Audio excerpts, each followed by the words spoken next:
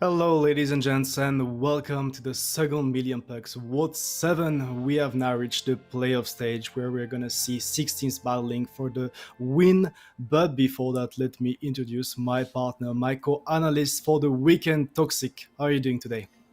I'm doing great. Thanks for the introduction, Insane. Very keen to analyze this tournament and the plays that are being made with you. Let's jump right into the structure. We will start off with a very exciting game between Oppo and GDVV1, both of them very strong contenders in this tournament. After that, we will move on to Raki versus Grouper Speed in match 2, both also very strong teams. In match 3 in the lower bracket, we will have Aurora facing off versus the loser of the first match, and in match 4, we will have the team of Smile facing the loser of match number 2. All of them will be played in a best of 7 format. Yeah, I think it's the first time we can say that we have 6 very competitive teams in that WoT7 tournament. All of those teams are capable of beating anyone. We have the top teams in the winners bracket because they finished top 2 of their groups. Aura and Smile, they finished third of their group last Sunday, so they're going to be waiting here for the first matches to be played. To play either, you said it, against Oppo or GDV1. Both of those teams very strong. What's your take on that? I think we will start off with what might possibly be the grand final. Not spilling too much here, but Opera and GDVV1 both showing off very, very great in their respective group stage matches and in the qualifiers. So I expect that to be a very, very interesting match, and we will probably see gameplay on the highest on the highest level starting instantly in the tournament. So yeah, like you mentioned, all of those matches are BO7. Only the grand finals, the match number 8 tomorrow will be a BO9. That being said, we should take a look at the drops, the Twitch drops we have prepared for you guys for the weekend. There are some you can pick today and tomorrow, but tomorrow we have something specific, Toxic. Yeah, tomorrow we will have the mystery drops once again. You will be able to grab a 2D style, a Day of Premium, or even a Premium tank. Today, however, there is Twitch drop tokens, and also, courtesy to our sponsor, we will have MillionPugs emblems, I believe it is, that you can put on your tanks if you choose to do so. Yeah, pretty cool stuff to pick up. You only have to watch. Make sure to refresh the sim so it's live, and also go and pick up those on the Twitch page dedicated. On top of that, Toxic, the first match of the day, Opur against GDVV1. The community predictions, both of those teams actually having half of the community behind them. And I mean, it fits right in with what I said earlier. Both of those teams really, really strong. Probably the two strongest or two of the strongest teams we have seen. And the community is basically saying the same as us. This is going to be a very interesting match. It's going to be close. Oppo does have the 1% extra, so we will see if that helps them during the match. However, either way, both of these teams really, really strong performers. I mean, we have the Polish team Oppo, we know them, all of those players, they also evolve in the 15v15 team in VL. And in return, GDVV1, they were actually dominant in the last WoT7. They played magnificent, and now they had few changes. You could see a player like Near You, very experienced player that joined the roster. So it's going to be interesting to see what he can add to the team. But Toxic, that's probably enough from the two of us to actually go deeper in that introduction of the first match of the day. It's going to be time to hear what our castles have to say. Kian and Daki, take it away. Are you sick and tired of being relentlessly shamed for your lack of skins and loot boxes and other cool things? Well, don't worry about it. We've got you covered, Jimmy. Hi there, we're MillionPugs. You've probably seen our logo on stream, but here's what we actually do. MillionPugs earns you skins and in-game rewards whenever you shop online. When you shop with any of our partnered brands, you earn our own loyalty points, called Pugs. You then swap those Pugs for some spiffy World of Tanks loot like premium tanks, premium account access, and gold. Anyway, head on over to millionpugs.com now and sign up for free.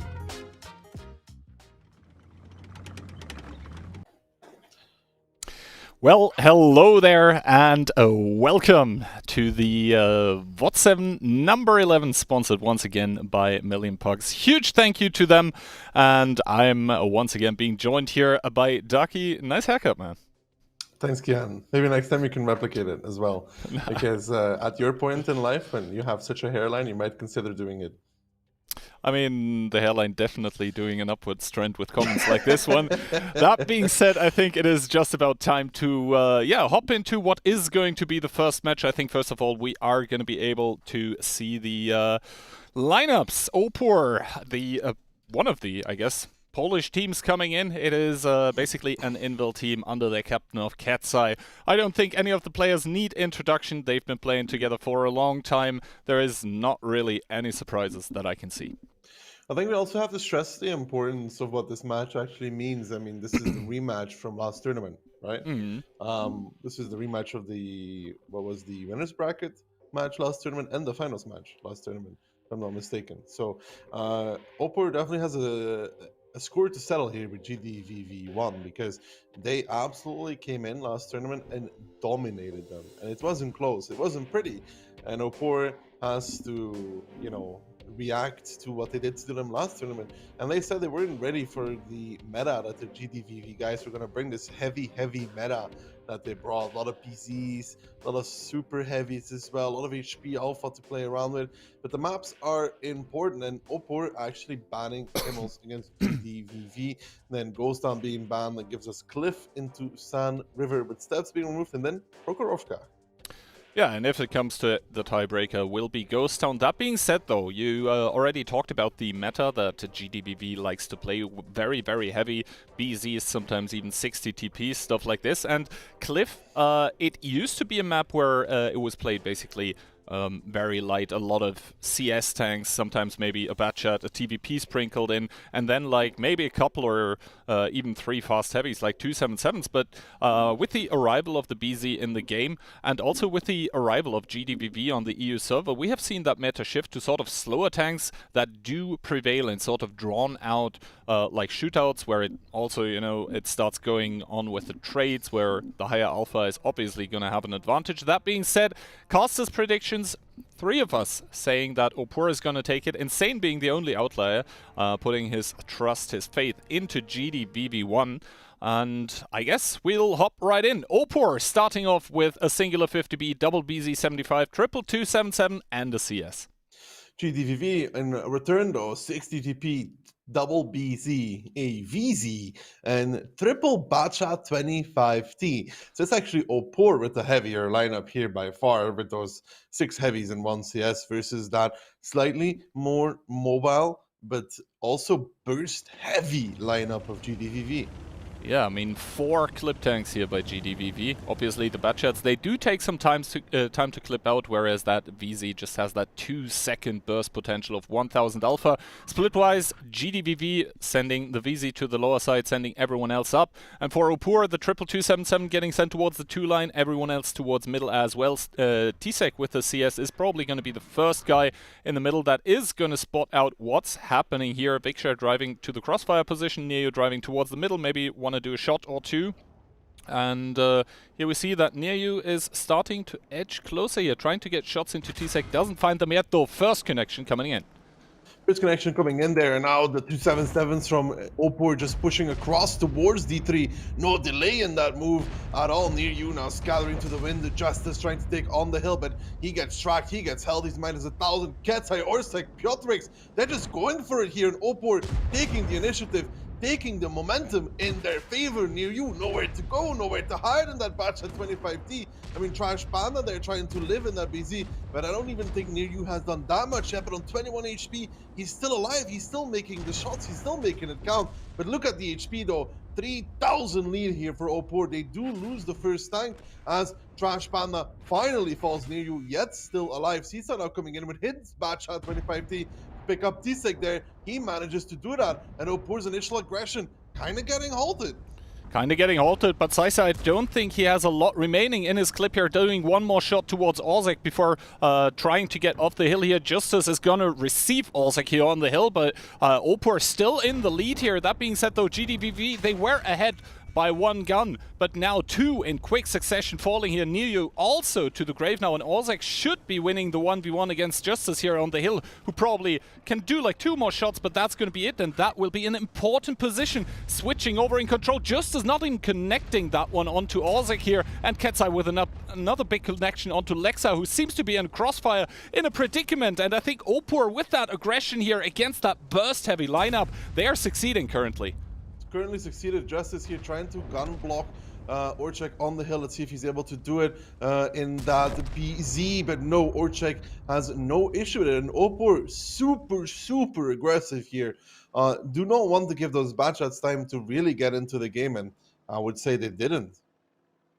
Yeah, exactly. They just immediately drove over, and the thing is, yes, those bad shots, they do have a kind of large clip, right? Almost 2k clip potential, but if you have those heavies that start rocking like 2.5, 2.7k HP, then all of a sudden you aren't really able to remove those guns effectively from the game anymore, and that is where the single shooters then are starting to shine.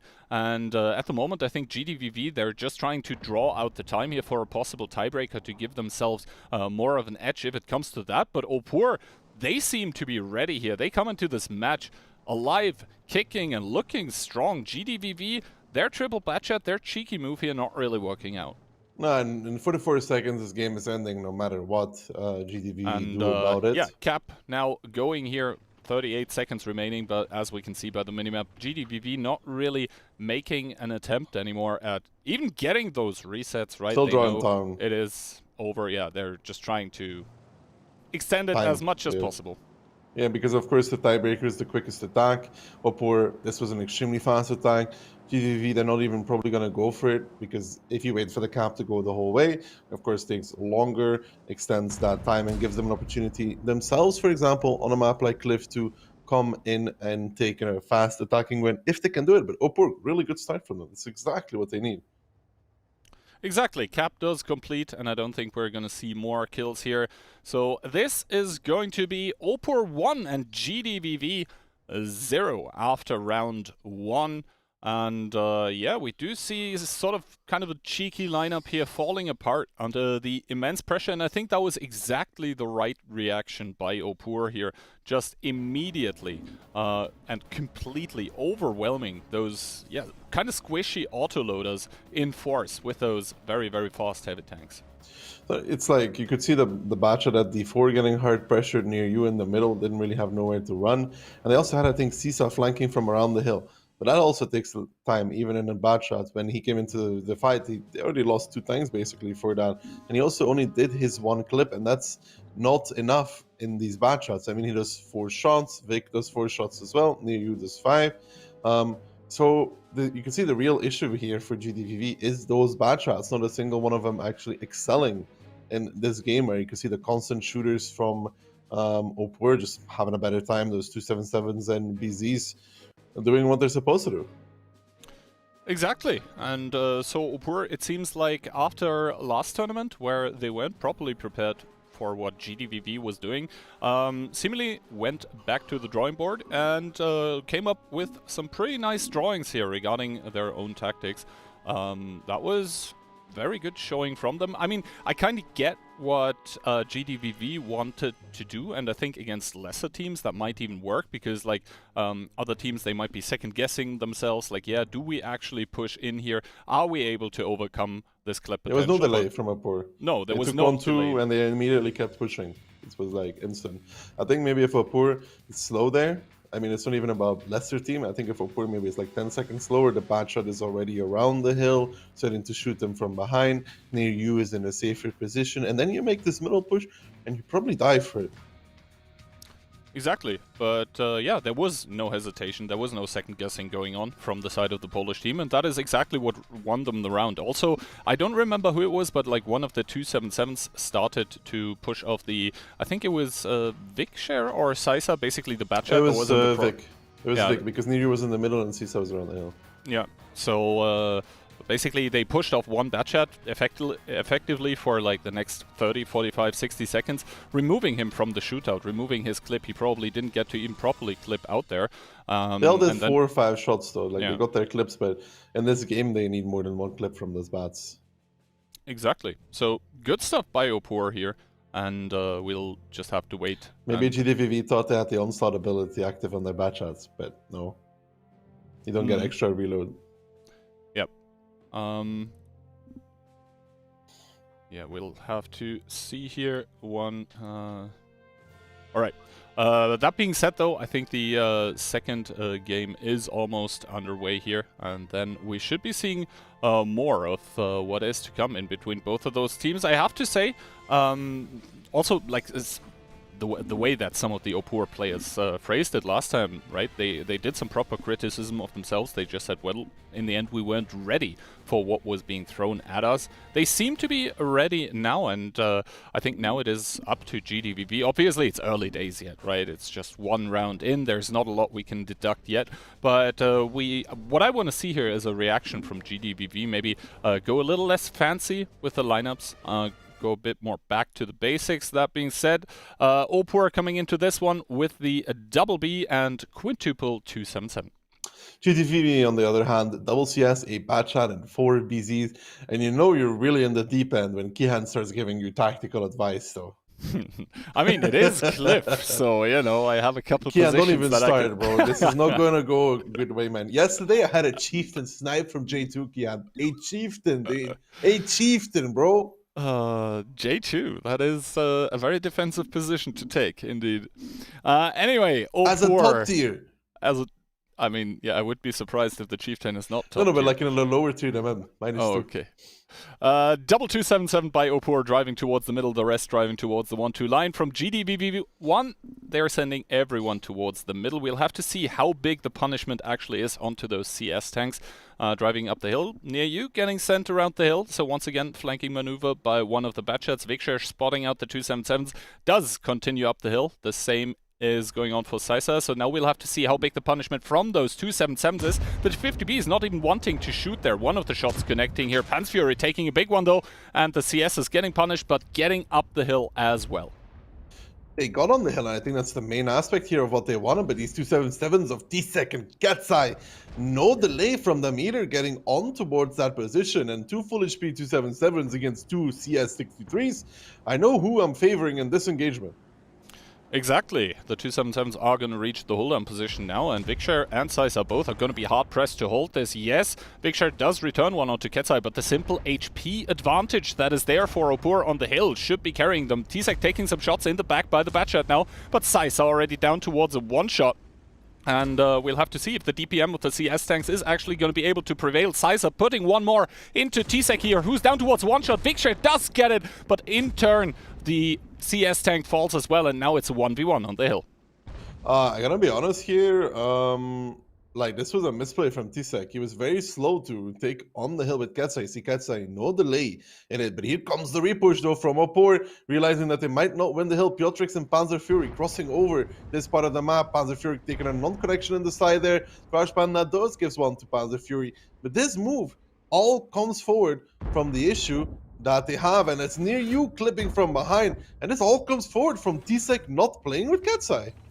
Yeah, indeed. Ketsai now taking another shot here, is probably even going to lose the DPM one-on-one if Vikshar does connect both of his shots. There was the first one. Ketsai down to 59 here.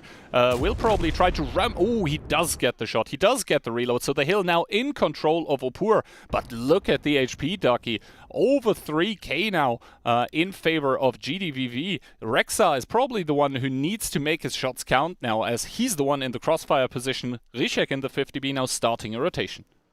Yeah, the best thing here is that Ketsai won the hill. But realistically, Opor should have these double 277s established on the hill, T-Sec and Ketsai, and be able to play from that. Now they just have Ketsai on 59 HP, and you gotta remember, they could start the cap potentially at some point for GDVV, or go around the hill and push the 277s that are below them near you. Climbing up here, you might find Rishek. Rishek might find near you though. No, they just about miss each other. Ooh. That's very lucky for near you though.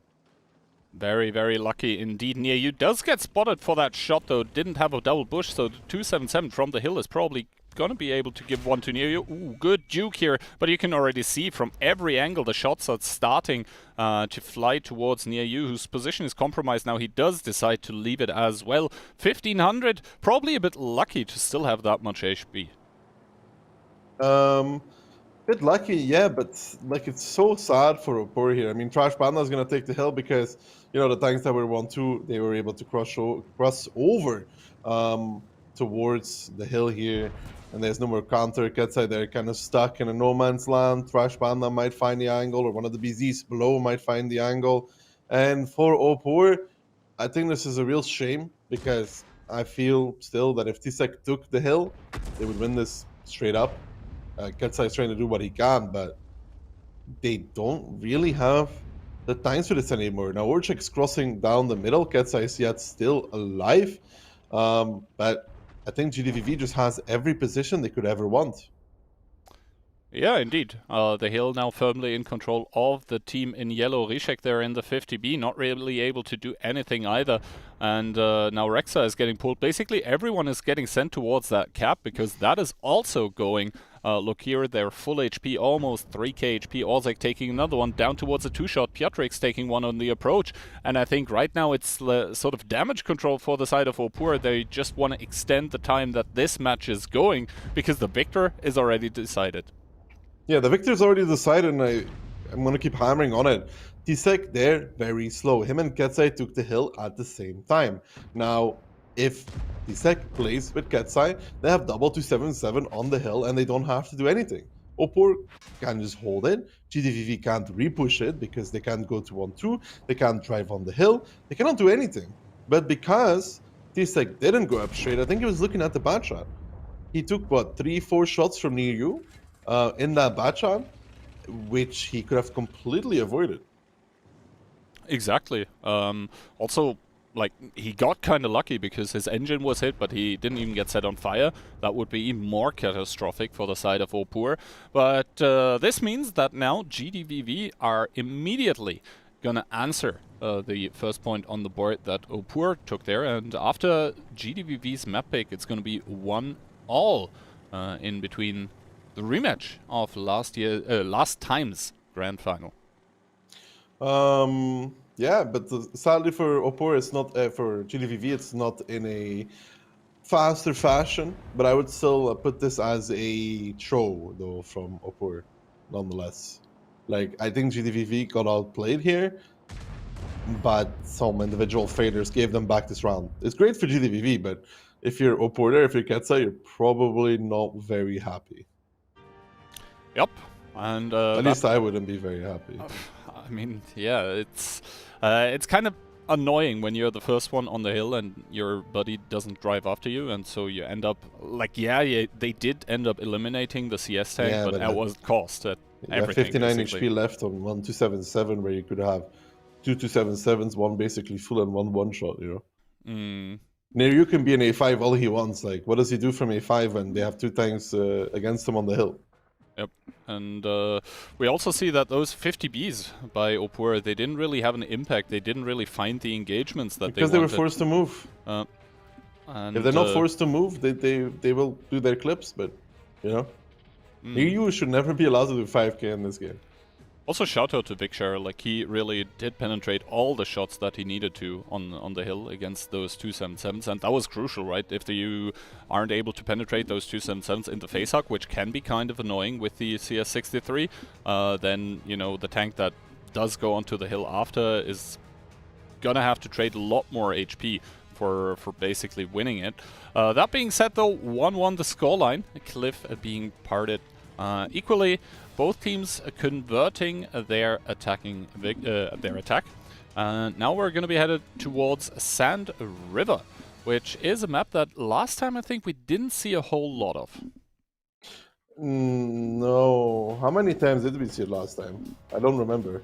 I think it was only like 2 or 3 rounds. So, yeah, we're going to get at least 2 now.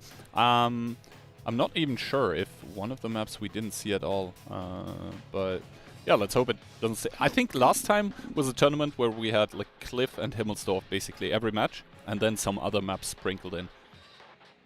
Yeah, like, I don't even remember which Sand River games we had last time. That's why I asked you how many times we saw it. But yeah, it's going to be interesting between these two. Sand River is still a kind of like recent map. We've had it in the past. We've re-added it because the map changes, etc. It's kind of hard to predict exactly what we're going to see. Yeah, I think teams also are still sort of figuring out how to play it. I mean, in weekly tournaments, you end up using kind of the same strategies, or not the same, but like slight alterations. When is the last time you played a weekly 7v7? Weekly 77, some time ago, but like I used to play them a lot. So if nothing hugely changed, and I don't think it should have, then should be kind of the same thing still, no? Sand River is interesting. I played it a few times. There's no clear meta. I feel you can still do a lot of things. Yeah, especially what is known on Sand River though is that if you go south and you want to go north, you have to do it quickly. You have like one major rotation on the map. If you try to do two, you run out of time. I mean, it is kind of a large map, so yeah.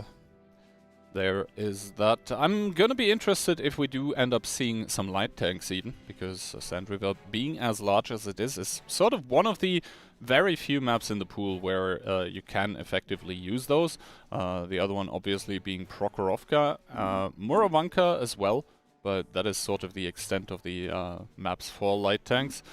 Sand River also, because especially as attacker, you gain a lot of versatility with that. You can even put the light tank in the cap and sort of force the defenders to make a move.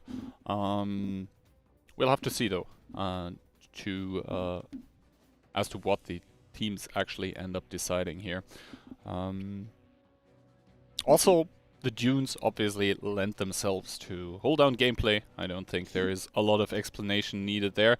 That being said, I think we're just about ready to hop into the lineups and take a look at what the teams are bringing. No light tanks though. Opur with a triple IS-7, double S-Conk, double Batchat, very old school.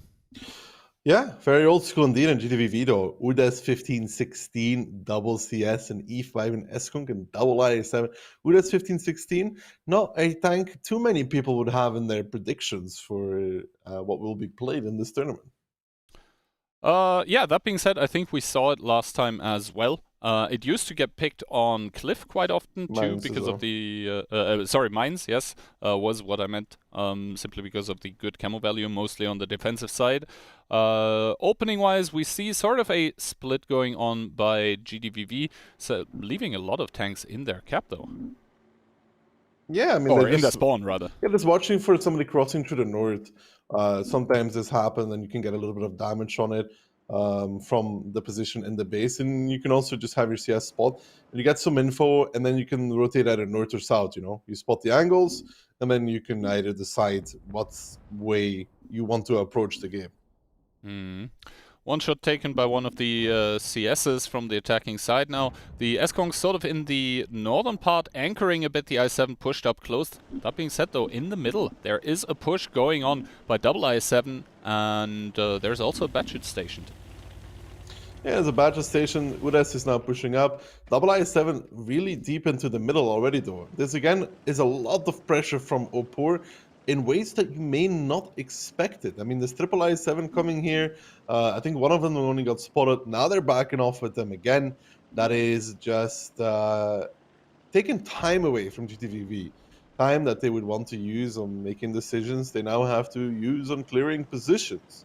Because obviously you can't just drive somewhere when you know the I-7s could be in the middle of the map. Yeah, all of this taking time away from GDVV, who are attacking and now reshuffling their positions, sending an E5, an IS-7 and a CS towards the south. Saisa in the Udas making his way towards the north though, having a CS and an IS-7 to back him up. That being said, I think Opur is doing a very, very good job of running down the time here. 2 minutes, and GDVV have essentially not really gained anything.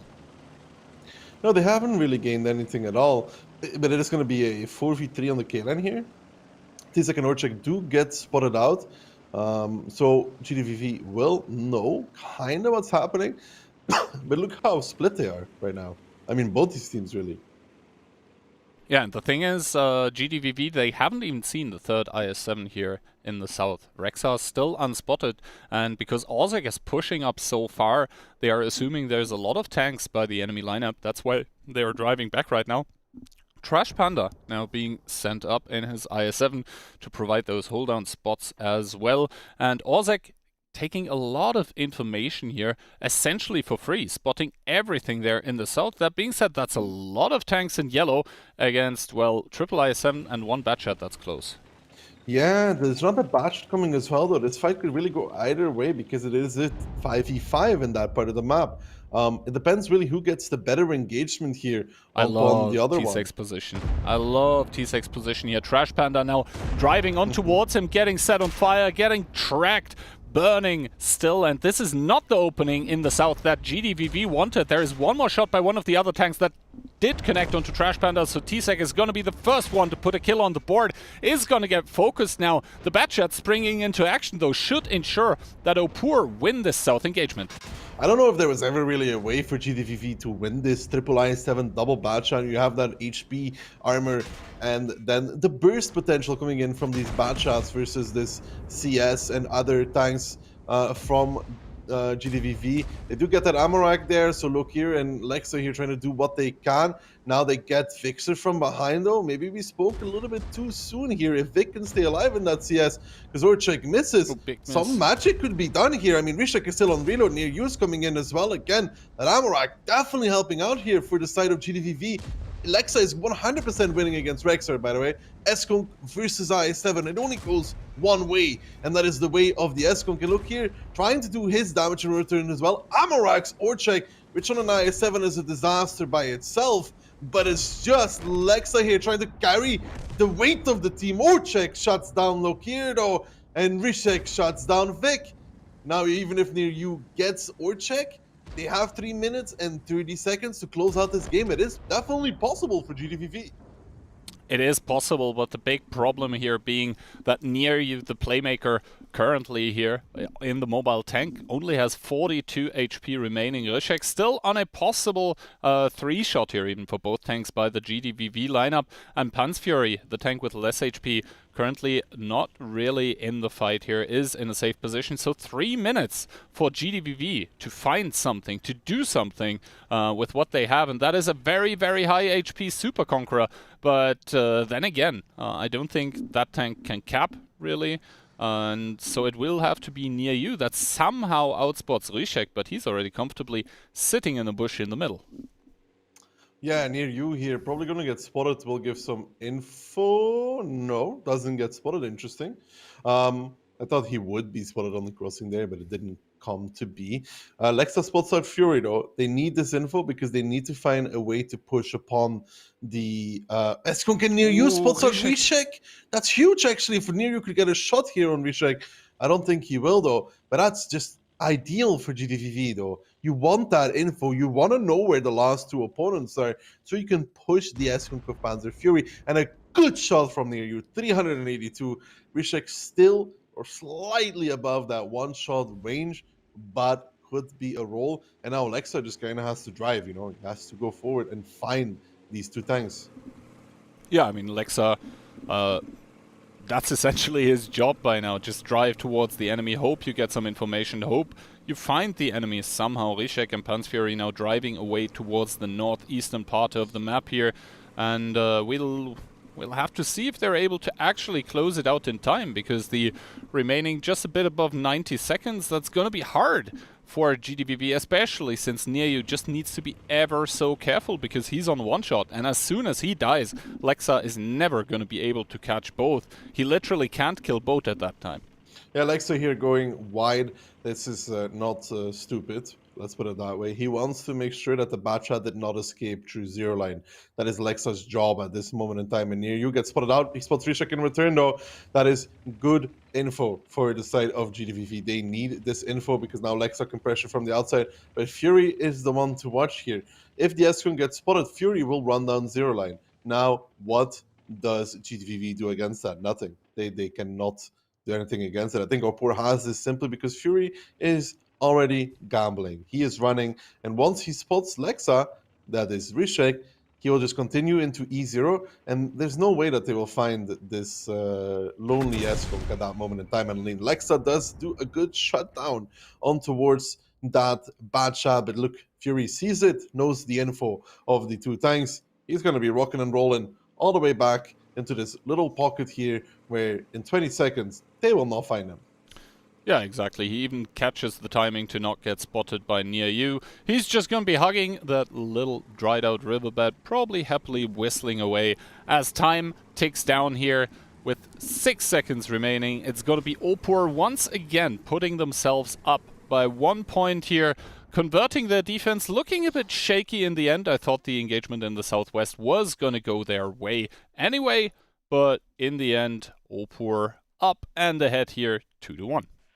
Yeah, and still the question is a little bit there. I think Lexa could have just held W the whole time. I think he chilled in the middle for a few seconds. I think he just has to hold W for the rest of his game because he knew where Fury was, and then they had a little bit of time to escape. But good endgame scenario though from Opur. Fury running away. I mean, as cowardish as it is, it's the correct play at that moment in time. Yeah, exactly. Also, I think what should be mentioned is the incredible amount of Amaraks that actually happened there in the southwest. I think the IS-7s by Opur taking like in total 4 or 5 Amaraks, like one of them getting blown up. I saw some Amaraks getting repaired and getting damaged again. But yeah, in the end, correct plays here by Opur. GDVV simply running out of time here in the end. But, I mean, what are you supposed to do, right? The CS on a one-shot can't really push. And the S-Conk, well, it's an S-Conk. It's not going to be cruising around the map. Yeah, no, but I still think that Lexa stopped for a few seconds. Would it change the game? No. Do you have to continuously hold W there? Yes. Is it unfortunate that one of the two tanks they have in an endgame scenario with little time where he has to cross the entire map is an S-Kung? Yeah, that is indeed unfortunate. If it was an E5 instead, it could have been a different story. Yeah, like this though, Opur able to get the lead once again, which means that now the sides are going to be switched. You said there isn't a proper like meta developed yet. The last game we saw looked like a meta to you? That looked like rotations and gambling, essentially. Calculated gambles. Yeah. I really, honestly, I really thought, especially as Trash Panda got set on fire immediately, I honestly thought that the GDVV attack would end before it really started, but they were able to get it in there with some good focus fire. I think the big problem there was also that the Batchats and the IS-7 by the Opur side, they weren't really able to properly focus onto like one tank. They had to sort of spread their damage, so the E5 stays alive for like a long time. I think way too long. Yeah, I think Lokira did like 4k damage. That should never happen. Like, yeah, they and did. Again though, if Trash Panda doesn't just int forward and they drive together, it could also be a bit different. If the Batchats can't get super good focus fire out and everybody from GDVV stays alive, you have those 5 single shooters. Yep. Versus that double burst, right? But GDVV won that brawl, even with Trash Panda making that play. I mean, it's in the name, I guess. Yeah, that being said, I think we're almost ready to hop into round number 4. Who would you be, like, obviously the scoreline is 2-1 in favor of Opur, but who do you think is right now doing a better job with, like, dealing what's happening on the battlefield, on, like, a macro level? It should be 3-0 at this point, man. It should be 3-0, man. No matter how you turn it, it should be 3-0. They should win this 5v5 in the south if they play properly. From Opur, bit of an issue there. Could say skill issue. But the cliff, man, they should be 3-0. There's no way around it. In my opinion, Opur currently is doing a phenomenal job at taking initiative and not allowing GDVV to just execute their game plan, which is exactly what they did last time they played each other. That being said, Opur are coming into the next match here, or the next game rather, with 1 BZ, double IS-7, double E5, 1 CS63, and an STRV. An STRV to round it up, GDVV, 60 TP IS-7 times 2, an S-Conk, double CS, and the UDIS 1516 yet again. They're a big fan of it on this map. Yeah, I mean, it can definitely excel here on all of those hold-on positions, essentially. Also, It's really it good does against have, IS-7s, by the way. it's really good against IS-7, against the low APCR pen that tank has. Because the IS-7 can't pay. The IS-7 just can't hit the Udas when he's speaking on Coppola. Ever played an IS-7 without stabs, bro? Because they're playing it without stabs. Yeah, you're not hitting an Udas when he peeks you, man. It's like spray and pray. Yeah. Ketsai getting sent towards the north here, though, with his BZ. He's gonna tuck tightly into that dune to try and get information onto how GDVV is approaching their split. There is double IS-7 in AB0 by the side of GDVV. That's very, very defensive. That almost strikes me like some sort of north trap, I guess. Not really. They're just trying to hold everything at the same time. This Udas, super good camo. Considering the booster and spot, T-Sec getting outspotted, takes a shot of damage. Near you takes one as well on the runaway. But I think so far for GTVV, this is pretty okay. They've played kind of similar like this. I think it was in the group stage against Raki. And that 60 TP at F7 did so much damage, man. Now, the Udas there in the middle is actually going to be able to spot out a lot of what's happening in the south here. We can see Orzak already spotted out. Doesn't really dare cross here at the moment with his IS-7. I think Lexa in the 60 TP is even like standing in a bush. Just as in the north, taking one shot with his IS-7 though. I think that was either Pan's Fury or the STRV.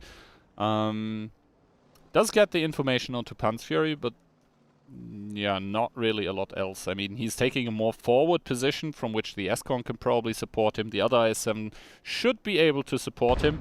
And I think the IS-7 in the south, Orzak, has now sort of crossed over the dune without losing HP. So he's going to take map control away from GDVV. That all being said and done, though, if you try to like take north and take south at the same time, you're spreading your lines very, very thin. Ooh, Vikshare there, unspotted, takes a shot of damage here by Orzak. So good guessing game by him as to where the Udas might be located. Yeah, it seems like they're pretty aware, though, to what could be spotting Orchak. He stops blinding it, though, so Vic takes one. He's going to transition back into just chilling in the bush.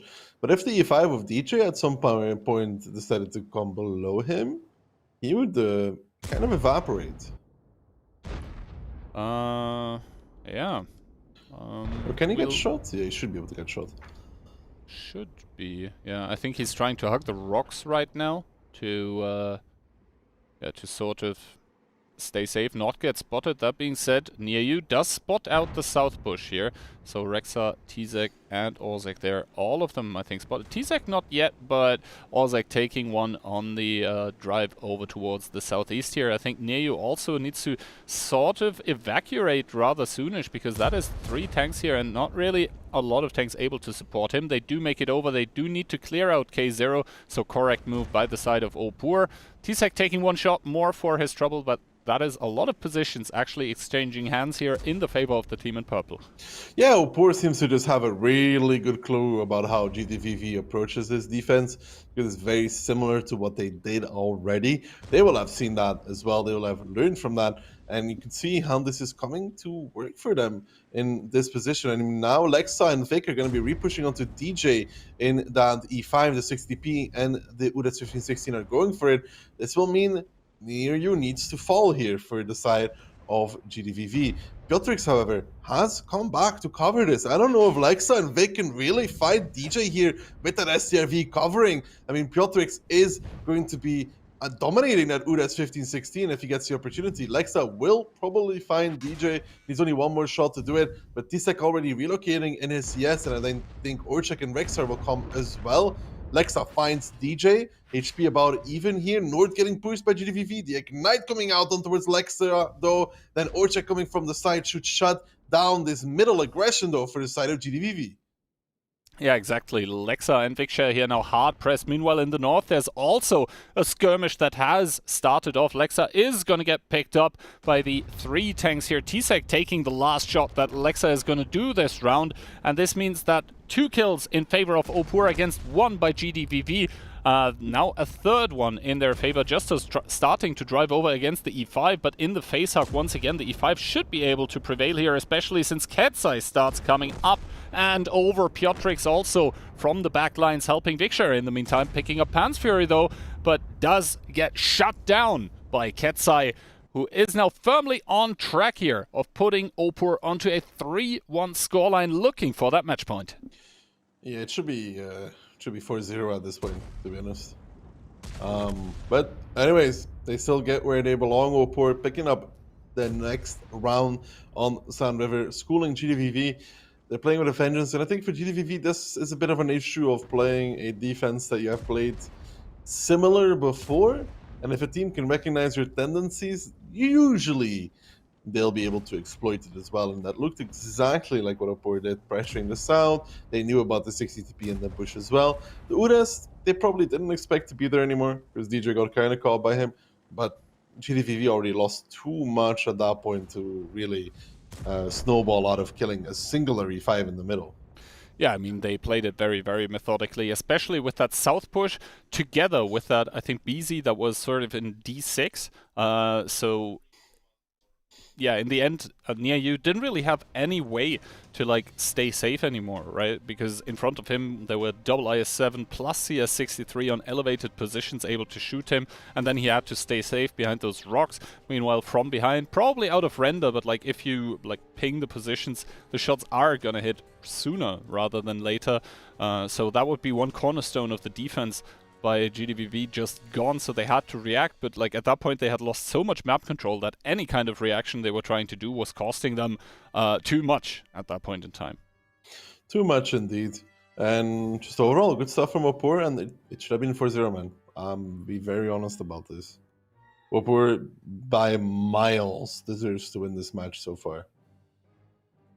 Well, they are firmly on track for that, as I mentioned already. Match point here, 3-1 the scoreline in this best of 7 in the first match of the day. So now that means that every single round from now on for GDVV is going to be a decider whether they are going to stay in the upper bracket or whether they are going to drop down into the gruesome losers bracket. We did see Cliff and Sand River now. Cliff being split 1-1, Sand River completely going the way of Opur, deservedly so, as you already outlined. This means that now we are gonna very much switch it up to a different kind of map, Prokhorovka.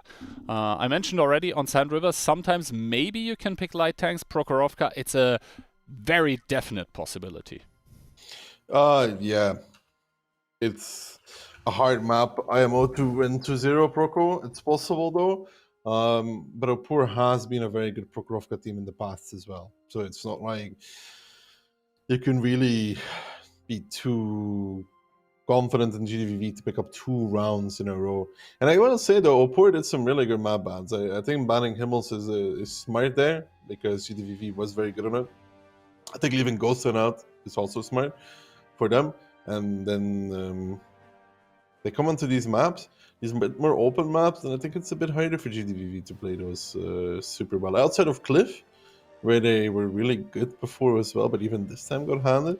And, you know, so far Opur just really, really good. And I think the main thing, again, is they're not letting GDVV execute. At any given point, they're always taking initiative. They're always in the faces of GDVV in one way or another, and they're not allowing GDVV to execute or have time to think about what they want to do. They're always reacting. In every game that they have played so far, GDVV is reacting to what Opur is doing, not vice versa.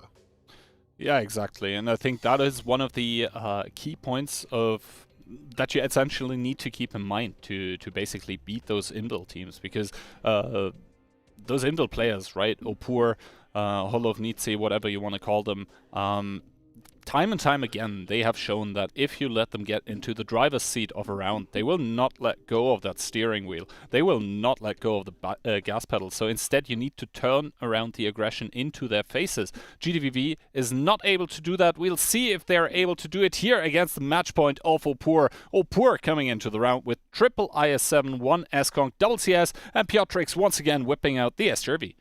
GDVV, on the other hand, E5, triple I7, double CS, and an STRV as well. So no line tanks being picked for this side of Prokhorovka. Then again, in the past we've seen that you can use those CSs to great effect as passive spotters. If you put like full spotting equipment on that tank here and then passively put them onto the 1-2. Opor seems to not be doing that, however, sending a Katsai towards the 0 line, sending Rishek towards the middle to get initial spots here. All of the heavy tanks from them are driving towards the middle, the STRV setting up comfortably in the back.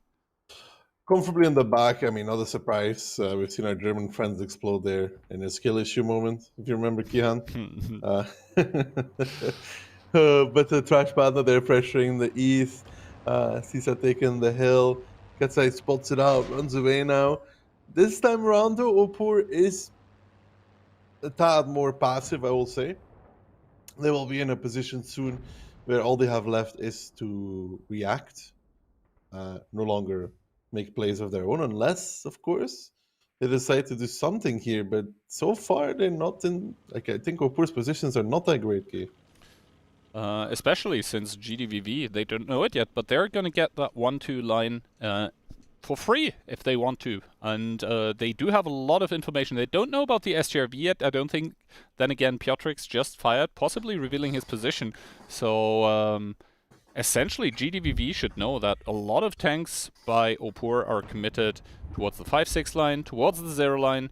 They should know about the STRV by now. Trash Panda taking a shot by Piotrix, I believe. So they should know that the 1-2 line is free for them. And as soon as they take like the A2, A3 positions, then all of those positions by Opor that are set up in like E5, E6 in the middle of the map, they're going to get compromised. And I think Opor is realizing this, crossing over the rails with Orzek and Rexel, but they are bleeding for this already. Bleeding for this already, indeed. They want to go back towards the hill here, but that is a bastion of defense, I would say, for GDVV. Look how many tanks are there, Kian. 1, 2, 3, 4 if you count in Trash Panda as well. It is very well defended. It is indeed very, very well defended. Rexar, they're taking another shot, and Trash Panda's position is essentially unkillable without putting a lot of pressure on it. Rishek and Katsai now pushing onto the hill, finding Saisa and Vikshare, taking a lot of punishment. Now the re-engage by GDVV coming through. Good ram by Saisa, removing Rishek towards a one-shot. That is huge. Katsai also starting to book it here, to book it away, because he won't have an impact here anymore. Does get picked up, however. Lexa picking up Rishek. This is catastrophic for the side of Opor. It's more than catastrophic. It's like the dam failing and the water breaching out all the way and just flooding the settlements of Opor. They're forced to push down on towards Trash Panda. They will not pick him up. They will actually with Rexar, but not for a slight price. They pay heavily for that. And now they're in the middle of the map. You see Fury and Tisek here, but their problem is the STRV at E1. Yeah, near you, I think he's using the tree that is just slightly below there to have a double bush on towards Pansfury and Tisek, who both cannot really peek anymore, who can't turn their turrets away from that STRV, because every time they do, they are gonna take punishment. Tisek now starting to drive into the direction of the STRV here, but I don't think he will even be able to outspot him. I mean, if he finds him though, that's the break they need. I mean, if Tisek is able to spot the STRV and Piotrix is able to farm him, right? That could be a game-winning move. I'm not joking, like legitimately. If Tisek just goes for it here and he has Piotrix in support, the Escook in support, that could be huge. Near you, spot it now. Tisek will slow down to try and hit the shot as well on that STRV. He connects fuel tanks damage, and near you now caught in a bad surprise with Piotrix from the side, the Escook from the other hand as well. He'll do one more shot, but that will be all he does as well, and that's a good adjustment from Opor. What do I say? It's a great adjustment, actually. It's perfect. This now springing GDBB into action on the other side of the map. Orzek taking one into the rear, has to repair his engine here. Lexa once again in full W mode here with that almost full HP E5. Should be able to pick up Orzek, should be able to pick up Rexa here. Has support from Saisa from the sides as well. Tsek now in the IS-7 on the other side of the map does get spotted out here while running. Lexa taking one by Orzek is starting the engage here. Will need 2 more shots to pick up Orzek though. And after that, Rexa should be the next one to fall, but we can already see Piotrix in that STRV readjusting, driving over the rails. Yeah, Orzek will fall though against the E5 of Lexa, who does fluff one of his shots. Piotrix is now just trying to cover the middle of the map, and even with this rotation of shutting down this STRV, you can still see that Opor is in the deficit here, which is crazy because they made such a sick move. But even Dan, with that double CS pushing the hill, is just costing them so much. Look here, he wants to pick up T-Sec. He does achieve it as well. He'll take an STRV shot, but now Piotrix is almost forced to peek over against Lexa. But he gets spotted out for that, which means he will get blasted by these IS-7s through the past. He gets 1, he gets 2, he gets 3. 561 HP will be his reward. And Opor here still at this moment in time are going to be losing this round of Prokhorovka. But that the moves they made, they tried though. They tried. Yeah, exactly. At this point in time, GDVV just with a cleanup operation here are gonna get Rexa here, are gonna fend off the first match point that Opor had. And I think a lot of it comes down to Trash Panda being able to take that very, very potent position with the IS-7 below the hill, essentially for free. Yes, he did take 1 shot of damage, but by doing that, and also by the hill switching over control in the favor of Opor, by the 1-2 line given up, it was in favor of GDVV, it was just too much map control being given up essentially for free. And I think I understand what Opor were trying to do. Like, they had a lot of heavy tanks in the middle, they had the CS's 0 line, so I think they were trying to create an overmatch in the middle to be able to just take out tanks there for, well, overpeak, take a bit of damage, but in turn just remove tanks entirely from the match. That didn't work out at all though, and GDVV just took map control, and as I said before the round, they got into the driver's seat. Suddenly it was Opor reacting.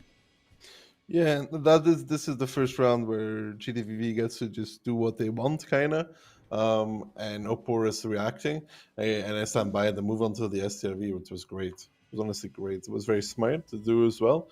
I think it's also a bit on their use fault for being greedy and not running away. You could say that much. I mean, if he has more awareness there, you just back off, right? The team is winning. One way of losing is by you dying in the STRV for relatively free, and that is what happened. Luckily enough, they still won after, but if they lost, I'll definitely be blaming near you for not backing off at that moment in time when he saw the I-7 come towards him. So, a bit of, I guess, misplays is maybe a hard word, but maybe some room for improvement by both teams still, which is kind of interesting to see. Obviously, we as the all-knowing observers, you know, we have a lot of more information to go off of, to kind of criticize the players, but I think in hindsight they would be probably very inclined to agree with that sentiment. Because, well, in tournaments like this, you need to play aggressive, yes, but you also need to do so in a very careful manner. And a lot of the times when we see people gamble with like openings or positions, it doesn't really work out, because at this point in time, players have so much experience. When they get spotted somewhere, they immediately recognize, hey, it must be either here or there, right? We saw that on Sand River with the Udas getting blinded. That being said, sides are going to be switched, and it's still going to be Opor on match point. GDVV, they need one more round to make it to the tiebreaker. Yeah, they need one more round for my prediction to come through as well, you know. So there's that. Love to see it happening in that regard. I mean, I'd be happy to get it right. I stand by it. So far, I do believe that Opor has been the better team, would be deserving to win it as well. But you got to take that last round, man. It's not going to come for free. And Opor will try to do so with a triple I7 double 277. We have double CS63, and for GDVV, Ducky? GDVV, triple I7, double S-Funk, a bad shot, and a CS63. So kind of like even in these teams, like 5 heavies, 2 mediums each, but just the double S-Kong though for GDVV. Double S-Kong indeed. That's going to be a lot of hold-down firepower. But they do also have Saisa in the Batchat that has better camo than all the other tanks involved in this matchup here, especially if the CS goes into speedy mode. And also a bit of, you know, clip potential, burst potential. That never hurts. That being said, Prokhorovka being the very large map that it is, not the best thing to snipe with a Batchat. Look here, though, being pushed into the ditch with the IS-7, does immediately get pushed upon by Panzfury, by Rexa, and does get set on fire. Unfortunate for him, but Panzfury took a beating for that one. Took a beating for that indeed, but Victor in return is in trouble there in the CS63. Ketsai already going for the 1v1 there across the rails. It's aggression from both these teams, but Piotrek, T-Sec and Orchak currently not really in the greatest position to help Rishek, Panther Fury and Rexar, who are now getting pressured upon by themselves by those group of GDVV tanks, and I think GDVV currently leading the engagement here as well, because that Batchat of Saisa, they're in the side just clipping out Rishek, and Rishek just falling to pieces. 2k HP lead here, make it 3k for GDVV. Their aggression and even their tanks at this moment in time superior. That double S-Kong, that Batchat paying off tremendously. Yeah, the double S-Kong here that's currently in the fray paying dividend with that DPM that they have. Rexa falling to the grave. Lexa just very, very quickly behind, but now it is full-on attack for the side of GDVV, who are 2.5k HP ahead. Saisa in the Batchat seems to be reloaded, also starting to drive in. Near you does pick up Orzek, and all of a sudden only 3 tanks remaining for the side of the Polish team. For Opur, it's Ketsai as a 2-shot here. T-Sec taking one more, and I think GDVV are on track to make it to that tiebreaker. Very much on track. This round they were truly ahead because of their positions. Like, yeah, okay, so it's Opur having 6-7 line versus GDVV having 2-3 line, but 2-3 line there where there's 3 tanks below you, and you get to utilize those S-Kungs, and especially that Batchat to burst in Opur tank, which was the CS in this case of Rishek. Yeah, that is going to make a big difference. And now Ketsai here, the last tank on the lineup for Opur, starting to drive away. Takes a non-connection, takes a connection down to 29 HP, engine damaged. He's not going to make a getaway here. Justus on the prowl here. On the chase, is going to find the CS and is going to make it 3-3 in between and Opur and GDVV. So now the question remains, who actually had the faster attack? Opur, Cliff on. You think? I'm guaranteeing it. Okay. Because GDVV won Prokhorovka 2-0, and they won the Cliff, and their Cliff was slower, and their Prokhorovka was slower than GDV, than Opur's. Opur should get to pick the side, if I'm not wrong. I'm like 99% sure. Now the tiebreaker map obviously going to be Ghost Town. First of all, though, I think it's time to check the post-battle stats here. Obviously, in a shootout like this, essentially if you get focused out first, well, you don't do a lot of damage. That being said, though, Rishek there, 3-2-1. He couldn't do anything. Yeah, he couldn't really do anything. I think I saw him bounce one onto one of the enemy CSs. Not sure there, though, but obviously that triple IS-7, that double S-Kong, just so much meat for Opur to chew through, essentially. And also Saisa there, getting a good first clip, then driving around, getting a good second clip in. Yes, he did end up dying, but at that point in time, the match was already won. 9-9-9, perfect scoreline by the Batchat as well. You love to see it. I mean, in this kind of game, it all depends on his first clip, really. And he just, you know, did Rishek dirty, and Rishek couldn't do anything about it. Panther Fury was also in the 3 line, and then afterwards, like, sure, you win 6-7 line, but you're facing off against S-Kungs at that point. Yeah. And it just doesn't really work out for you. If Rishek was like an H1 or something, then it could be something, right? But he was close. If he is not close, then potentially there's room for something, but even then it would be hard. Then we did get confirmation that Opur Cliff attack was the fastest attack throughout the match, and they're going to be defending on Ghost Town. Yeah, I mean, Ghost Town, one of the maps where I think if you don't have an attack strategy where you're like basically certain that it would work, Ghost Town will be one of those maps where if given the choice you would default to defense. I think so. Not a big surprise here. We are going to overtime here in between Opur and GDVV. You said before going into the last round that essentially you thought that OPOR should be winning the match very, very much in their favor. Now we are at a tiebreaker, however, and I think OPOR, if they're going to lose that one there, is especially about the cliff that they lost, they're not going to be happy. Yeah, no, the second cliff that they lost is gonna hunt them because they're gonna be very angry about that.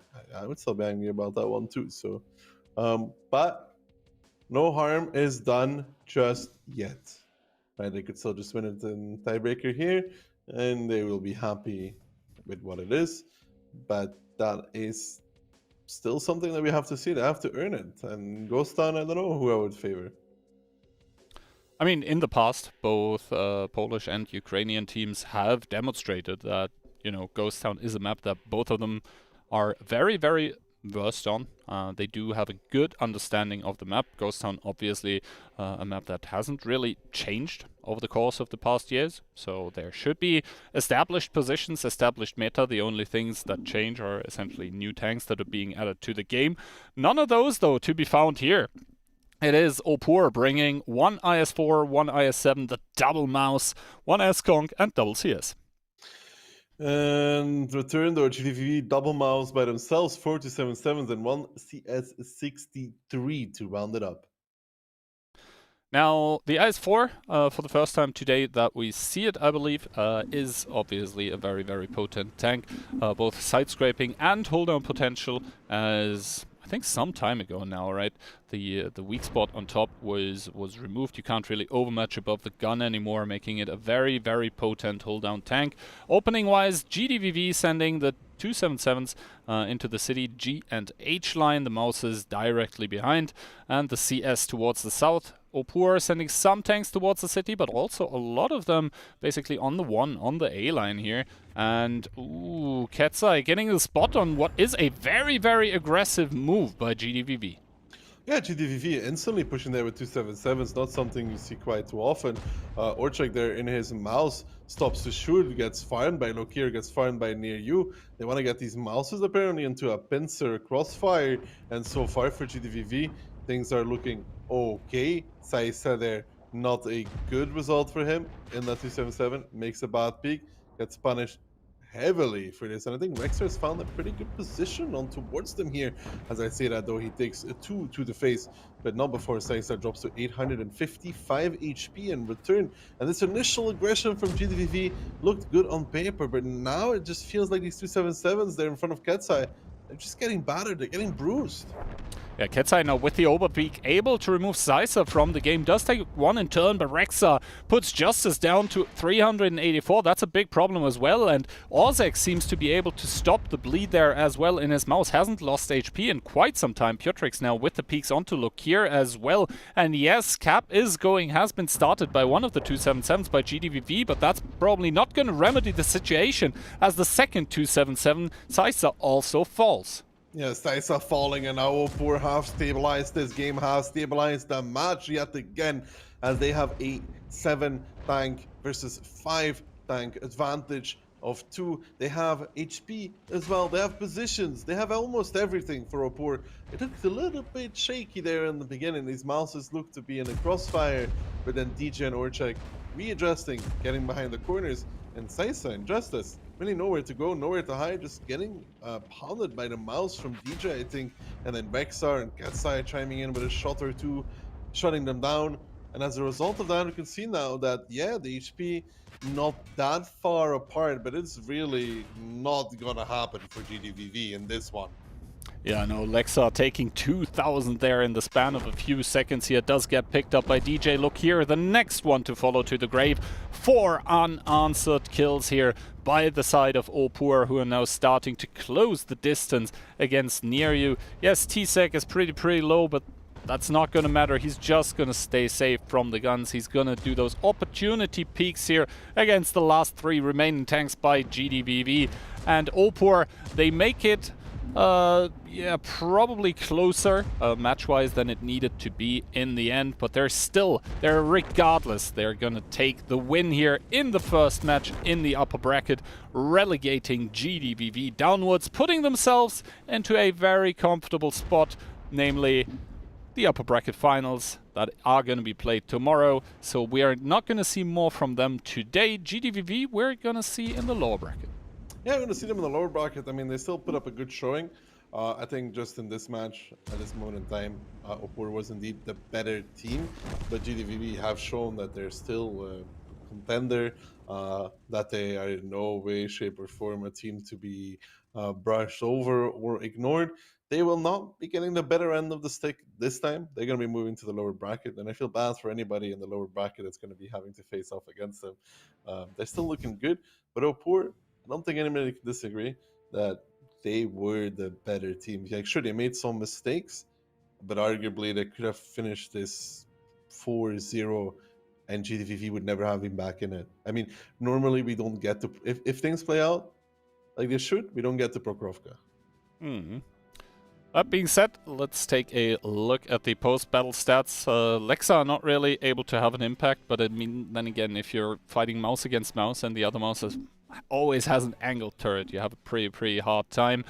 Yeah, Sisa and Justice is where it started falling apart for the side of GDVV, essentially, because yeah, the move, it looked very interesting there at the start with that WoT7v7, but after that they had the problem that they were out in the open. There was the CS that was close that was able to overpeak, the IS-7 from above, from the back lines, constantly able to put in shots, and across the board here, pretty good results for the side of Opor here. Ketsai even almost 4k, 2 kills to his name.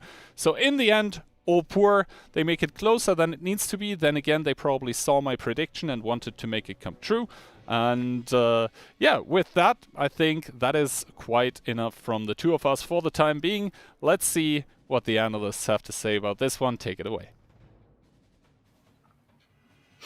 Thanks a lot, guys. And well, Toxic, I don't know what's your take about that match, but I was very disappointed by that performance from GDVV1. They didn't have the same playstyle they had the last tournament when they were dominating, and Opor is going to take the victory there, and I can say so that they deserved. They definitely did, and as our casters so beautifully highlighted already, if everything went smoothly for them, this would have ended after the cliff match. This would have been a 4-0 sweep. However, they kind of threw one of the cliff rounds, and then on Poco they didn't look so good, but in the tiebreaker they were able to bring it home, which means that GDVV1 will be moving into the lower bracket and will be facing versus Aurora later today, and Opor moves on to the upper bracket finals, where we will be seeing them tomorrow, playing versus the winner of the upcoming match of Raki versus Grupa Speed. Yeah, so Opor, they can relax and watch all the remaining matches for today and get ready for the first match of tomorrow, which is the finals of the winners bracket. Next up, you mentioned it, Raki against Grupa Speed. Both of those teams, I mean, Grupa Speed especially, they have some great performance. They even reached finals in the past in WoT7 tournaments. But Raki, what about them? That's a mix of some players from Olo that disbanded, but also some Ukrainian players. They were called Solnese. They played some tournaments. They won some tournaments in the back, some 7v7. They were performing really well, dominance. So it's very interesting to see what they can do together. On top of it, they are also playing with Barbarian. And Raki performed really well, if I remember correctly, in the group stages. Yeah. Grupa Speed, I think, lost only versus Opor. So it's, as it always is, the first place of one group versus the second place of the other group, which means we have two strong teams at hand. And it will be a showing, just like the match we just had in match 1. Both teams really strong, and it's basically just about who does more mistakes. However, for now, I heard that the replays are ready, so let's jump right into them. Yeah, let's take a look at what happened between those two teams. We're starting on Cliff, GDVV on the defense, and Opor on the attack. And you could see Opor, they went for the straight aggression on their attack. Yeah, Opor taking the donut and the middle instantly, trying to see how much of the map they can take, and then deciding, okay, you don't have enough forces here in the middle, we'll just overpush you, ignore the hill for now, and clear out as many guns as we can, generate an HP advantage, and then play on from there. Really great to see them bring the fight to the enemy. This shows that they have a lot of confidence in their abilities, and I mean, it works out for them. You can see they are up in HP, and in the end they just retake the hill here. You have Orzek fighting on 2,500 HP versus Justus on 1.5k, and once that hill fight is over, the game is as well. I think they're abusing the lineup advantage. They have a much heavier lineup. They only bring some heavies in this regard. In return, GDVV, they have that burst lineup with triple batch out, but they were very spread all over the map. So Opor, they went for the simple play. They have a match on the mid. They catch near you on the run, trying to get some shots done on the CS at the ramp. So I have to say, good stuff from Opor. And you could see, even on their defense, this lineup, they targeted especially what GDVV could do with very heavy lineup. Once again, no medium, full 277 is double B. And Opor really countering the hill play here. They brought in, I think it was 3 or 4 shots versus GDVV1, whilst not receiving any in return. However, there was a sneaky batchat making its way to C7, and there was maybe a tad bit of miscommunication between Ketsa and T-Shek here. One of them deciding to go for the hill, the other one didn't, so it really turned out into that batchat just clipping T-Shek, and he goes down without basically doing anything, and you have Ketsai left on the 1 versus 1. However, him being just slightly out of 3-shot range versus CS means he will win that fight. But meanwhile, they lose everything on the lower side because they can't clear out the batchat, and GDVV1 just retakes the hill at some point with the BZ, who has its turbo boost, and the match is really just done and dusted. Major mistake from the side of Oppo there. Ketsai and Tsek, they had to take a decision, either play together on the lower side of the hill or just push. And it costed them because it was 1-1 then, and GDVV was back into that match. And next up, we had a very close round between these two teams on Sun River. You can see that Opor, they went for something very aggressive. They wasted a lot of time, forced that rotation from GDVV1. And this push, once again, not great. We have been seeing GDVV very dominant and playing magnificent in the last tournament, but those mistakes, we're not used to see them do them. Especially if you look at the lineups, GDVV1 just had the DPM advantage in that push, which means it should have been a very easy victory for them. However, Trash Panda going in there at the start, dying before his teammates even make it into the fight, so it really cost them a lot of tanks, a lot of HP, and also a lot of time here, which will be crucial later in the match. As we see, there's 40 seconds left, and whilst they killed Rishek in this batchat, there's still an S-Conk on the loose who just runs away and is happy to bring home the round by a time victory. So yeah, I mean, that was close, but Opor took that. And next up on the attack, I have to say, once again, I'm not a fan and I don't understand that lineup from the side of GDVV1. This is very light. They're bringing triple medium. We have seen them play a lot of like super heavies, even a mouse on that map in the past. They had a small trap with the 60TP and the UDES combined to jump on the tank on the mid, but you could see that DJ, he was actually calm. He didn't push up on his own. He took his time, and next up, even if he's going to go down, Opor is going to repush into that 60TP and UDES, and well, at that point, that was already over.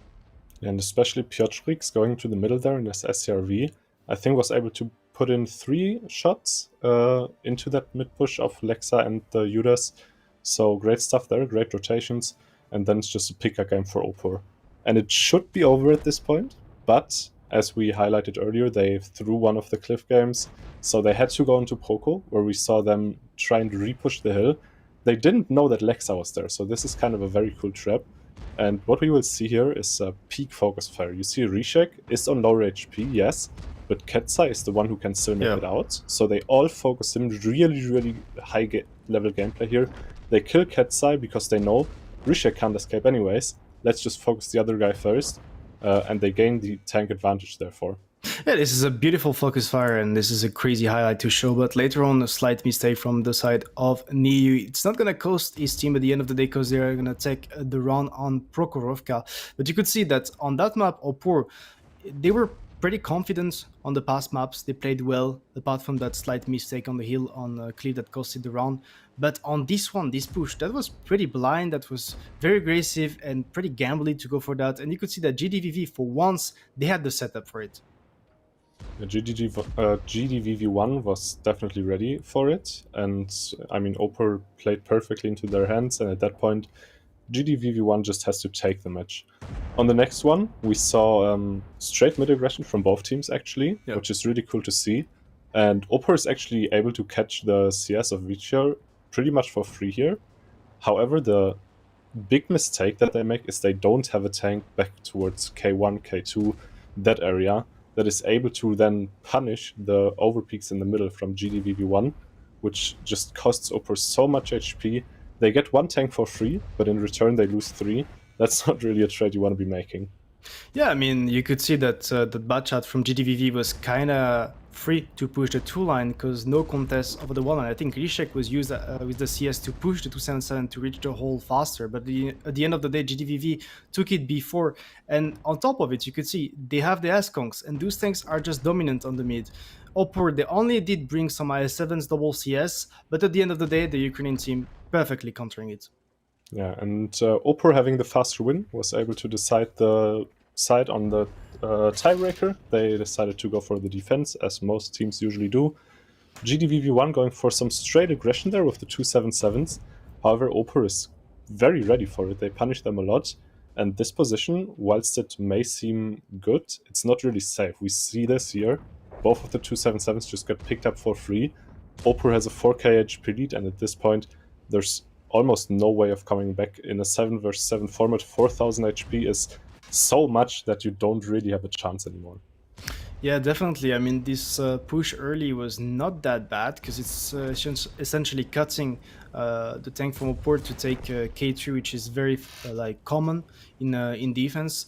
I have to mention that that Polish team, they had the perfect setup against it. They had the one-line control, the mouse up front with all of the HPs, and GDVV, they wanted to push, and they should have probably, to keep those 277s alive and actually in action. But since they saw that double mouse, they had hesitations, I guess, and it costed them so hard because they lost 2 tanks for free. At the end of the day, Polish team on the tiebreaker, defense, very depth-sided map, we have to mention it. So not a surprise there, but a very solid way to play it. And GDVV, they probably have to go back into theory crafting to get that attack done. Yeah, and as we said, it's a really deserved victory also from the Polish team of Opor. They would have even been able to bring this home after 4 rounds. They prolonged the content a bit, a bit of content extension. Ducky can tell you more about that later. However, we enjoy it. More matches is always great for us, right? And we will be keen to look out for the lower bracket match later today of Aurora versus GDVV1. Aurora having won the last rival and having, I think, only players from that... Clan Showdown. Only players from that Clan Showdown in that team means that it's a pretty strong team, right? They might not have the 7 versus 7 experience, but if Opor shows up, if GDVV1 shows up like they did in the first 3 or 4 rounds today, that might become a very close match, and I'm interested for that one. However, before that, we have another match to go over. Yeah, well, second match of the day, winners bracket, once again, Group A Speed against Raki. We discussed a bit about those two teams before the replays of the last match. And to introduce in more details about the next match of the day, Toxic, we're going to get back to the casters. Let's jump in there, back to the casters. Are you sick and tired of being relentlessly shamed for your lack of skins and loot boxes and other cool things? Well, don't worry about it. We've got you covered, Jimmy. Hi there, we're MillionPugs. You've probably seen our logo on stream, but here's what we actually do. MillionPugs earns you skins and in-game rewards whenever you shop online. When you shop with any of our partnered brands, you earn our own loyalty points, called Pugs. You then swap those Pugs for some spiffy World of Tanks loot like premium tanks, premium account access, and gold. Anyway, head on over to millionpugs.com now and sign up for free.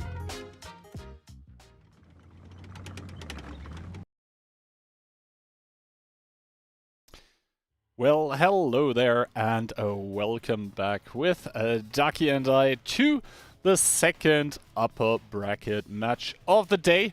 It is going to be the Group A Speed that we also saw a lot in the last tournaments against a team which name we haven't really heard in the past, but that doesn't mean that they're not going to show up, because if we take a look at Rocky's players, there is going to be a lot of familiar names.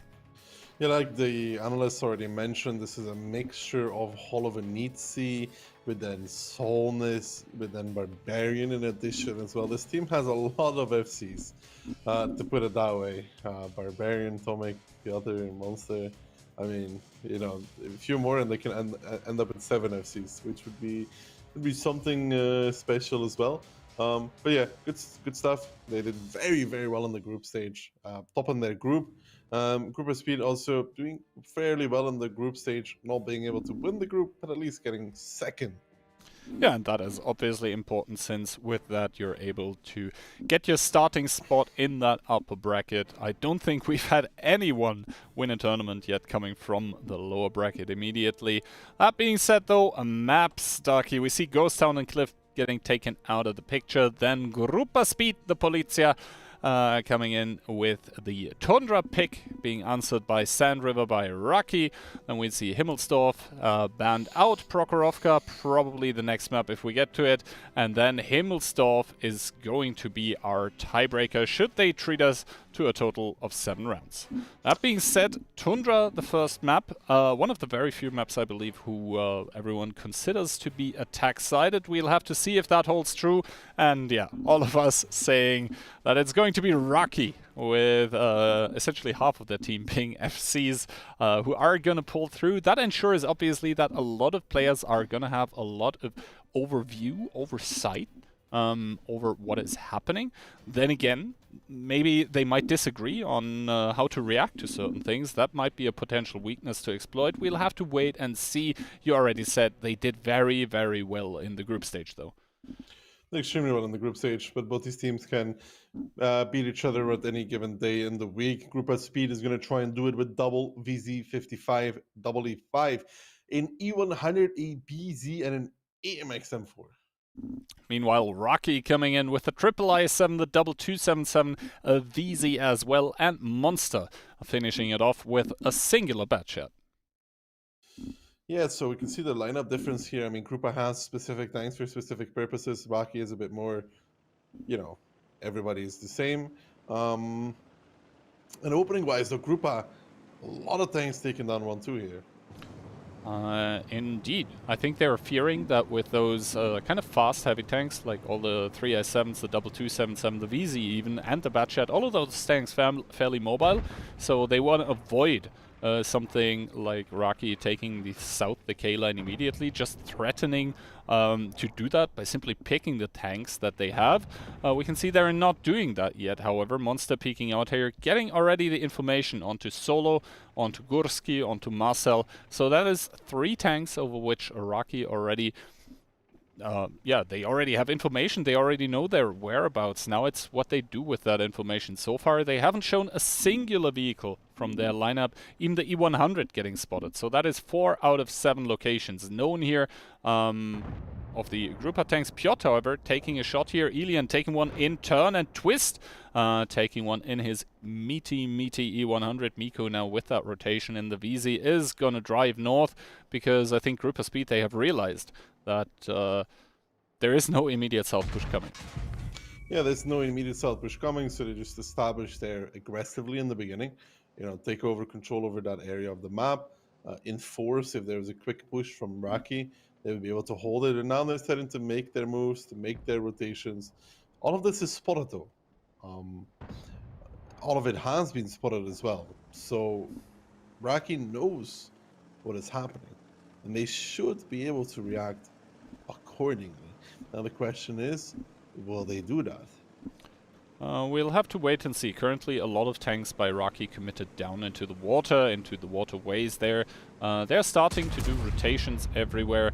Monster there with the Batshot took 2 shots already, probably not what he wanted to achieve, is about to come off reload, can sniper support from the hill, can just rotate around towards the AB line and shoot from there. Yusek and Mentos, they're sort of waiting for something here. That seems to have been their own VZ. Now they're starting to drive through the middle. They're gonna essentially split the map in half. Yes, there is still the rotational route through the 1 line available for the defenders, but that is now 4 tanks committed very, very close towards Elian's position. Well, he has the VZ that can cover him. He probably has the E100 as well, but that's sort of it. Yeah, they're gonna really shut him down very quickly when they push over. They have enough alpha to blow him up in 1 volley, and there's nothing really to punish upon this. I mean, Miko, no. The E100, no. The AMX, no. Not the E5, not the VZ. Elian, if he gets pushed, it's a freebie. Yeah, Piotr now taking one by Elian here. Elian doing 2 out of 2, but that's probably going to be all she wrote for him, as now Tomek is peeking over. Piotr is peeking over, taking the kill here. And that was an easy one for the side of Rocky, recognizing a weakness in what Group of Speed was doing, just completely, cleanly capitalizing on it, removing Elian from the game. Yeah, removing Alien, even doing a lot of damage to Twisted and 100. Down towards 1k, and now they'll re-rotate towards the A-line. They're putting Mentos on the camp. They're gonna put Tomek on the camp maybe, although they don't really have to. I mean, they have such a choke right now, Rocky on the positions of Grupa, that they can really do whatever. Normally camping here is a secure option because, you know, you keep trading like Uzek does there, and you can still lose the game, of course. Yeah, Brainbreaker seems to have a good position here, though, to be able to shut down Marcel and Gursky. Should they be trying to start something funny here? There is a lot of tanks by Rocky able to capitalize onto any kind of rotation that Grupa is doing. That being said, Cap did get abandoned, and I think we're now having to wait a bit for what Monster and that Batchet is going to do with a possible south or north rotation. We still have one yellow I7 on the G6 position. I believe that is Barbarian, actually. And now we can see that Grupa Speed, they're starting to make a move up in the north here. They recognize they need to get positions closer at the cap, but they're already starting to lose a bit of HP for that. Gursky, they're trading with Brainbreaker, but obviously as an E5, you don't really want to trade 1-for-1 with an IS-7. No, now Miku and Twist coming in though. Tomek, good shot there on towards Miku. Secondary good shot on towards Miku as well. 5k HP lead for the side of Rocky. I mean, Brainbreaker not having a good time. He had a good position there for Crossfire. He's gonna fall now, but even then, with that, it's still 2k here for Rocky. But they have been a bit complacent, in my opinion. They've been a bit slow on getting that cap pressure started, Kihan. They could have been up a lot higher, put a lot more pressure on Grupa Speed.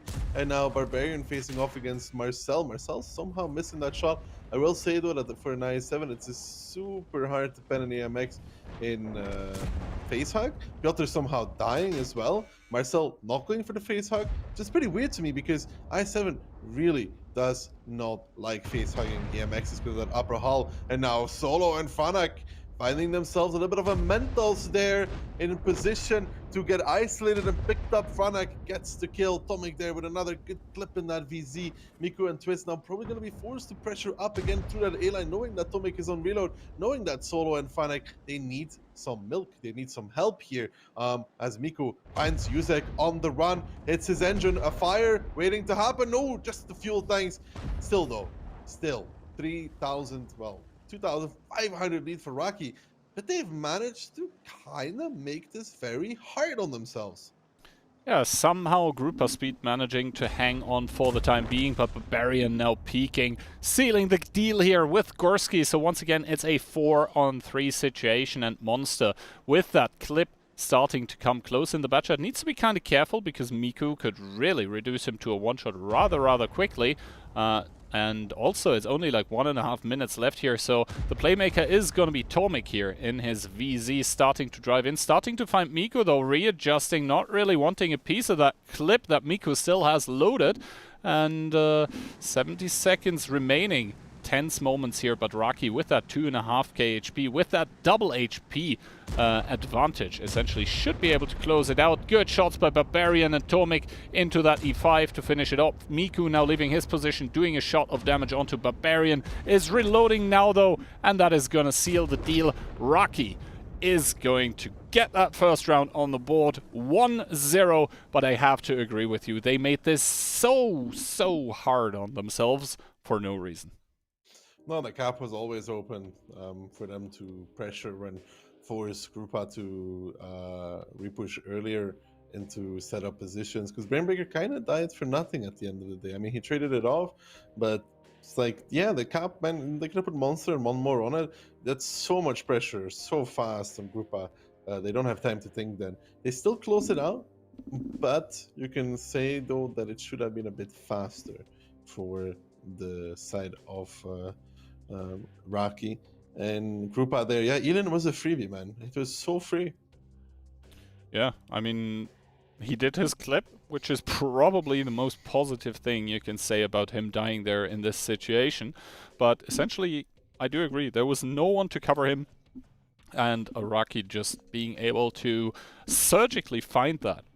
Like, you could literally see they were getting information left, right, and center, essentially everywhere, and then they just struck. There was no answer available towards the side of Garupa Speed. So I guess good stuff from Rocky here. There was some weird happenings. I don't know what to even call it, but yeah, it was kind of weird to see that at the end they were starting to throw, even though it wasn't possible anymore. So possibly in the end, maybe even some trolling in between each other going on. But they need to stop that.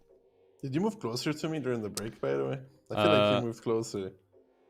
No, maybe I'm sitting. Wait, let me.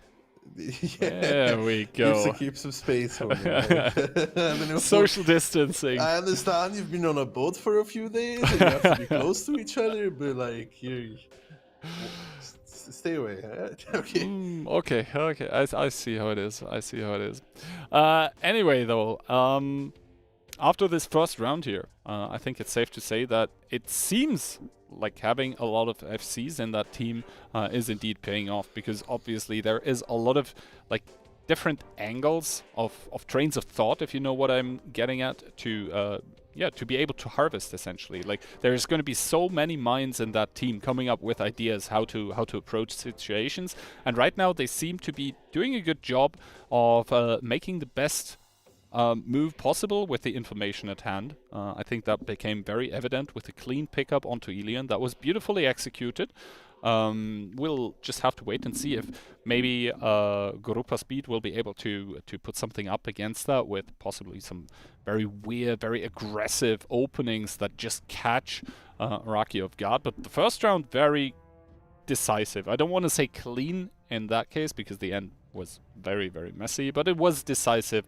It was well played. Yeah, I mean, they were so far ahead, it was hard for them to throw it, you know? It is really hard for them to throw from such an advantage. They tried their best, though. A bit less hesitation towards the end game would do them favors. But all in all, you know, good first round for them. We'll say, though, it was still Tundra attack. I still think it's the favorite side. Now, Garupa Speed coming into this one, trying to equalize the scoreline, doing so with a singular IS-7, double 277, double S-Conk, 1E5, and Twist with a CS63. Twist with the CS63 against Monster in the Bacha 25T, the double VZ, the double S-Conk, the IS-7, and the E100 to round it up. Pretty similar in ways to what Garupa had, you know, the double VZ there as well. We'll see how they play this out. Now, the most interesting thing for me right now in the defensive positions here is that Monster does not take the position on the like F2-3 to like spot from there in the bush. Instead, he's going towards the B4 position, where he doesn't have bushes, as we can see or he actually does have bushes, as we can see right now.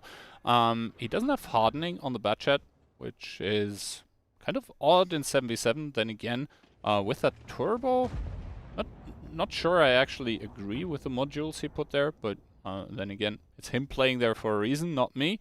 That being said, we can see the defensive line here that Rocky has sort of established, right? From like K2 all the way up to A4. Now, Monster there spotting out Miku in the S-Conk, so that is going to give a bit of information. That being said, Mentos taking a lot of damage here in that VZ. Yeah, Mental's backing up from that bush, dropping half HP, and that's all because of Twist. We would need to see Twist's equipment as well, because a CS without hardening also indicates something, and that is usually some sort of spotting equipment. Monster takes a blind in his bush as well, so really, really good stuff from Garupa Speed. Ooh, Monster getting spotted, and Monster down towards 158 HP. I'm still curious what Twist was running, though. Yeah, that is not going to be the opening that Rocky looked for here. A lot of their tanks taking damage. Monster taking too much of it. Down and out of the game. To the grave he goes. Mentos now getting spotted out here. Not sure if he's entirely safe as well. And that super conk from Gursky is paying dividend from that hill. Able to freely farm into a lot of tanks. Marcel now peeking, giving another one into Mentos. And Rocky just completely getting outplayed on a personal level, on a positional level. left, right, center, everywhere. You think Twist had CVS to spot them in those bushes? I'd love to actually see the equipment on Lord the knows. CS63. I think the observers should be able to show it to us in a second here, but now Brainbreaker coming in against Marcel. He's going to be able to shoot the IS-7, kind of hold down, but Marcel, he can just reverse away. Look, this is the second shot of damage that Rocky has done. All right, so They're minus 2 tanks. low noise yeah. and CVS. I told you that maybe that is specifically done to spot those bushes. Well, those tanks hiding in bushes on the 3-4 line. Could be. I mean, it worked though. Yeah, Definitely worked. I mean, Rocky's starting to trade back a little bit of damage here, because Grouper Speed, they're still attacking. They are still the ones that need to make the moves, but realistically, Rocky, they're down 1 tank. A second tank is down towards 1 shot. They would have to pull off quite the remontada here if they still want to take this round here. They need to pull off a miracle. Yuzek is pushing down the middle of the map on a journey in his E100. He's really just exploring right now. Huh? I mean, yeah, it's like it almost looks like you on the boat. You know, I wasn't playing that anchor position in the boat where I was the one dragging everyone down, which is Yuzek that is doing that right now, because now Elian is starting to peek him here in that 277. Franek can't really provide crossfire, but Solo can indeed. Another shot into the E100, who is kind of in the open, and I think Rocky, by now they realize that, you know, this one is not gonna go their way at all. I think they're just trying to get anything out of this situation, to possibly hold on even a bit longer, just so the attack takes longer in the case of a possible tiebreaker. That's why they're not just, you know, driving in currently. But yeah, Brainbreaker now committing onto Marcel. I don't think there no are... repair kits. Marcel no repair kit. Miko getting pressured in return as well. Marcel now falling back further. He still has a pretty good position. It looks to be hold on against Brainbreaker. Rocky is trying an all-out aggression here into the guns of Grupa, who are still up about 2,000 HP. Tomek there getting tracked, getting held in his S-Cook as well. Brainbreaker, because he could not find the retrack onto Marcel down towards the 1-shot. One more shot done by Brainbreaker though, but here comes Marcel with the peak, with the shot, with the kill as well, shutting down the S-Skunk. Yuzek now getting pushed and pounded on by multiple guys from Grupa Speed, who have had a easy game. But I think what is important to note here is that they've made an easy game for themselves with that CS, with the initial positions to counter that 3-4 line. Yes, exactly. I mean, there were some positions that could be abused against Rocky, and to be able to do that, first of all, you need to put yourself into that position, right? Yuzek now falling to the grave here, unsurprisingly, and now only Piotr and Barbarian, 2 of the aforementioned FCs here, left in a 1 against many. It's gonna be 7-0. Grupa Speed in game number 2, wiping the floor with Rocky, able to equalize the scoreline. Yeah, this was pretty chill for Grupa. I mean, it really was, though. Good, very good preparation from them coming into this one. Knowing what those VCs like to do, using the CS, kill, and positional combination to then shut down double VC, of which one took a tremendous amount of damage for backing off, and then getting the cherry on top of the cake, which was Monster. They even knew that he could be in that bush because he got blinded there. Then running away takes a tremendous amount of damage. And then Monster, with this slight individual mistake, even though you can't say that it wouldn't matter anymore, running when still spotted, right? Would it have mattered if he was still alive on a 1-shot? Probably not. I mean, getting a bad shot involved on a 1-shot is really, really high. Yeah, so Grupa Speed able to really put the hurt onto Rocky here, meaning that after map number 1, it's going to be 1-2-1. And this means we are gonna hop into our next map, which is gonna show in a second here. It's gonna be Sand River. It is going to be Grupa Speed's... no, Rocky's pick, I'm sorry, and Grupa Speed pick defense first. Yeah, well, Tundra kind of going the way we expect, right? 1-1 results are kind of common on Tundra. Sand River can be the same. But like Prokhorovka could be the deciding factor here between these two teams. We'll have to see. First of all, we are gonna get a full 2 rounds of Sand River, a map we saw already today. A map on which we saw that teams have different ideas as to how to play it. And, well, you just need to get that read, right? You need to get that read I off. can't read, so... You can read lineups at least, I think. So we are good on that front. I have a Google Translate read it into my ear. Just repeat what it says. Are you doing the same with the casting? Like, hey, ChatGPT, analyze what's happening and tell me? I don't know, Kian, but I'm pretty sure that I could replace ChatGPT with you and nobody would notice. Oh, okay, dude. It's the same kind of corporate sentences anyway. I mean, you know, I need to sort of do that here. At least most of the time, right? Just, Kian, come on. Let it go. Huh? Maybe on... Also, that is Kihan's favorite movie, Let It Go. Every year, he dresses up as Elsa the princess. It is truly beautiful. I have to admit, I have never seen the movie. You can book him to send me a DM on Twitch, 25 euros an hour. He'll come to your house, sing songs, dance. Although I would not recommend the dancing part because he wears a skirt that's really not long enough for him. But yeah. Why do I feel reminded of some of your past streams, Turkey? I don't know what you're talking about. Anyway, game number 3 in between Rocky and Grouper Speed here. We said it already, it's going to be Grouper Speed defending first, but both of the teams are going to get their shot at it on Sand River. I think we're just about to hop into the game to see the lineups that either team are going to bring to the table here. We'll just have to wait and see. We'll have to wait and see. Lineups, though. Group of Speed, double IS7, double Skunk, E5, and double CS. For the side of Rocky, we have double IS7, triple 277, one CS63, and Monster bringing the Centurion Action X. Yeah, he's farming credits and using his ability, you know? Inspire. Wrong 7v7 Yeah. mode. Sad. Okay, sorry.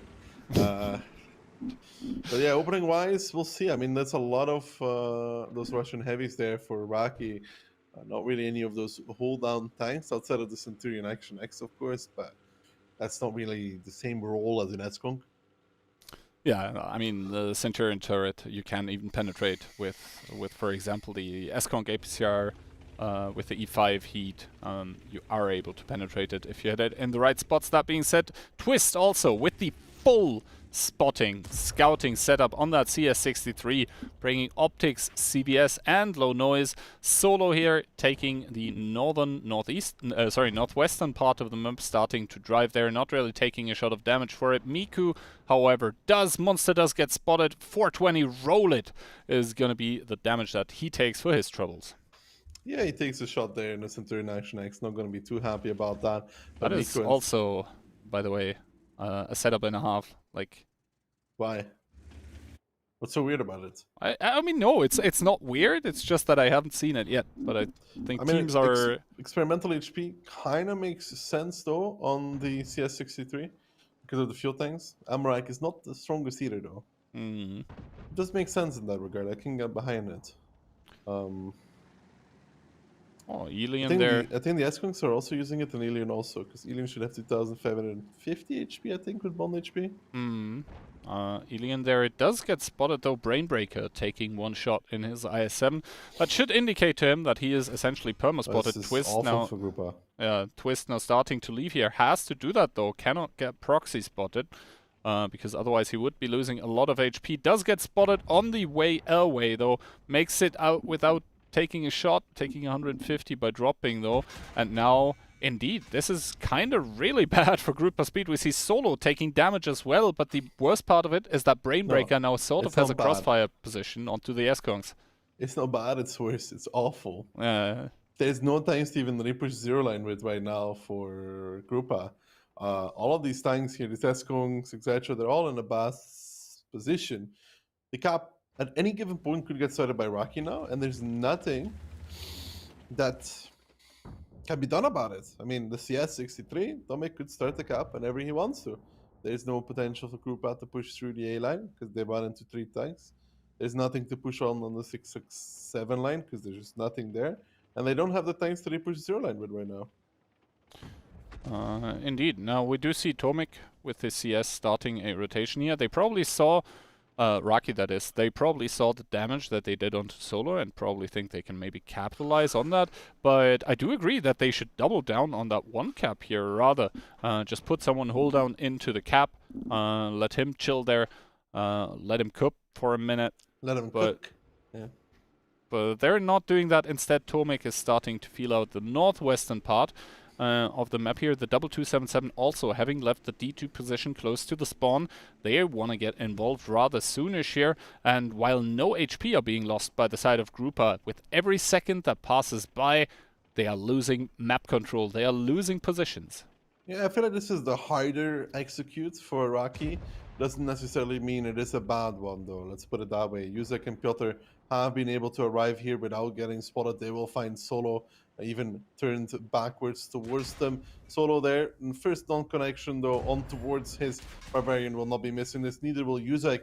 And you can see now Rocky just putting that pressure on, because they also have Brainbreaker shooting these S-Kongs from behind, right? It's an i7, it's not going to hit it very often, but it does allow now their 277, the remaining one of Mentos and Monster to come and close this distance. You can even see Mentos peeking behind Gursky from free angle. Monster now arriving as well. And I think with Rocky, with this very simple but effective move of taking F9, dismantles this entire defense for Grupa, but Twist there with a good repush onto Brainbreaker, who takes a tremendous amount of damage in 1, 2, 3, and Twist to pick it up now. And you gotta be careful if you're Rocky. Something could still happen here, because now this double S-Kong, as low as Gursky is, as low as Franek is, it's still double S-Kong that are going to be pressuring on the outside there, on towards Mentos' position. Mentos now running, Mentos now on fire. Mentos takes one more from Twist on the way out. He's going to be dropped towards the one-shot, and just like that, Rocky down in HP again.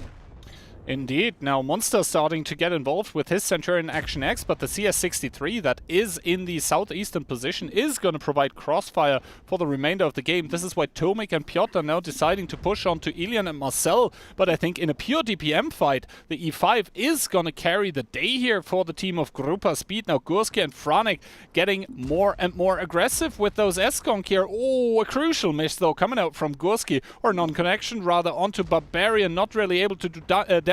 Marcel reducing Yuzek towards a one-shot. Good connection by Franek here. Barbarian, possible one-shot for the S-Kongs, but I think Gursky just hit the ground, and now Twist is getting involved. Yeah, Twist now coming in will shut the deal here, and Grupa Speed pull it back. But I gotta say, Johan, there's only one way to look at this, and this is a failure from Rocky. They had Grupa surrounded, locked into position, but this simple repush from Twist, which they knew was in E0, by the way. They could have assumed they were still there. Brainbreaker gets shot from everybody from D7, and then Twist picks him up, which puts Mentos in a very isolated position. And you gotta say, even allowing the S-Kongs to escape, a mistake from Rocky. They had Mentos, they had Monster, they had the Crossfire to pick them up. Yeah, they're pressuring this A-line, but you know, Twist's repush shuts down this game, and Rocky can indeed only blame themselves for this loss. A great comeback from Grupa, but if you're Rocky here, man, losing a round in which, let's say, your win probability is like 99%, and you lose it, it's rough. It's very rough. I honestly, I think they were, or my impression was that they were overthinking it, right? They just keep pushing A-line and even push the S-Kongs. You have Mentos and Monster. You can even dump the S-Kongs. You kill them anyways. Yeah, I think they were trying to make it, to execute it too well. And by doing that, by trying to be too fancy, they sort of shot themselves in the foot. Yeah. But you see how quickly the tables can turn, right? Brainbreaker just dies, and then you have Mentos, full HP, starting to run away because he has to run away. Takes a double S-Kong shot, takes a CS shot, gets set on fire, then even dies, right, running away. And then you have this issue. Like, yeah, Gursky is 800 HP and Franek is 1.7. How do you shut down Gursky when he's fully hold down? and you're in your I7.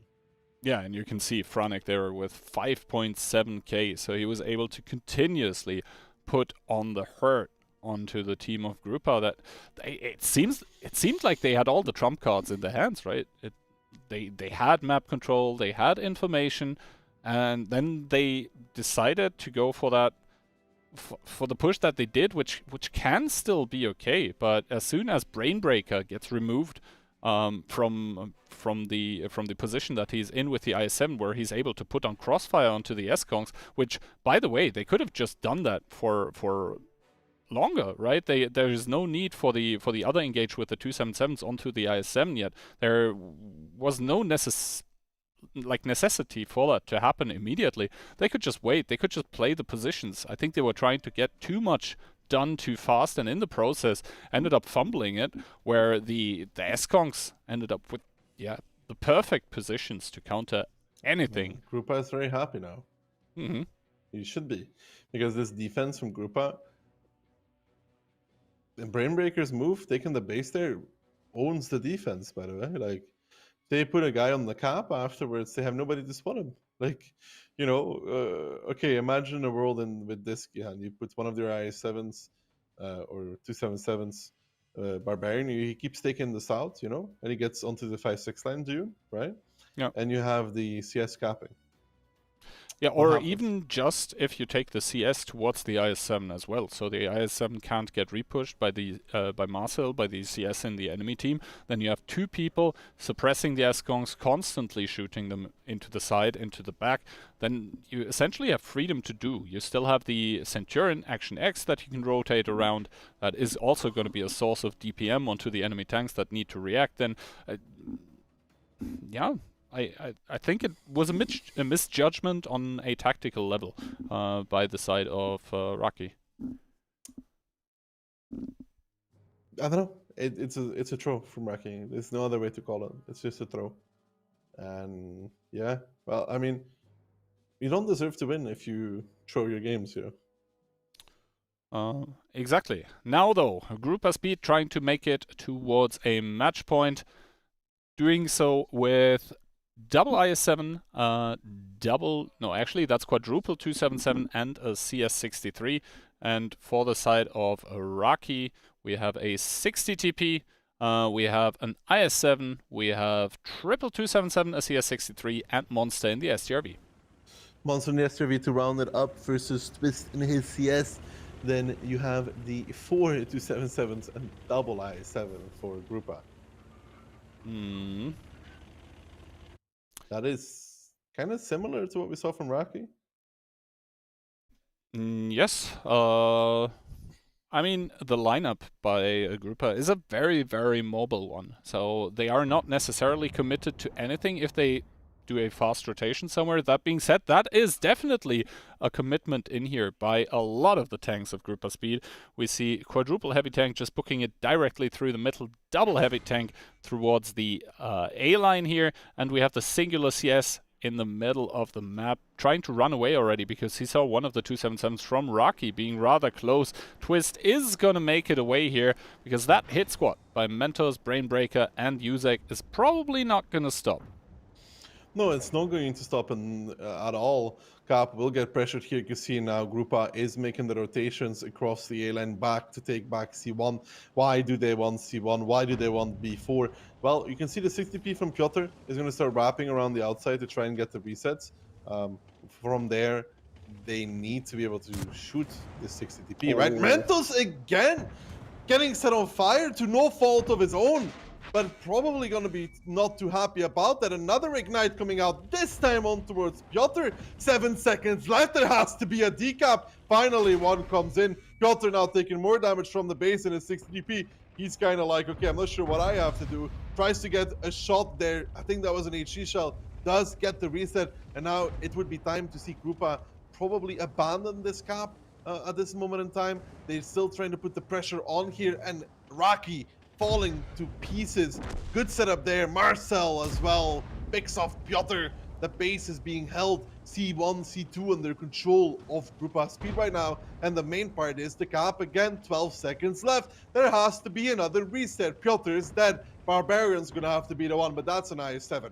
And an IS-7 has to be very, very high and long to get a reset. He does get one, but he's gonna have to continuously do this. Tomek and Alien just facing off, and this whole game, Monster is chilling in the base, but Monster's not achieving anything. The hit squad from the cap now shutting down Mentos, and with 15 seconds left, Twist and Miku falling though. That's the base cleaned up. Let's not speak too soon.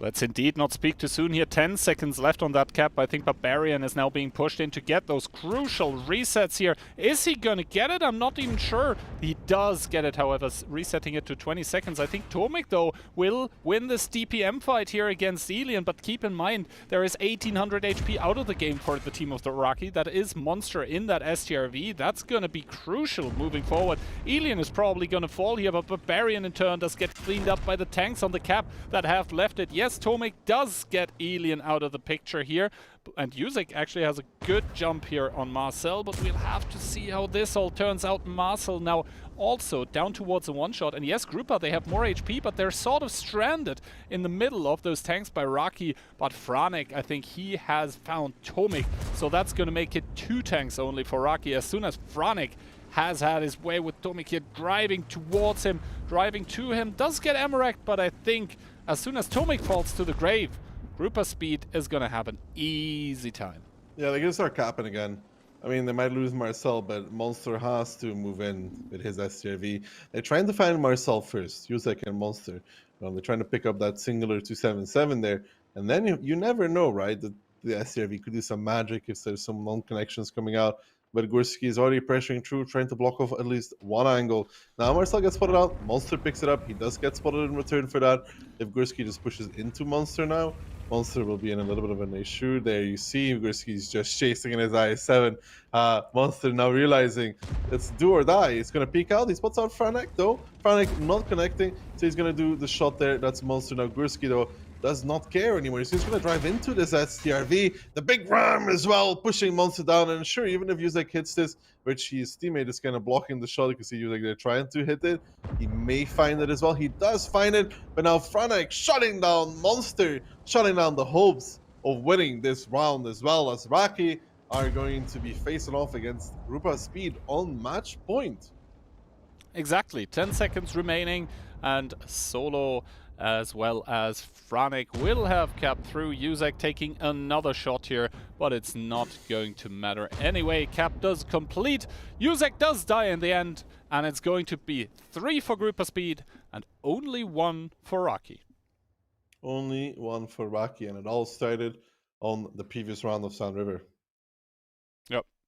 I definitely agree with that sentiment. I mean, the last round was sort of like it looked very good until it didn't, but here Grupa Speed just from the get-go, right, starting to put the hurt on towards the team of Rocky. They didn't really have proper reactions, or rather the reactions that they had felt kind of rushed. Piotr just dying out in the open with that 60 TP, having no impact whatsoever. We can see he did basically 1 shot and 2 times splash damage with that, but yeah, he did get those resets. It wasn't enough to enable the 277s in the enemy spawn to like close out the game quick enough there. So Somebody Insane is going to tell you later that this defense can work, but that they made some mistakes playing with it at the same time, because they can reset from the enemy's base. So they only need spots. So Piotr doesn't necessarily need to go to the outside. Just driving through middle. You can get resets from the enemy base, which is the main aspect of it. You don't need to lose the 60 TP because all he needs to do is spot. Now they lost the 60 TP for this, which was a big, big mistake. Really, 1-9 is everything that they need for for Raki. Because once you take those rocks, you can just reset for free the whole time. And then maybe getting somebody above them as well would be nice. But you can win with this defense. I think they just overreacted to it. yeah, I mean, also the things we should mention is that I think it was Mentos and Piotr both. Funny thing is, the 60 fire. DP doesn't even need to go around the Dune, by the way. You can just drive at them, peek close key, and reset. What does Grupa do? Yeah, what does Grupa do? Peek out into the SRV? not the best thing either. But I mean, yeah. No, but like I'm just saying the way Rocky played, like they completely made Monster useless in this game. Like, what can he do, man? They're pushing the base. He's sitting in the base of their own. What can they do? Like they literally made him a null factor by themselves. Yeah, I concur with your statement. I mean, what can I say? But what I wanted to actually contribute to the conversation is that yes, Piotr and Mentos both got set on fire, but I don't think it really ended up mattering in the grand scheme of things. Piotr would have died regardless, and but that's Piotr's failure, though, in my opinion. The analysts can agree or disagree. No, but I agree. I don't think the fire has changed the game here. That being said, now we are headed towards Prokhorovka, and we are also at a match point here for Grupa Speed currently. Rocky, they will have to demonstrate that the first round, where they did look very, very good on Tundra attack, wasn't a fluke. They will have to step up their game a little, probably have to, yeah, in the end, think more about reactions and individual positioning, which is kind of weird to say because we outlined it already. It is a team that is filled to the brim with FCs that normally should have the situational awareness and the positioning engraved in their brain almost, but the reactions so far seemed rushed. The individual positioning was not really on point, so that is the 2 points that they need to work on here. Meanwhile, from Grupa Speed, yes, they did lose Tundra defense, but it was Tundra defense. So yeah, they're going to be happy currently, and they are moving into this game here with double IS-7, 1 Mouse, 1 S-Conk, double CS-63, and a singular STRV. A singular STRV to round it up. Rocky bringing their own STRV, 1 CS, 1 S-Conk, 4 IS-7s, and I think at this moment in time, a completely fair scoreline in an ideal world would be 2-2. Then again, Rocky ended up hard throwing. Yeah, I'm saying in an ideal world, right? In a super ideal world where everything is just and fair. Life is hard and unfair, and then it ends, right? Anyway, opening wise, Rocky, they're sending. But that was depressing. Jesus, that was the reality, dude. That's what working for Wargaming does, I guess. I don't have this. What, you become a realist? No, depression, dude. No, don't worry about it. Don't worry about it. Christmas is not that far away. Get to open another 5,000 boxes, right? I opened 1,300 last year. Hello? We should double that. Double it and give it to the next person. I don't think I'll get the okay for that one. Anyway, opening wise, Rocky have sent a triple heavy tank towards the middle together with 1 CS. They have sent 1 heavy tank towards the 0 line. STRB guarding H1 with 1 IS-7 to back him up. And for Grupa Speed, we have a Mouse of all tanks in B1. He has a Spotter CS-63 with him, an S-Conk to provide DPM from behind. A6 is being covered, or is being occupied by the STRV currently. And we have a CS on the island with double IS-7 in front of him. So I think a very, very reactive defense, you could say, by Grupa. Like you can see, they want to do a lot of rotations. All of that said and done, though, I'm not a big fan of the Mouse in B1 because he's going to be out of the game for an eternity if the enemy team actually decides to push the east with 7 tanks. Then again, it doesn't look like Rocky wants to do that. The first one to take damage actually being Twist here, that was probably a blind shot though. Yeah, as a blind shot, he's probably having the spotting set up, as you can see by his HP. But I don't like this defense in general. I think there's a lot of flaws in this. Oof, Gursky taking one there, getting spotted out. Okay, so in my opinion, when you look at this team will figure out that they're not getting spotted in the middle either, right? There's a weakness on the 6th line, where a tank could push all the way to A6, like a singular IS-7, goes all the way to A6, right? Shuts down the half the map. There's also, in my opinion, the 3 line. An IS-7 taking 3 line will also cut this 1-2 force away from their help, but they're not going for that. They're going for a 0 line push. Yeah, Piotr being sent here. Both of the IS-7s connecting. Gursky taking one in turn here. Marcel not really able to connect onto the IS-7 as it seems right now. Piotr taking another huge hit here. by Gurski. But now Rocky springing into action with more tanks, sending Barbarians, sending Mentos, sending Tomic even onto both of those IS-7s. But Mentos, they're already taking 2 shots here, and the SRV from the back, he's just farming there. He's having the time of his life. Gurski down towards one shot now. Click starting to repush Piotr. Barbarian now engaging on towards Gurski here. Remains to be seen who he's actually going to shoot. I think he's going to focus the low HP tank here, and we can see still, regardless, that SCRV, he had shots until now, but like the tanks onto the 1, 2, 3 line, they're all out of game for Grouper Speed. I don't know if it's going to matter that much for Group of Speed if CLCK can survive for quite a while here. Can he find Piotr? He can. They're just continuously driving into the SCRV, who's just farming. Elian is still on the island as well, and now they have to go push this last IS-7. Elian should be trading pretty well for that. The Skunk and CS is now arriving, and look at the CLCK. He even has a little bit of a shield to work behind with. Elian is backing off, though. It seems like they're bailing. They're saying, we've done so much damage to this push. We're going to bail. Give up the second IS-7. He will die. But in return, Mentos will be low HP. We give it up. This Elian runs away in his CS as well. If he makes it out, you play 5v6, but we split them up. It's hard. It's going to be hard to pull this off because Elian is spotted. Elian is spotted on the crossing. If Elian dies here, it's going to be disaster for Group of Marcel. You saw the peak. Probably even tried to shield Elian a little bit there. Elian survives. I don't know if this was the right choice, but it's the choice that they made. Now the mouse here stranded in the middle of the map, also spotted. We can see Marcel readjusting. He's probably going to go towards even E1 to be able to properly cover Miku against Yuzek here. And now Rocky here with about 1k HP deficit here, but a tank more to work with, are going to move closer towards that 2 cap that is close to the rails here. Miku and Yuzek trading another shot, putting Yuzek down towards a 1 shot. Now Franek with his mouse driving towards the rails, but yeah, he's probably going to be able to provide a reset or 2, but he's going to bleed heavily for every single one that he does. We can see Tomic here thinking about the peak, deciding against here. Elian though, proxy spotted on a 1 shot. That's going to be a crucial pickup, a crucial kill that Tomic could do, but he decides to go for the damage onto Franek. I think Rocky is going to try and make an overpush or a rotation because Barbarian and Brainbreaker are arriving at the rails. They feel like they have to do something. You can see both sides, A6 and E6 being taken, usually indicates some sort of pressure is about to happen, about to come into effect as Brainbreaker leads the charge. Barbarian follows up. They want to pick up Miko. They want to probably pick up the mouse as well, but Brainbreaker down towards the 1 shot for this, and Elian has actually found a little bit of a camo spot to play from. He's not spotted for this push immediately. Twist chiming in with a shot. Yes, CRV coming in as well. Elian still in camo. He doesn't fall for this yet. He might even get Barbarian out of this game when he decides to make his final shot in this battle. He definitely does that. He shuts him down. And now Tomic facing off against the mouse. I'm sorry, but this is not one you win. Elian still alive. A Ram would even shut down this. Yes, 63. If Franek goes for it, 10 HP remaining on Tomic. Survives by the skin of his teeth. If he rams into the mouse, he will die for this. Elian misses the fire though from Tomic.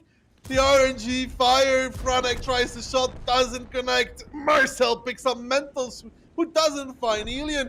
Monster finds Elian in return though, and now it's a 3v2 in this scenario with 1 minute 40 on the clock and everything to play for both these teams at this moment in time. Twist, of course, the most important factor in that CS63. Honestly, I am not sure if Elian didn't maybe hit his buddy in the mouse and set him on fire. We'll have to see in the post-battle results if it was actually him doing a shot of team damage there, but if it was... Didn't it show the notification that Tomic said ignite? But yeah, I think the mouse survives there, actually, if he doesn't take team damage. So if Elian actually has a shot of team damage, that would be disastrous for group. I mean, it is disastrous right now, because there is double tank here in the cap right now. Twist getting spotted out by Monster, out in the open for everyone, and it's going to be at least Marcel. Yeah, you find the SCRV though for this key. Now Monster's relocating already. Like there needs to be a spot though. I don't think Marcel can spot it by himself. You see, because the tree's in the way there. He knows where they are though. Oh, ricochet! That is a massive ricochet there from Marcel. You saw the shell fly? Yep. Yeah.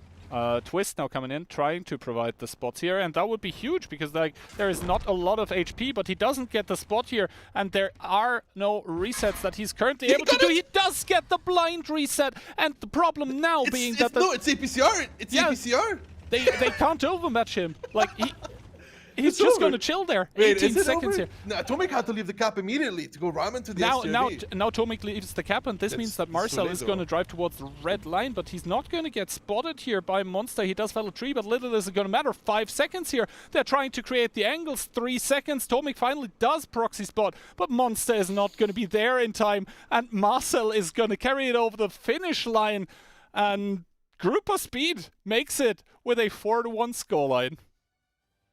I will say that I hated the attack from Rocky. Pushing so early with so much info on like what kind of splits you're working against, with the middle being completely open, and then not even like a really coherent push on the eastern side of the map. Piotr going alone, dying, then more people coming in, taking a lot of damage on the way there.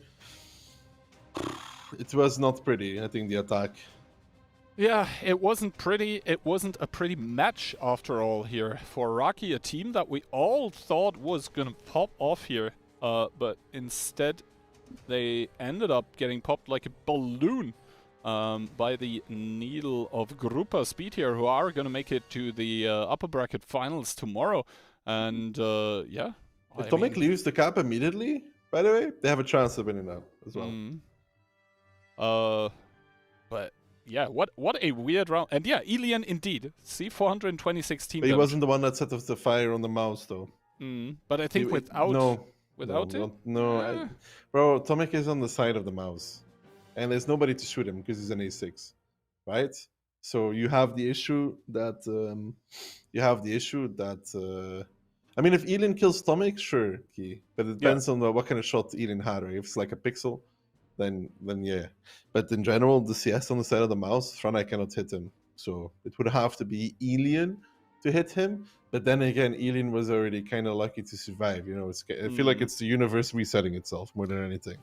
Yeah, exactly. But now we are left with what I guess is the first upset of the tournament. We have Grupa Speed completely wiping the floor with the team of Rocky, a team that is, well, has a lot of people that definitely know how to play the game, but their execution looked tilted at the end. Yeah, it wasn't good. Yeah, and I think all of that comes from this one Sand River, where we basically had already, like, at least I had in my mind, given the win towards Rocky. That Sand River should always be done. Yeah, and complete mis-execution, and after that we didn't really see them show up at all in the game. Grupa Speed just able to roll over them, and that just, I guess, now leaves the analysts to make sense of all of this. Insane and Toxic, take it away.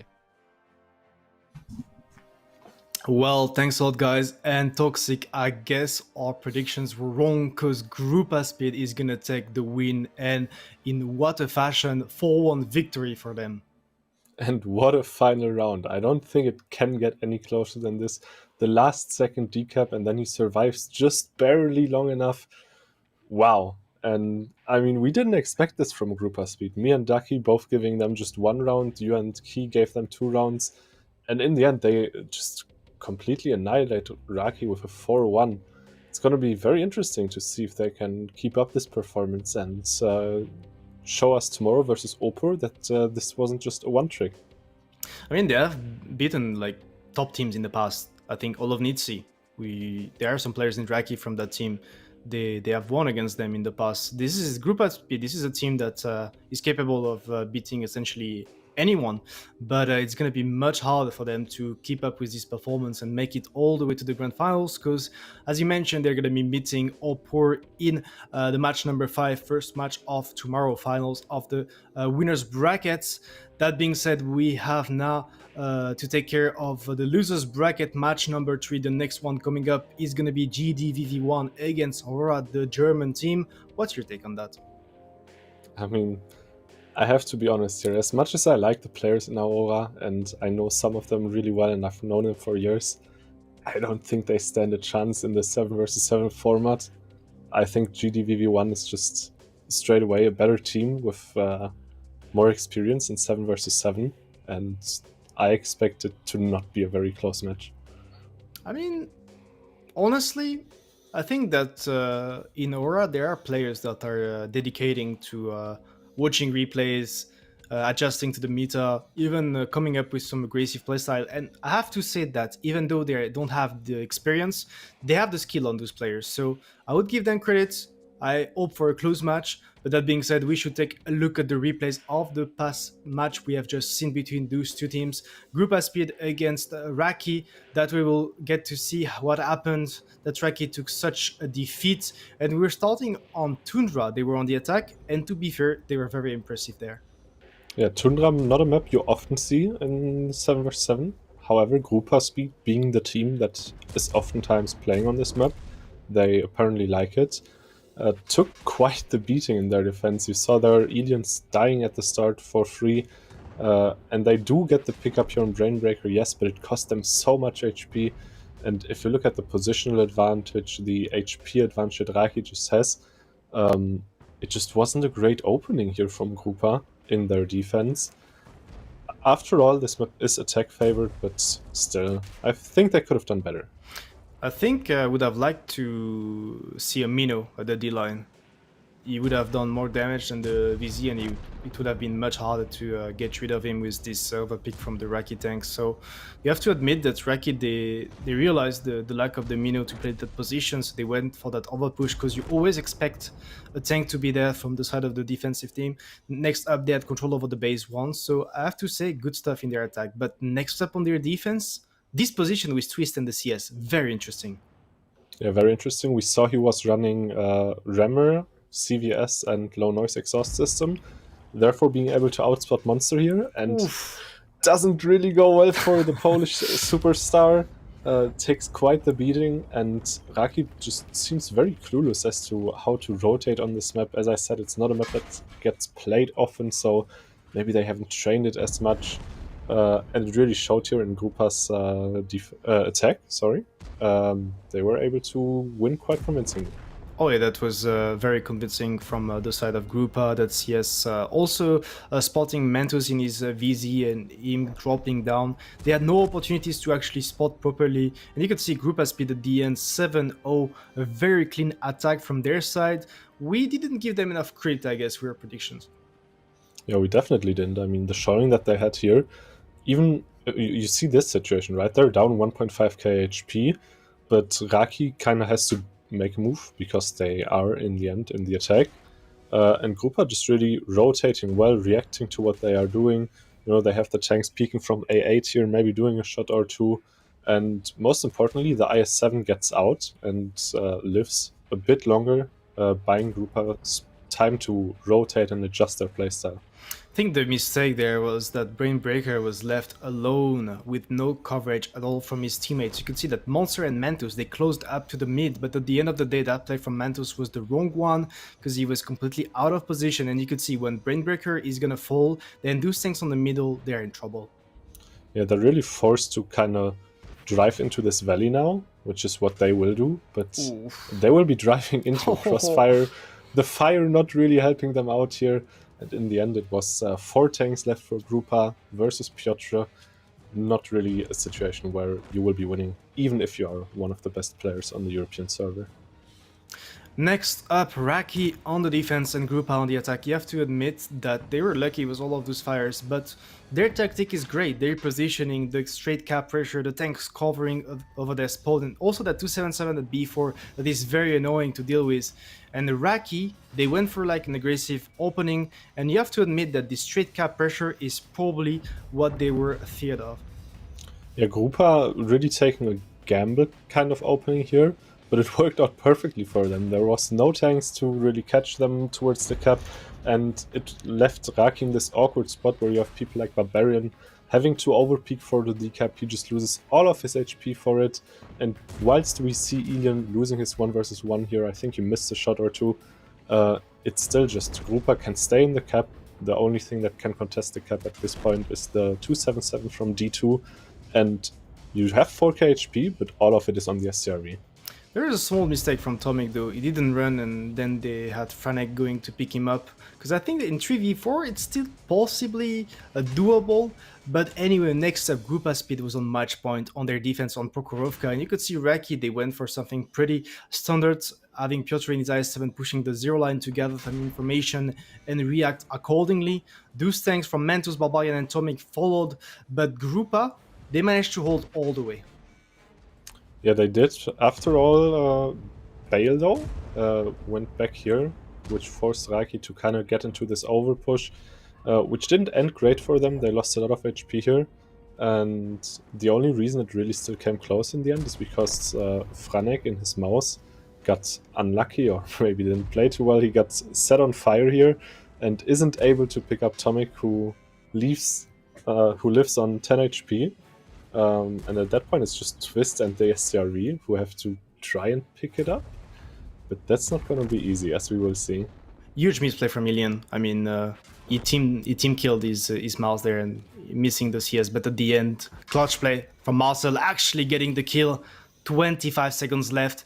He's just having enough time to run back safe. He's an STRV. He's facing guns that don't have the opportunity to pen him reliably from the front, apart from hitting and penning the cupolas. So it was very tense, but at the end of the day, it was all due to the fact that mouse dropped against Tomic in the CS.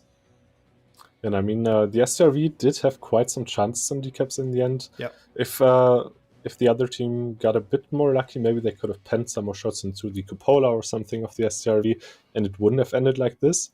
But, I mean, he did get the blind decap and was just barely able to make it out alive. Very tense round, and that's what we love to see, right? Yeah, that was a very cool match between the two teams. We were a bit scared when we saw the first round. We were like, Raki is on point. Their dominance, that first round was perfect from them. Actually finding the perfect pick on the first thing, then the cap pressure, the positioning. We had the feeling this would go their way, but at the end of the day, Grupa is going to take 4 in a row, and they're going to be tomorrow facing Opor in the finals of the winners bracket. But now Toxic, we're going to be taking care of the losers bracket, and like we said already, this is going to be GDVV1 against Aura. You have your take on that. You don't give too much credit to Aura because you think that they're inexperienced. That German team, they perform really well in 15-15, but 7v7, this is kind of different. It's a different format. You have to rotate differently. You also don't have the two-base style. You have one team attacking, one team defending. And whilst, as you said, Aurora has really, really good player material, these are some of the top players on the server probably. It's on 7v7, it's very, very technical what you have to do.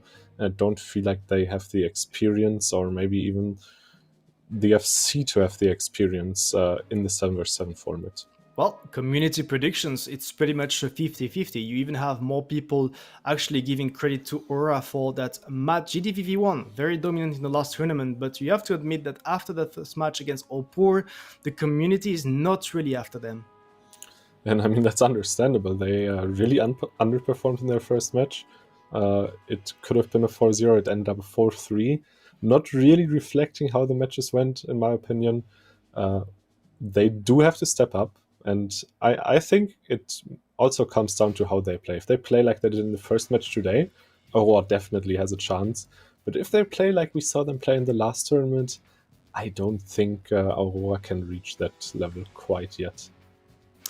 Well, Toxic, first match of the losers bracket of the day, GDVV1 versus Aura. Who is gonna take the win? We will know that shortly because the match is about to start. But just before that, we need to hear what the casters have to say, pick and bounce, opinions about that match. Kian and Daki, take it away. Are you sick and tired of being relentlessly shamed for your lack of skins and loot boxes and other cool things? Well, don't worry about it. We've got you covered, Jimmy. Hi there, we're MillionPugs. You've probably seen our logo on stream, but here's what we actually do. MillionPugs earns you skins and in-game rewards whenever you shop online. When you shop with any of our partnered brands, you earn our own loyalty points, called Pugs. You then swap those Pugs for some spiffy World of Tanks loot like premium tanks, premium account access, and gold. Anyway, head on over to millionpugs.com now and sign up for free.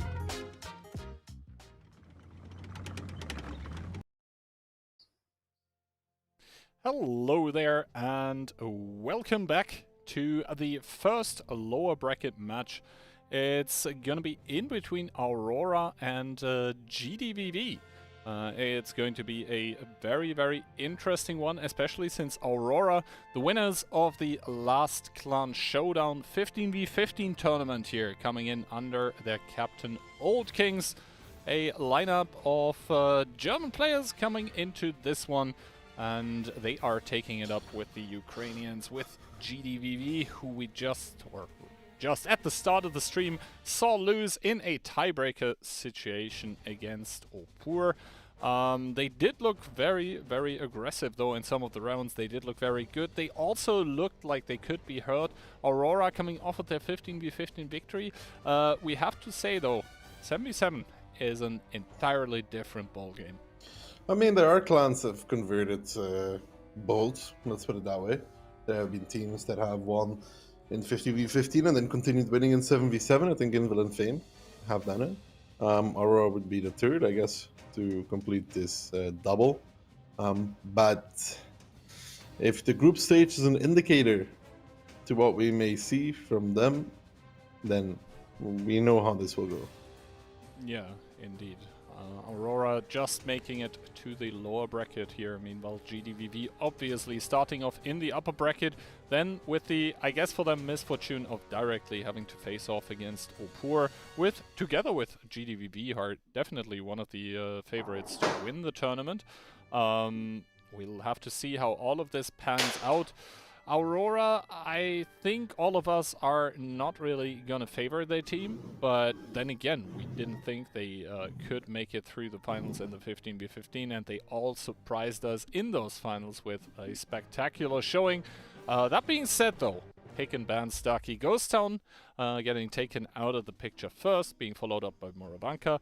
First map we're gonna see is one that we haven't seen so far, Steps, which immediately gets followed up by Himmelsdorf. You love to see it. Sand River then being banned out. Prokhorovka would be map number 3, and if we get to it, Sand River. Yeah, I mean, it's always nice to see maps that we haven't seen yet, right? So Steps and Himmels.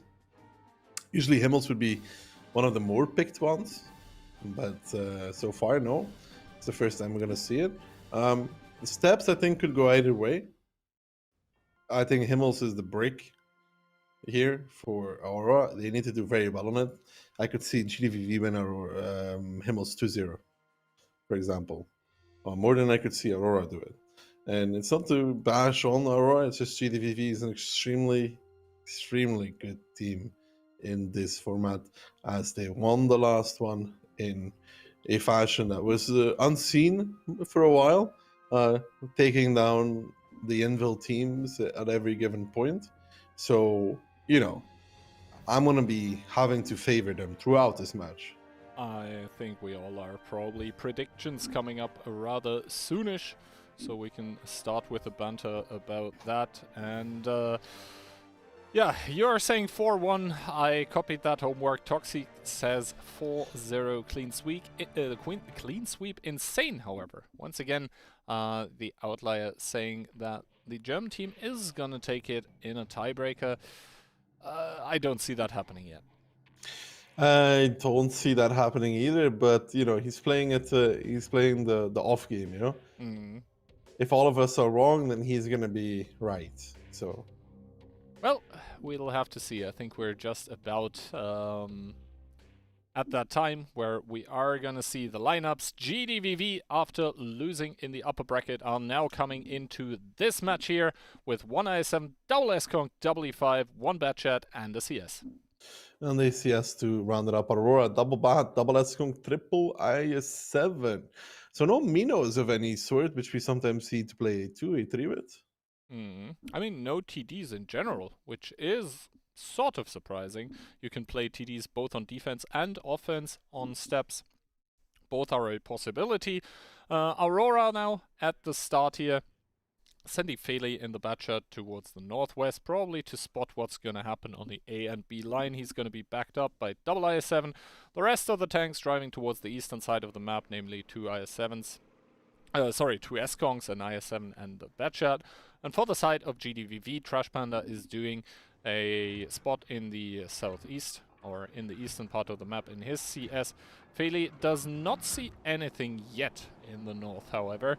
Batchets now starting to be reloaded, and Justus does get spotted out. Feli immediately leaving that position here, knowing that, well, basically, if he spots out that IS-7, there are going to be blind shots, and I think we just saw one coming from over Vikshare here, probably by the E5. From the E5, indeed. Yeah, they're pretty aware of where this spotter was, and now they have Baron there on the outside, though, with those S-Gungs. Can they find more connections on him? Doesn't look to be that. So they got one shot on him. He's down to 2.3. Now, though, Aurora, you know, it's not a standard battle, right?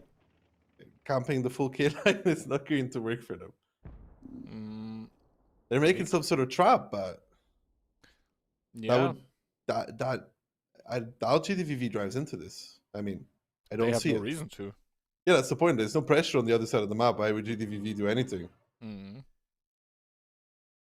Now Vikshare and Feli here, both in the bushes, are not going to see each other, and obviously since they're Batchets, I doubt they will start blind shooting here to dip into the clip. Nearyu is now going to get rotated in his S-Conk. That is purely because, well, Trash Panda got driven off the spot, so now Nearyu would be the one that would be providing the resets, just a reaction to the position that Baron took. Now maybe Aurora is gambling here that basically since Baron is there, that GDVV thinks they need to take the 1-2 line to get those angles onto the IS-7, but they're not taking the bait yet. The only one to have taken a shot of damage remains, to this point in time, Baron. And that is going to be it for the time being. Alexandros there with a very nice position in FG0. Going to be able to be hold down there, mostly unspotted. Although those bushes can be deceitful on that hill here. And other than that, I think Katya and Magnus, yeah, both of them just got spotted in the southwestern part of the map, where they are starting to advance. Vikshare is going to drive away with the Batchet ever so slightly. Baron taking a shot of damage. It seems like GDVV have found an angle or two. Yeah, Justice needs to back off from 1-2, though. I don't know if they have seen anything. They've spotted, they've spotted one tank driving up, so Justice is just going to be bailing as fast as he can in that I-7. See the retake here from Kacha, YOLO, Magnus, and a Banshot as well joining them, which is going to be failing. But Justice, smart enough and experienced enough not to get caught out here. He's back already to the safety position. And now Aurora has lost a lot of time, Kihan. For what? For essentially nothing. Katya now also took a shot of Less damage. than nothing. Yeah, I mean, they're losing. I mean, they're winning ground currently, but they are losing so much time. They're also losing HP. Nearyu taking a shot of damage in his S-Conk there, but that's not going to bother him too much for now. And I honestly don't really see this push here working out in the western part of the map. Trash Panda are coming closer to the S-Conk. Alexandros, he probably knows at this point in time that he's there, because Nearyu will have communicated that he took a shot from there and what kind of tank it was. But I think Aurora now starting to group up in the western part of the map for a push. As I said already, I'm not sure how well this one's gonna go. YOLO and Katya taking a shot each for their troubles here. Lokir and Lexa are gonna be there to support with the E5s as well. Katya already down to below 1k HP. Justus falling back, and I think they've moved themselves sort of in a predicament. Feli getting caught out in the open by the E5 here as well, taking another shot into here. Justus can overpeak. Feli taking yet another one down to 700. This is looking terrible for Aurora. Yeah, the only good thing for Aurora right now is Old Kings coming on the flank, because on the other side of the map, Vic and Trash Panda, everything's been spotted. They have found themselves an S-Conk in his S-Conk, and Alexandros ready to die. Trash Panda will close out this kill. It is improbable that he doesn't. He's trying to shield a little bit as well for his bad shot. I think he even achieved to do that. Alex now down towards a one shot in his S-Conk. And Aurora on this first round not looking good. GDVV looking solid, looking composed as well, as now they are up so much, about 6,000 HP lead for them in this battle. And finally, the first time for GDVV to fall is Justice in his IS-7, but he already paid off his tank. and Aurora just YOLO, just Magnus. They tried something here, some trap on the K line, but all that really did is waste time, precious time. And what it also did is they actually had worse positions than normally. Like the defense just had even better positions than usual. Yeah, GDVV doing nothing special here, but succeeding with that regardless. Good shot by GD here, and that is going to be Magnus down and out of the picture. YOLO gets cleaned up by Vikshare, and GDVV with an extremely comfortable first round. There was never a doubt who was going to take this one if GDVV wasn't going to be taking that bait in the West. They did not. They kept their composure. They kept There's their no pressure. Yeah. There's no pressure. Why would you push 1-2? You wouldn't push 1-2 either, I think, in this regard. Because why would you? No, they're basically I think what Aurora was banking on was basically that Baron taking the basically the inside the field position with the IS-7 would spark an overreaction by GDVV, but their team, they were just too mature to overreact to something that wasn't really harming them in any way, shape, or form. So they got so many tanks in better positions because of it for GDVV. They opened the AB line in the beginning, which puts them a little bit on a weak side against the East, right? Against the straight East push. You gotta say it, against the straight East push, if you go AB line mainly with all of your tanks, you're kind of weak against it, right? But there was no straight East pressure. There was only Baron. What did they do after? They established back the S-Conk near you, right, on the 6th line. They established the CS and the Bacha to cover, which also gives the info, which also just allows them to kill the S-Conk on 0 line for free once this push does happen. And then Justice is able to just farm for free onto the guys pushing in. You have the double E5 behind. Like, I honestly think that they ended up in better positions for GDVV after Aurora tried to make this trap. And the thing is also the execute by Aurora. It was spotted super early, so Justice was able to leave. That IS-7, it ended up paying dividend, right? The people that pushed onto him, they weren't really able to focus him out quickly. He survived for a long time. I think he they didn't was expect second by E5 damage. either. Yeah, the E5, you know, behind the rock there, it's not common to play it. You need a Batchet in the middle to clip it, but even that didn't work for them. It was not good for Aurora. We talked about Opor versus GDVV, and what Opor did so well is they never let GDVV make decisions, really, right? They never let them dictate the game plan. Aurora did exactly that. They said GDVV, you can do whatever you want. Exactly. I think that was the story of the match, basically, in between GDVV and Opor, was that whichever team was able to dictate the pace of the game, that was always the team that ended up winning the round. And here it was just Aurora not exerting any kind of pressure onto GDVV up until they started pushing, where they pushed into setup, well set up defensive positions, into crossfire. They didn't even have the information as to, or basically to all the tanks that they were pushing into. The E5 playing the stone came as a complete surprise. You could see Feli getting spotted out in the open, taking shot after shot after shot, and his Batcher was lucky to make it out alive there even. And yeah, it all started falling apart, but that was obviously only round number 1. It is still a long way to go for either team to be putting themselves into the next game. That being said, GDVV are now gonna take their shot at the steps attack with double IS-7, double mouse, double Batchat, and the CS. Aurora, on the other hand, the Minotauro coming out, the Bat, the double S-Kunk, a IS-7, double 60p as well, double mouse though on attack.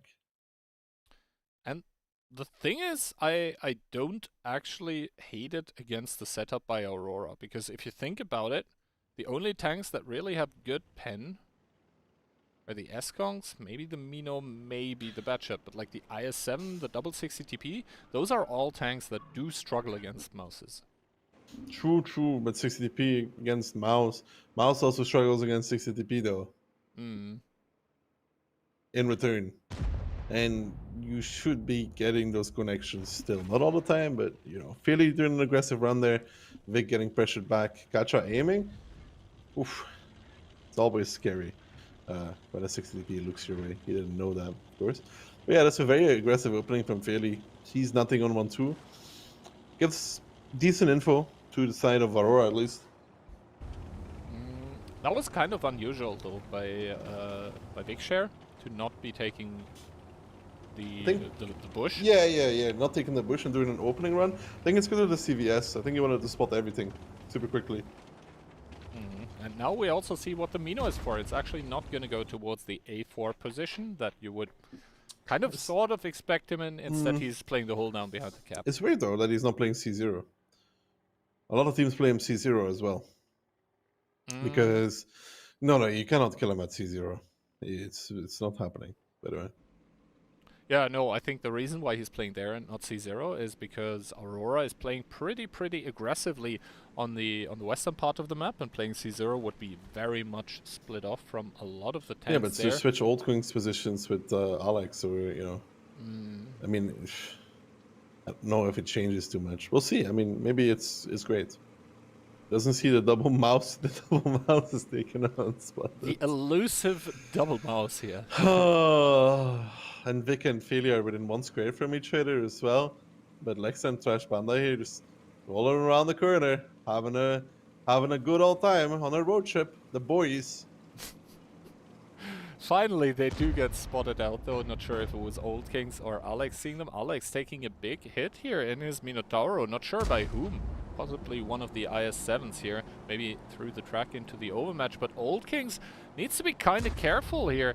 Does do one more shot onto Lokir here in the cap. But, like, what do you do as a Super Conk if there's, like, double mouse driving your way? We can now see the IS-7s here with the overpeak. Not even a connection coming out from Alex, who's now also taking shots into the side So that's by what the mouses. are for. Well, they're just taking the damage, but dealing it too here. Alex down towards a one-shot, down towards the grave. Trash Panda the one to pick it up, and now Old Kings is in a predicament here. Didn't have any replays to get information from. Has to sort of reverse back, and the double cap is still on. Man, in that regard, the mouse is pretty good though. It stalls, so it gets to shoot above that little hill there you see on the right of the Mino. And because it's so tall, it does get those shots rather easily compared to another tank, and it can afford to peek it because, well, it's a mouse. It has just that much HP. Alexa is now in a little bit of trouble in his mouse, but yeah, the 60 TP there, non-connection here, and that's what you talked about. That the 60 TP does struggle with it, and that's the case. Now Feely coming, Baron coming, but look at Vic. Super aware, super in position already with his bad shot as well, coming to clip them out on the side. The mouses are going to go for another peek here.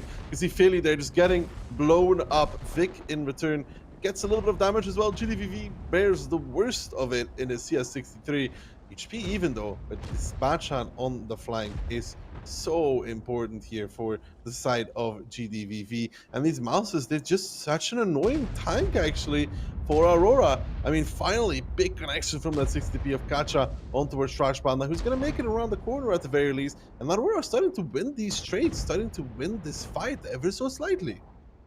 Exactly. Now another big connection gonna come out by YOLO onto the other mouse here. Lexa down to 800, make that 130, so down towards one shot. Old King's probably the one to pick it up with his rather low alpha tank, is gonna get the connection here. And Magnus with the overpeak onto Josta, starting to turn it around. Aurora, who are now also ahead in HP, but now Big Share with that bad shot fully reloaded, starting to open up onto Magnus, is gonna remove the Super Conqueror from the game, prompting Aurora into another zero-line repush, but they're not really fast enough for the CS, I don't think. Baron really trying to get him. Yeah, I think GD is in a big trouble here. He's not going to be able to survive here for much longer, I don't think, although he's playing a good game of Ring Around the Rosie with Baron.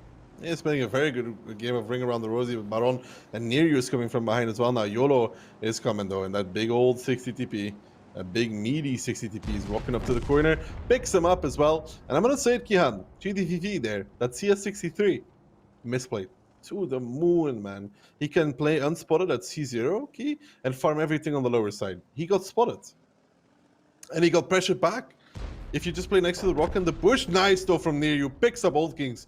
Beautiful shot there on towards that. Now it's a 3v3. We can go back on the CS63 at a later point in time. But this is still pretty bad for Aurora though, and the reason why, it's double bad shot. Yeah, double bad shot on pretty good HP still. Vikshare 1000 near you 1400 or even more than that, and they can just reshuffle. They still have 2 minutes and 20 seconds left. They could just take the one cap with one, maybe even cap with two, play the IS-7 as anchor, have one of the bad shots sort of, exploiting that Aurora will have to come. I think that's about to happen. Big share here with that bad shot. Will They were probably going for the cap, but they stopped. they want to go for the push. I'm I'm not. If they get the bad shots into the game, they win this though. If one of the bats doesn't explode before the push comes, they win the game. But yeah, the big problem here is that, like, the double 60 TP together has the alpha for near you, 160 TP plus an IS-7. They have the alpha for big share, so it will get very, very hard for them to get that. Baron now splitting off. Now I'm not. Well, the timing is so bad for sure. Baron. Yeah, I'm not. Oh god. Now he sees them, he puts a shot into near you, but that's the higher HP bad shot. He starts driving back here, but those bad shots are super mobile. They do have flips as well, and Baron starting to bear the brunt of the damage. They are not really connecting all the shots that they should be connecting here, but now Baron down towards a two-shot. It's going to be near you to pick it up. 1 minute and 10 seconds remaining. Katjana driving in with his 60 TP, being followed by YOLO. Those bad shots, they need to make it out. Vikshare is probably going to admit that he's not going to make it out of this one. Did Katya intuition to HE? No, he actually misses. So Neo is going to make a getaway here, and YOLO will be left to his own devices to pick up Vikshare. Lokia now from the back, and those 60 TPs here cornered. 50 seconds remaining. 50 seconds remaining for Aurora to pick up this round. But look here now coming in. He bounces off the back of YOLO though. That's pretty big catch. Now chasing near you. YOLO as well wants to go for it. But they should have focused back onto look here. Oh. That was the plane. YOLO missing near you as well. That leaves just Kacha. But even though, Kihan, if this 60 TP would hit near you, they needed to kill. Oh, what a low roll by Katja there with the HE. 4 HP remaining, but he is trying to connect every shot. 18 seconds down towards 463. Near you bouncing another one, and now it all depends on to the roll that Lokir gets here onto Katja. He does roll the 60 TP. He does secure what was an incredibly messy game in between GDVV and Aurora, with the better end for the Ukrainians. But my god, the amount of misses, bounces, timings, weird things happening. They kill the bad shot running away, the one like near you. They kill near you, then Vic is always dead after because he can't really run by himself anymore because he's still behind the little hold on.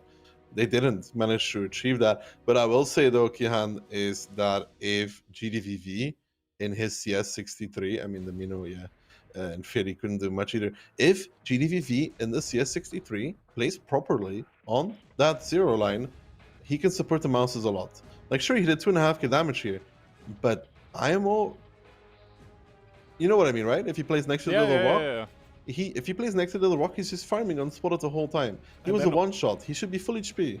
Yeah, and then also like the counter push by this by the 60 TPs on the mouses can't really happen. Gets owned. I mean, owned is a big word, but you know, it just dies over time. If he's full HP there, like he should be, or at minimum half HP, Aurora doesn't come back into this. I mean, they repush the lower side. They can't push the CS anymore. You know, if he's full HP, he can just run away.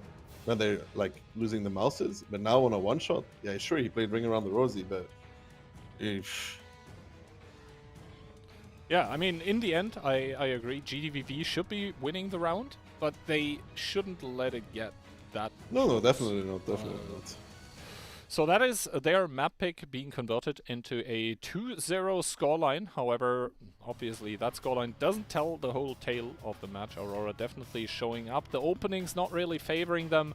But yeah, in the end, GDVV pulling ahead in both rounds. Now we are headed towards Himmelsdorf, a map I'm personally very, very excited about, because even though it's been in 7v7 for ages, I think people keep reinventing the way how they play it. Yeah, there's always a different styles matching up against each other. And GDVV is one of those teams that like to play very heavy. Aurora, they played a bit lighter from what I saw in groups as well. And we'll see how this matches up against each other. But this is the map I was most worried about for Aurora out of the ones that were picked, because I feel like GDVV's Himmels can be steamroll City. we'll see if it will be Steamroll Central here for the side of Aurora, or if they're actually able to bring it back here. Definitely starting to be in that position. We need to pick up rounds. Otherwise, if 2 more rounds go GDVV's way, it is going to be a very quick showing for the team of Aurora in this tournament. It's not all over yet, though. There is still at least 2 rounds for them to play. We're gonna have to wait and see how the lineups are gonna stack up, but I don't think that this is gonna take much longer here. That being said, I'm also pretty worried because GDVV, they did look good last tournament on Himmelsdorf. They did look good on Himmelsdorf, but we'll see, man. Aurora could maybe do something here that works out in their favor. And you know, first round and second round, it's like still early in the match, but there's some big takeaways from that, and I feel like GDVV is ahead of them in playstyle. But let's see. Triple 60p, double 50b, and even 100, and a mouse for GDVV. And for Aurora, once again, the double 60TP, then double 50B, an IS-4, a Batchat, and a 268V4. Another tank we haven't seen yet in the playoffs. Here it is, and now it's once again the question, how does the 60TP stack up to the mouse, to the E100? It deals a bit better with the E100, but not much, especially since the E100 has that DPM with a small gun, or it can simply retaliate with the same kind of Alpha 750 if they choose to take the large one. But I have to say, I like GDVV's lineup a lot more. Not only because it gives them like 2k HP advantage from the get-go, but also I feel like the lineup by Aurora is a lot harder to execute. They have a lot of tanks that sort of are disconnected when it comes to the speeds that they drive at. Whereas for GDVV, I feel like basically everyone has a buddy at least, or maybe 2 or 3, that drives sort of the same speed. Alexandra's here connecting onto near you, but only hitting the gun. We'll have to wait. Now, Alexandros is probably going to be happy to make it out here without taking damage. And Justus, actually the first one to take damage. Old King's on the hill, though, getting spotted in his 50B, taking return fire. Taking return fire, indeed. He's down towards 1691. So good shots there as well. And, you know, if you're GDVV, you're still happy with that, you know, okay? You'd rather take a shot on the E100 or 2 shots on the E100 than 2 shots on a 50B. And this HP deficit already from the beginning is kind of scary, though. Yeah. It's just scary. I mean, it's now almost 3k, right? So it's that light lineup, man. And it's also map control, man. Like, look how much of the map has been lost. Yeah, and the thing is, Aurora can't really recover it because they cannot face check like E100, triple 60 TP with the threat of double B. Like, they cannot face check this with the heavy tanks that they have. Katya now taking one by the 60 TP. That's going to extend the HP lead further that the team in yellow have here. Now we see the double 50B being rotated, but you can also see the positions by GDVV. They're basically situated in a way where the 50Bs would have to cross open ground before they're engaged. And even if they manage to do that, yeah. They're going to be the full repush, but it's a full repush into 6 tanks. Full repush into 6 tanks where, you know, you have triple 60 TP that puts like 2.1k damage into someone. It's going to be so... And then you have the 50Bs. The mouse is coming as well, by the way. Yeah. They know. Oh my god, dude. Oh my god. This is going to be painful. I'm sorry, but it's going to be hard. It's going to be a hard watch. Oh my god. Parental advisory, I think, or something announced here. Yeah, please, disclaimer now. If there's any children watching, please, those children can be moved, okay? Alright, double 60 TP and E100 through the G-line now starting the engage here. The double 50B finding near you though, so maybe the start of an open here, but still 3k HP advantage. And Katya Kratovitz getting completely annihilated by the tanks in front and behind. Vikshare with the 50B also has shots here. YOLO now taking fire. The 2684 trying to do what it can, but Aurora, they drove into 7 tanks here near you. Does get taken out of the picture as the first tank though. It is. V4 is proving quite annoying for GDVV. Only one connection out of 3 on towards him. Baron will say thank you very much and deliver one big one in return on towards them. Trash Panda and the mouse here trying to get those connections in return. He does find one, but this HP lead is shrinking, Kihan, for Aurora. Now they're coming back in with these other loaders. That double 50B finding Justice now in his E100. I think GDVV there didn't connect either, but the double 60 TP connecting the ram from Trash Panda. That's what get out of his trash bin, because he's just going to ram you out of it. But still though, Aurora with 6 tanks, and yeah, his mouse has a lot of HP, but as we say that, -2 tanks immediately for Aurora. Trash Panda is just trading it out. He's like, my trash bin, get out of it. My food, my dinner. He is gonna do one more to the 60p here. I think YOLO got stuck in a little bit of terrain, a little bit of a building there. Gives one more, and even with them finding near you, Kihan, even with them finding near you, they cannot win the fight. Yeah, it seems like Vikshare has now found Alexandros. Will he roll him? He does. Of course. Even. Oh, surely. Surely he rolls him, though. He does, and now the tanks by GDVV starting to peek onto the one-shots, but Vikshare would have been there anyway, and now Lexa is gonna start turning around for the last remaining tank by Aurora. It's going to be Baron in the 268 V4. Trash Panda bouncing another shot onto the V4, but the 60 TP is just gonna come close. I think he even has the overmatch onto the roof of the hull of the 268-4. Another bounce coming out by Trash Panda, but Lexa should be finishing it off. Never mind, it's going to be Vikshare from the sidelines, and GDVV once again a close round, and once again they are pulling out ahead 3-0. Aurora even got extremely fortunate with near you. They don't find the 50B there, they don't find anything in this kind of engagement. They found near you, which then allowed them to come around that corner again, swing with their autoloaders and make it different. If near you is alive in this game, if he's not like somewhere stuck in between and dies, I don't think it would be so close at the end. I don't think so. And Yeah. GDVV there in the 60p also that didn't do the greatest. Yeah, I think in the end it was just the problem for Aurora that GDVV, they had a lot of very, very meaty tanks. Aurora, you said it, they got lucky with the pickup onto Nieyu. That gave them the smallest of openings into the game. But in the end, like the continuous shootout there, Trash Panda just tanking like an absolute champ. The autoloaders by Aurora having to clip out into a super heavy. That is never really what you want to do.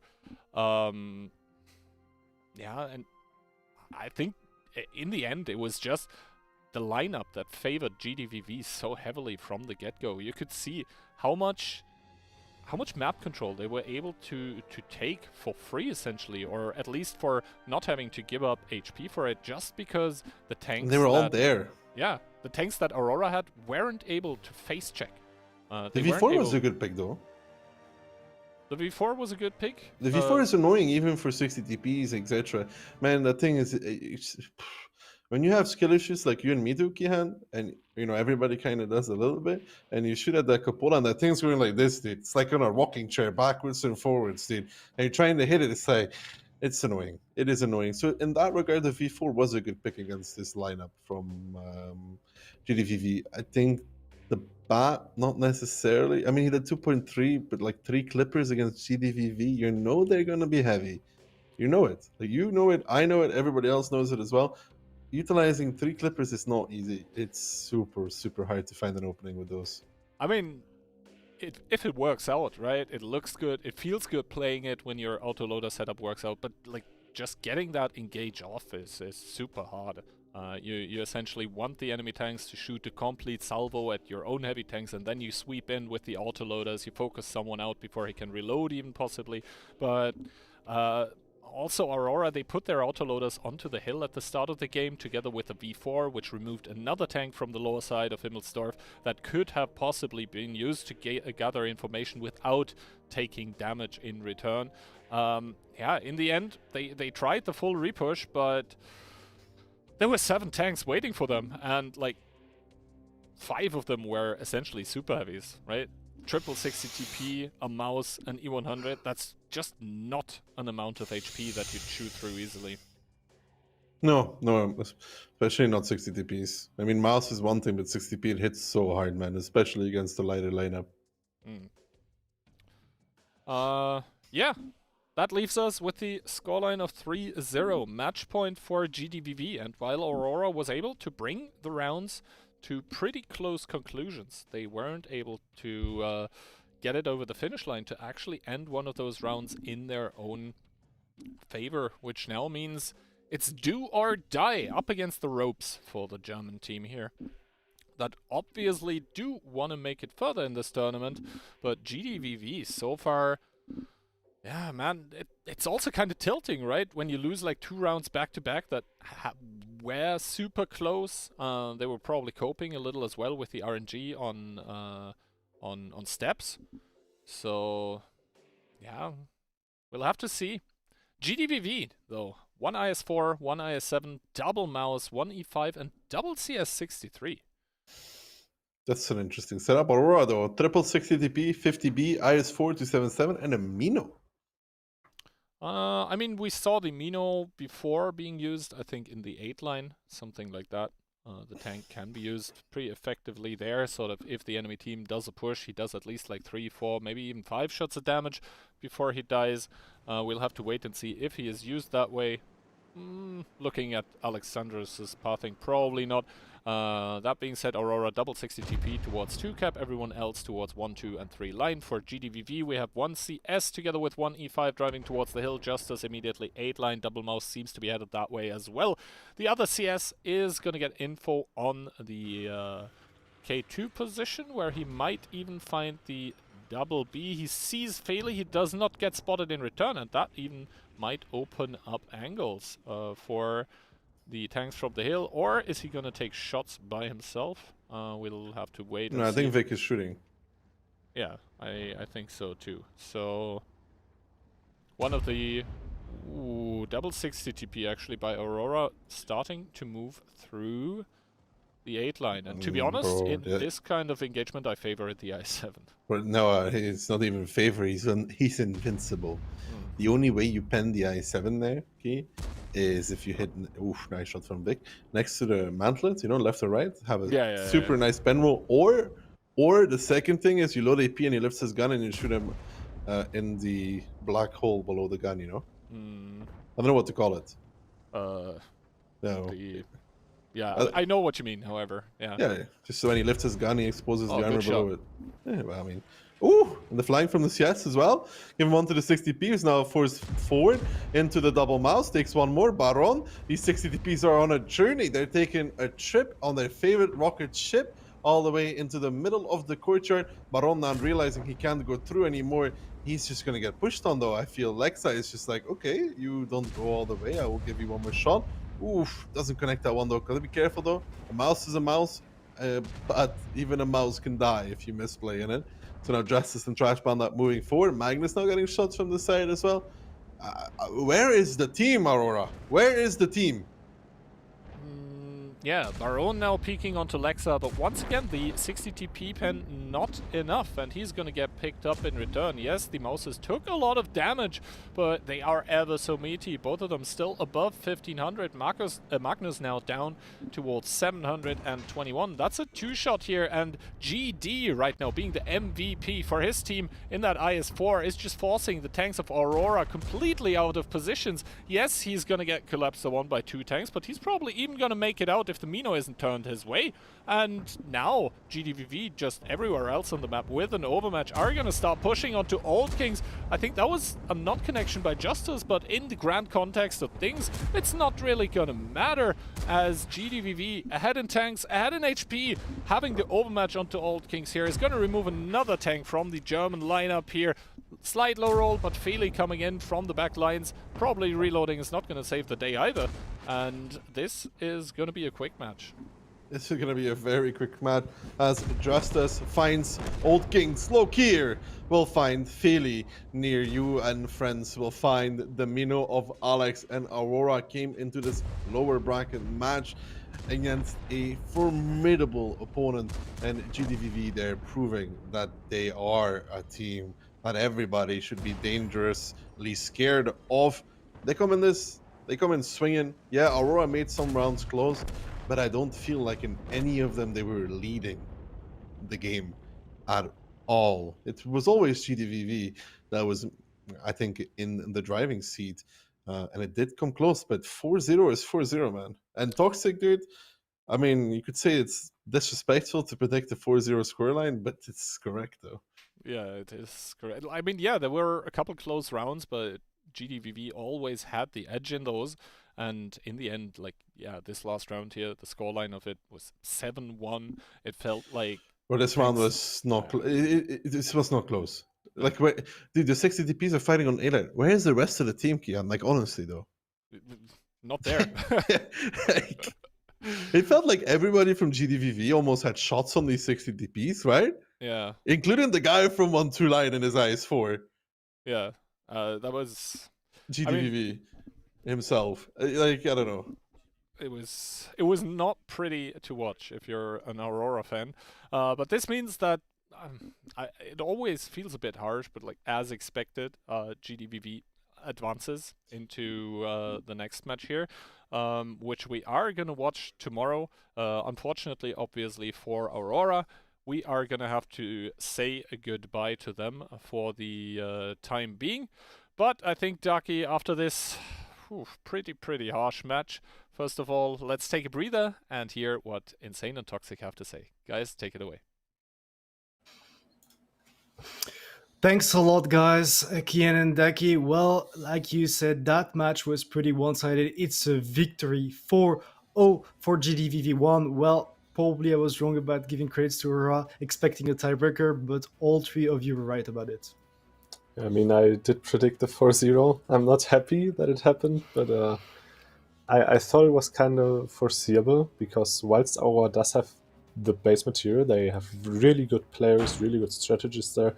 I think the one thing they are really lacking is the experience. And if you give them some more time, maybe 1 or 2 more tournaments to go, then they will be able to compete with those teams. They're just not quite there yet. I mean, I expected them to do better, especially since GDVV already played against Opur a bit before, so they could see their playstyle, they could adjust, get ready for it. It was like their only shot, it was a loser's bracket. Now they are out. Talking about loser's bracket, GDVV1 is going to meet either Raki or Smile, that being the last match of the day. What about Smile? What's your take on that match? I feel like Raki didn't really show a great performance today in their first match. So initially I was very much on Raki's side for this one. But after that showing, I'm not sure, this might be close. Yeah, I mean, I think all 4 of us went Raki's way, but Smile, they definitely have some pretty good names in this team. Like, it's a big mix of players from EU, Ukraine, even NA, if I'm not mistaken. So that's going to be interesting to see. But Toxic, we should take a look at the replays first. About that match, 4-0 domination from GDVV1. That's something we're expecting from them, possibly in the first match against Opur, but that was not there yet. But on this match, starting on step, they did well. Yeah, Ducky mentioned it. There's not really a use here in pushing the 1-2 line. You didn't really have the info to go off. You didn't really have anything. It's just a blind commit, but a blind commit into nothing. So Aurora starting off here with like 3000 HP down, also triggering the repush on the other side of the map. Not a great opener. I mean, I think that's the way Aurora played was like they tried to gather some informations everywhere. They realized that pushing the base 2 was probably not the right call, so they went for that one-line push, but you could see that the EFAs are really great, the DPM they have. Also the armor, yeah, they have a couple on mid-range, and hold on, that's not working great, but in those scenarios, in those brawls, those tanks are just great, and it was complete domination from the side of GDVV. 6k HP up, full map control, good stuff on their defense. Yeah, I mean, you were talking about the E5. The E5 has been buffed, I think, a while ago now, and even though the cupola is there, I know firsthand that it can be quite trollish, so even having that weak spot doesn't really always help. On their attack, GDVV opted for a double mouse setup, which is quite unorthodox, I'd say. It worked out for them. In the end here, there was a lot of bad shooting going on, first from these bad shots, then we will see later. Actually, I think it was Katja missing a shot on one of the bad shots. So I think in the end, if Aurora actually did pen or hit all of their shots, this would have ended differently. But you can't change RNG. You just have to live with it. And GDVV ended up picking the 2-0 on the like steps.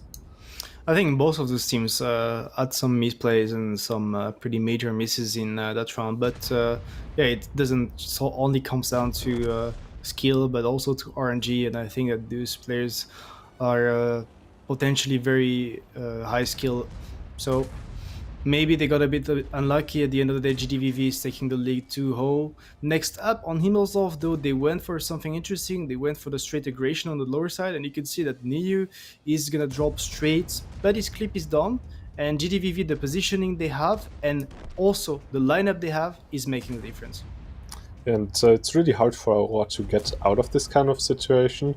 I feel like they did a formidable job, actually. They made this look a lot closer than it should have been. But in the end, you're pushing into 7 stationary guns. Some of these are super heavies with their big 750 alpha guns, so you have a burst potential of 2250 damage on those 6 CTPs. Then you also have the clippers on top of that. Not really something you want to push into. I think the 268v4 pick was really good. This tank is very annoying, even for players with high skill to deal with when it comes down to RNG, just getting the connections on those few weak spots. But at the end, Aura, double B, 1 bad shot. I think, yeah, the lineup made a difference. GDVV was full heavy with only 150B that made his clip before dying. So I think that they deserve to take the victory in their defense. And then Aura on the defense this time, they went for something very splitted. The Mino actually controlling the banana. And then that 60 TP play. Baron and Magnus, I'm not convinced about it according to the tactic they play. Yeah, I think the IS4 of GDVV getting into J1 might have triggered that push. Yep. But they were ready for it. They had 2 Mouses unspotted, which were able to just repush. And from then on, just from the sheer lineup, they were down a couple thousand HP. And then you have those 60 TPs going out basically for free. It's really hard to come back from such a spot. And GDVV really just cleaning up the match, making it a clean 4-0. Much better playstyle than we saw in the first match of them today. Definitely. And this is what I do want to be seeing from them going on in the tournament. I think if they keep on the showing that they had in this match for Aurora, they might be able to still retaliate and get into the grand final. Yeah, definitely. I mean, we expect them to actually get back from that loss on the winners bracket and possibly make it all the way in the losers bracket. But next up, final match of the day, Toxic. It's going to be Raki that lost against Grupa Speed facing Simple. We talked about it slightly before the replays, and well, community predictions once again 50-50. The viewers, they're very undecided about that. Maybe a lot of North American fans. We have some North American representatives in the team of Smile. We have December, who I think, was it him on the casters, on the analyst desk? Or was it October? It was October. Okay, it was October. Probably one of his friends, according to the name. And I mean, it's going to be interesting to see. We basically have the Polish powerhouse of Raki going on versus EU/NA mix kind of team, so we'll see how much the coherence inside of those teams plays into the result. I mean, you have Ali, which is a very known player. Flamesong, he was the guy leading for a bit the Mercy team. You have External, which is also FCing some 77 games on NA. So we can say that both of those teams, they have a lot of colors, or at least FCs. Yeah, they do, and that is usually a blessing because you have a lot of tactical input, but also depending on how good the communication is within the team, it might lead to some trouble. So we'll have to see how well they are prepared in terms of communication, in terms of how much they're prepared for this, and if it's going to be a blessing or a curse, who knows? We will see. I think the key for those teams is to have all of those players on the same page, because sometimes you can have different visions. So you can have like one tank solo, you want him to just push out, you want him to go back and cover your teammates. You need to make sure that all of those FCs in their preparation, they agreed on one way to play, one way to rotate, and they're on the same page. And then they can work together, and that can be beautiful. We'll get to see that Simple against Raki, last match of the day, Toxic. And once again, to introduce that match, we're going to go back to the casters. Kian and Daki, take it away. Are you sick and tired of being relentlessly shamed for your lack of skins and loot boxes and other cool things? Well, don't worry about it. We've got you covered, Jimmy. Hi there, we're MillionPugs. You've probably seen our logo on stream, but here's what we actually do. MillionPugs earns you skins and in-game rewards whenever you shop online. When you shop with any of our partnered brands, you earn our own loyalty points, called Pugs. You then swap those Pugs for some spiffy World of Tanks loot like premium tanks, premium account access, and gold. Anyway, head on over to millionpugs.com now and sign up for free.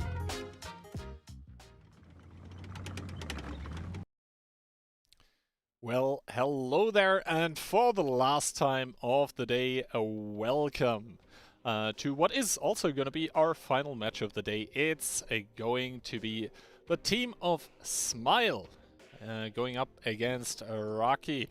The team of Smile, a very, very international one, sort of, I think, semi-newly formed. I think they were the last tournament already under their captain Loop. They have Ali, Neva. I'm not even sure how to say his name. Nagibator? Nagibator? You're gonna have to educate me on that one. External Flamesong, Fly, Horus, December. So some North American reinforcements coming in for the team of Smile as well. Call him Vader. Vader. It's gonna be the easiest for you. Yeah, this is an interesting mix of players, right? From this team. They're going to be going up against Rocky. We talked about it already. A lot of FCs in this team, a lot of FCs in the Smile team as well. So we'll have to see what comes to be from this. Of course, Smile coming in the lower bracket means that they were... you can't say that the lesser team from the group stages. There's no nice way of putting it, because they just didn't perform that well.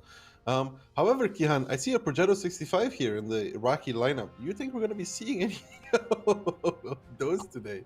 I actually think that last tournament we saw one on a Moravanka, if I recall correctly, and the team that picked it ended up losing the round, but my memory might be failing here. That being said, what's not going to fail is the pick and ban, where Smile has taken out Steps, Rocky removing Cliff. Then that means that now we are going to see Prokhorovka as the first map, Sand River as the second one, Moravanka then taken out. Himmelsdorf was the possible map number 3, and that leaves us with the possible tiebreaker of Ghost Town. Possible tiebreaker of Ghost Town indeed coming in between these two.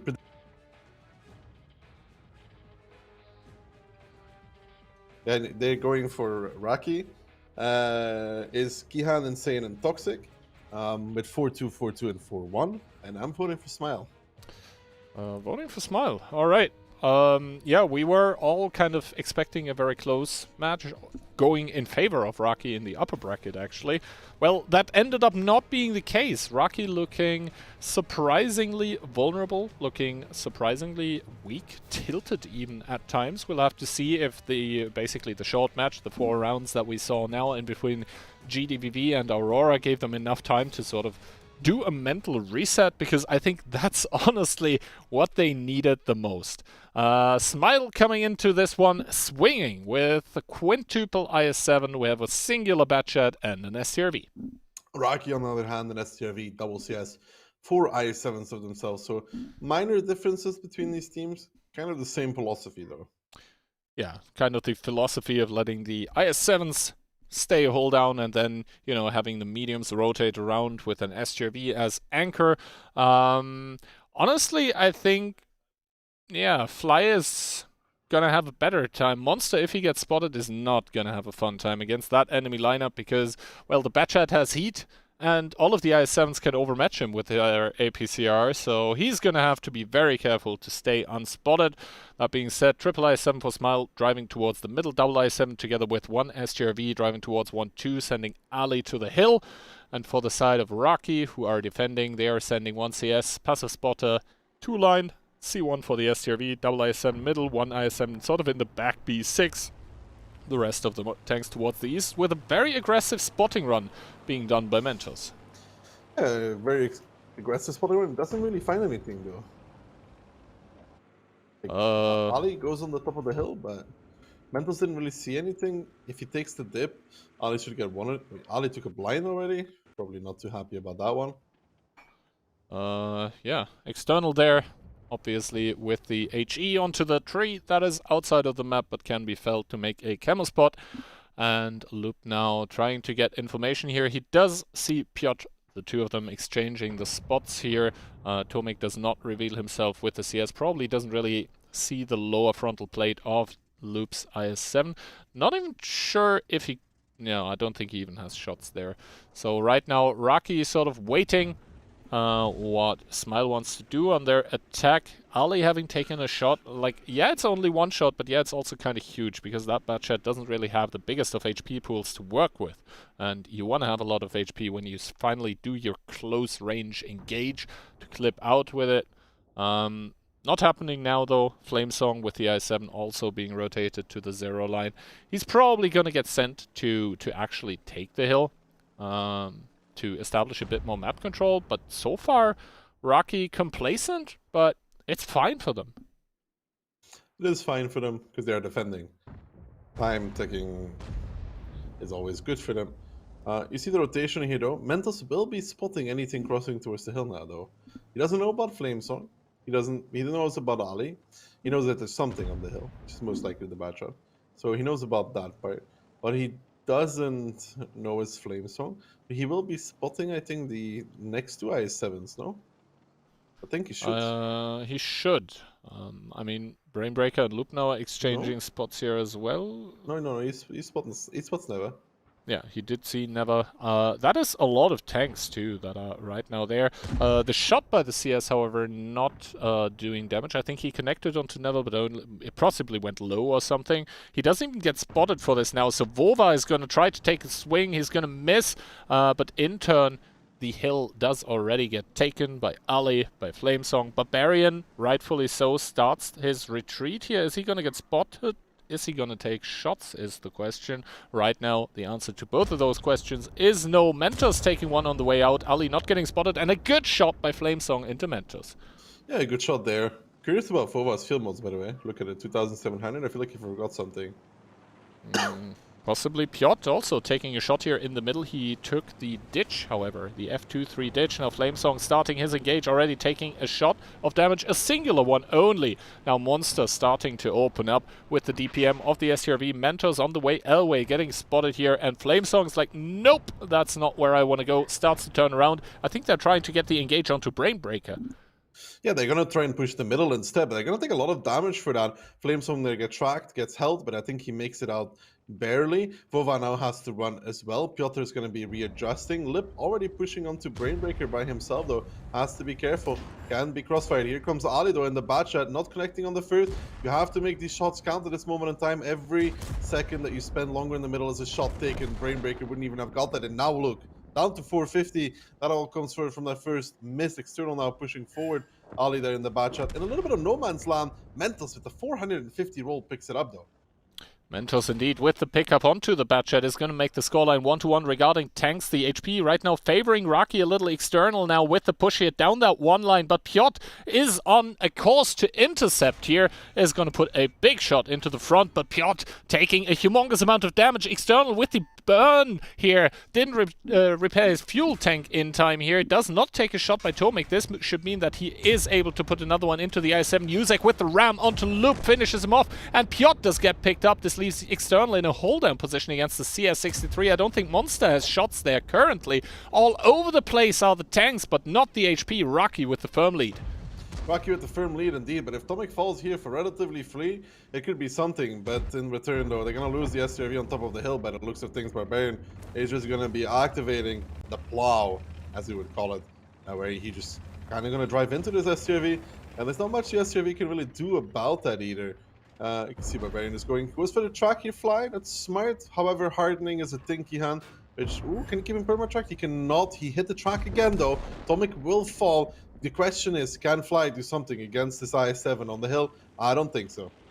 I don't think so either, as now Yuzek and Mentor starting with the overpush, and Barbarian finally made it over the top of the hill. The STRV not able to lower the hull here, does not connect his next shot, does put one more into Barbarian, but that's probably going to be all she wrote, as Barbarian now brutalizing that STRV, who is not able to put another one in. Barbarian with the pickup, and Yuzek with the kill onto Flamesong, leaving us in a 3v3 regarding the guns, but 2 of those for Smile are a one-shot, and Never only has 745 HP to work with. Yeah, this is always over at this point in time, especially because there's an STRV left. I think Fly would have done more damage there if he just shot instead of trying to track, you know? He would need a really, like, a side angle to perma-track the I-7. I don't think he has the reloads for it anyways. He did only 1 shot. He would have done, like, 3, maybe, at least 2. But even that wouldn't change the game, though. Yeah. They lost too much HP for pushing this 9-0 line, and they got forced into 1-2, which was fine. But Ali pushing over the 5-6 line key, I don't know. I don't think it was good. Like, sure, you kill Brainbreaker, but you lose the bat, and you lose Lip as well. I mean, he just dies later. Yeah. Essentially, they traded off the bat against the I-7, who was anchoring middle, but they traded off, as you said, the I-7 and the Batchat too, and the Batchat is such a big asset to lose in such a game. Like, realistically, they had 5 I-7s, right? And then they have the STRV who Has to can't be an really I-7. engage. Has to be an extra I-7 Yeah. going to help Lip. Like, I don't know. The bat can go 1-2 to help external, no? I mean, Yeah. So Batchat is a huge thing in this, especially because he can cover the hill as well. So in the end, we are going to be left with a 1-0 that Rocky, I think, rightfully took the round. There was, they had good reactions. I think there were some openings which Smile didn't exploit, which Smile didn't know about. But in the end, 1-0 deservedly so. Although, with the way this round played out, I don't think we should be writing off Smile just yet. It's only 1 round, and they didn't look like entirely bad. I think sacrificing the Batchat there was if not the crucial mistake, but other than that, it looked kind of fine, honestly. Yeah, I mean, overall not too bad. I will say though that the push off the hill was so out of sync. I'm sorry, but if Flamesong was going, then there was another I-7, and then there was another I-7. I believe they could win a 0-line push. Also a possibility, especially since they had the STRV behind They had them. the STRV on the hill. I think Rocky had what, an STRV, double I-7? Was it double I-7? I think it was double I-7 and CS. So it was 4 things. So they had the STRV on the island. They had an I-7 and 0-line. I think Yuzek was there as well, and Mentos. I think. So it was 4v4, but if the guys pushing off of 0-line together go into 1 I-7 on 0-line, they probably kill him. The STRV from Rocky would struggle because he's constantly getting spammed back at the STRV, and if he's not facing the STRV directly, he's getting pinned to the side, right? Or in the cupola, whatever, but through the side. So I think they could win a 0-line push if they did it together, but it was so decent they swung, and I think that was a mistake. I think they should have went for the 0-line push together, run it down on 1 I-7, you cook him, right? And then you go cook the next one, and then, you know, if the STRV gets isolated on that little island, it's fine, no? Should normally be. Alas, they decided to go for the swing. It did not work out, leading to their defeat 1-0, obviously. Now, however, the sides are going to be switched. It's going to be Smile defending on Prokhorovka, a map that we saw the team of Rocky already earlier today. Yeah, they didn't look too good in their match earlier, but they seemed, at least for now, to have their crap together, to have it figured out. There were some openings, you outlined it on the 0-line. If the enemy team properly commits there is the chance of Rocky losing that game, but... Yeah, but a life important question. What do you think of Kofola? Kofola? Yeah. What is that? Wait, the Czech... Isn't it Kofola? Isn't it called Kofola? The Czech replacement for Cola. Yeah. I heard about it, and... You've never even tried it? I think... Jermia made me try it once. And how long have you been in Prague for? I mean, I've been in Prague for like 2.5 years, and I haven't even had a single trdelnik, which is like the sort of traditional sweet Bro, bakeries. if I was the Czech community, I'd deport your ass straight back to Germany. Dude, I'm not gonna lie. The man gets fucking bratwurst shipped in from everywhere out of Germany, dude. It's like bratwurst here, bratwurst there, bratwurst everywhere. I enjoy different kind of foods from here, like goulash. Okay, what is your favorite? Knedlik. What? Oh, okay. I was gonna ask, what's your favorite Czech dish that everybody should try? Probably like the bun dumplings that have bacon baked into them. Those are great. Really? I've never tried that. You Oh, have yeah. to take me to one of those places when I come over. Deal. And I'm gonna make you try kofola. I think Jermia made me try it once and I didn't really like it, to be honest. But yeah, then again, Smile against Rocky. We're back at it. Smile bringing quadruple IS7, double CS63, and an STRV. And an STRV to round it up. Rocky, on the other hand, a lot heavier still, because they have that 4 IS7, the S-Conk, CS, and the STRV. It's quite a bit, I know it's only one medium difference, but it's quite a bit heavier still. Mm-hmm. I mean, Especially that S-Conk. obviously the mobility advantage going towards the way of Smile here. But yeah, Rocky, they just have this continuous shootout power if they want to, and they still have the STRV from the backlines that is going to fire, because realistically, Smile will only be able to like collapse onto heavy tanks that by nature have more HP. They take longer to kill, and then you have that STRV just constantly farming from the backline. But obviously it is Rocky's task to make such a situation happen, because it is them who are attacking. Unsurprisingly, the STRV going towards the C1 position. We have the CS with low noise and CVS. No optics, however. Ali opting for the rammer in this scenario here. And a lot of Smile tanks. All of the heavy tanks are spotted already. Yeah, they're very mid-aggressive. But so is Rocky, though. I mean, you see triple heavy from Rocky in the middle. You have that double IS7, the S-Conk. One IS7 on K2, one on the hill. Both teams have pretty decent info here. Yeah, but I actually think that should be favoring Smile currently, because the important tanks haven't been found, right? The CS, know, both dude. CSs, the STRV. Yeah, but they already know that one CS is on zero line. No, nothing else would make it here on time, right? So that's one CS location. Okay. You're missing the STRV. Well, this is the most likely. What are the two locations an STRV plays? Let's walk from. Let's work from Rocky's perspective. I mean, Right? Well, what are the two locations that the STRV can play with this strategy? I mean, C1, A6, and B9 is unlikely simply because so B9 many is super I7s. unlikely. Yeah, because so many I7s are committed in the middle. Hill getting taken now by Rocky, and Vova rightfully so makes his way away from it. They're sort of giving up. Essentially, ground for time is what Smile is doing currently. They have inflicted one shot of damage as it stands, but now Loop took one back in his IS-7 respectively. And now we'll have to see if the IS-7 on top of the hill that is being joined by the CS will actually see the CS that is driving away. I don't think that is the case as of now. You see Brainbreaker. the difficulty in this defense though now? Yeah, I mean, no one is able to really farm Piotr. Piotr doing the zero line push for essentially free. And this is not really different from Rocky, Kian. Remember how they played before? With the zero line push that they already did against Krupa? Yep. Kind of similar, no? And Brainbreaker, though, like those overpeaks, he shouldn't be allowed to do those, yet he Who's simply gonna shoot him? does. Yeah, who is going to shoot him? This is such a hard defense to play out from. What are you doing here? I mean, This is the Vova issue is with it. dead. The only thing that Rocky needs to be afraid of is that basically committing too many tanks to kill the CS, and then all of a sudden the overpush comes over the middle, but even then the STRV will be able to free farm all the time. So yeah. Right, it's just really, really bad to be in this position. That's why you usually see teams initially aggressing the middle and then rotating, right? Like they start bailing out of that and start taking back different parts of the map. It didn't really happen for Smile. Ooh, Piotr now coming in, losing his driver, but big ram, and now Barbarian from the other side with the double team and the kill. Vova with one shot of damage completely getting removed, and no reaction so far from the side of Smile here, who are just bleeding HP everywhere. it's over, Key.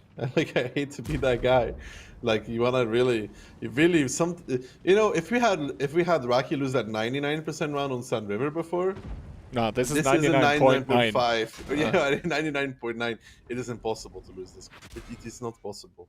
No. You have to like have 5 guys get ammo-racked. It's Smile's opening is fine. It's not about the open. It's the reactions. If there's nothing happening in the middle, Key, you have to rotate. Why? Because you get surrounded. Yeah. I mean, that's just how it is. I'm trying to find any kind of silver lining to silver still lining. make this exciting, but yeah, There is no there silver isn't. lining. There isn't. It's just no reaction from Smile. And it's very simple move from Raki, shut down their defense. This is why, like I said, you see teams that pressure the middle initially, bail. They'll start pulling tanks back. They'll leave unspotted. They'll re-pressure the 0 line with like an I7 or something, you know? They put back pressure on that part of the map. They'll have the CS spotting 1-2 with an STRV behind. They'll leave 1 tank in the middle. And now all of a sudden you're playing against a defense where you only know where 1 tank is. Maybe 2, right? But in this case, they knew where all the heavies were. Yep. Exactly. And now the last remainders of the team of Smile getting killed in that 1-2 line here. Fly, the last one in the SRV, does get 1 more kill. But it's all not gonna matter because that's gonna be all she wrote. 1 HP and Monster to pick it up.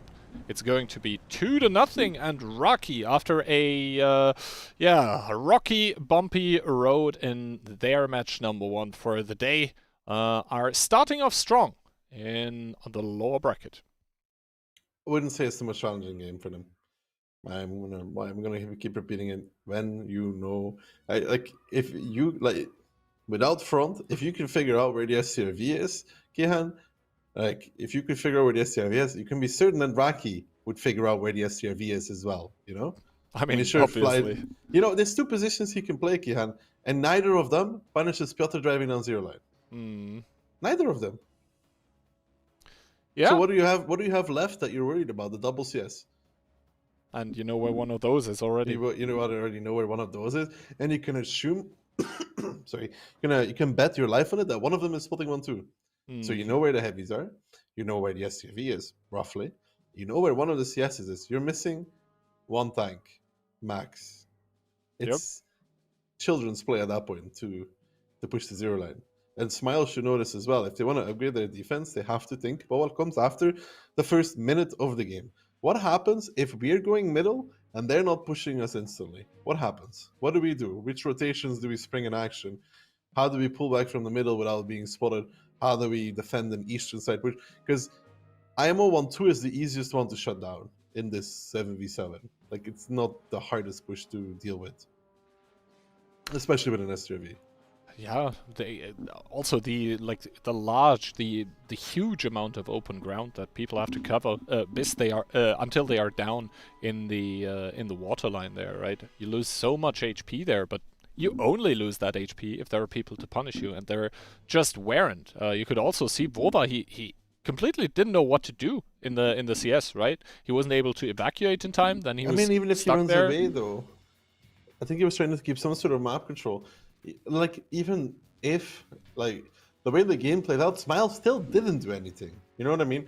Like, if you have a choice which is 100% loss, and you have a choice which is 99% loss, you take the 99% loss choice, right?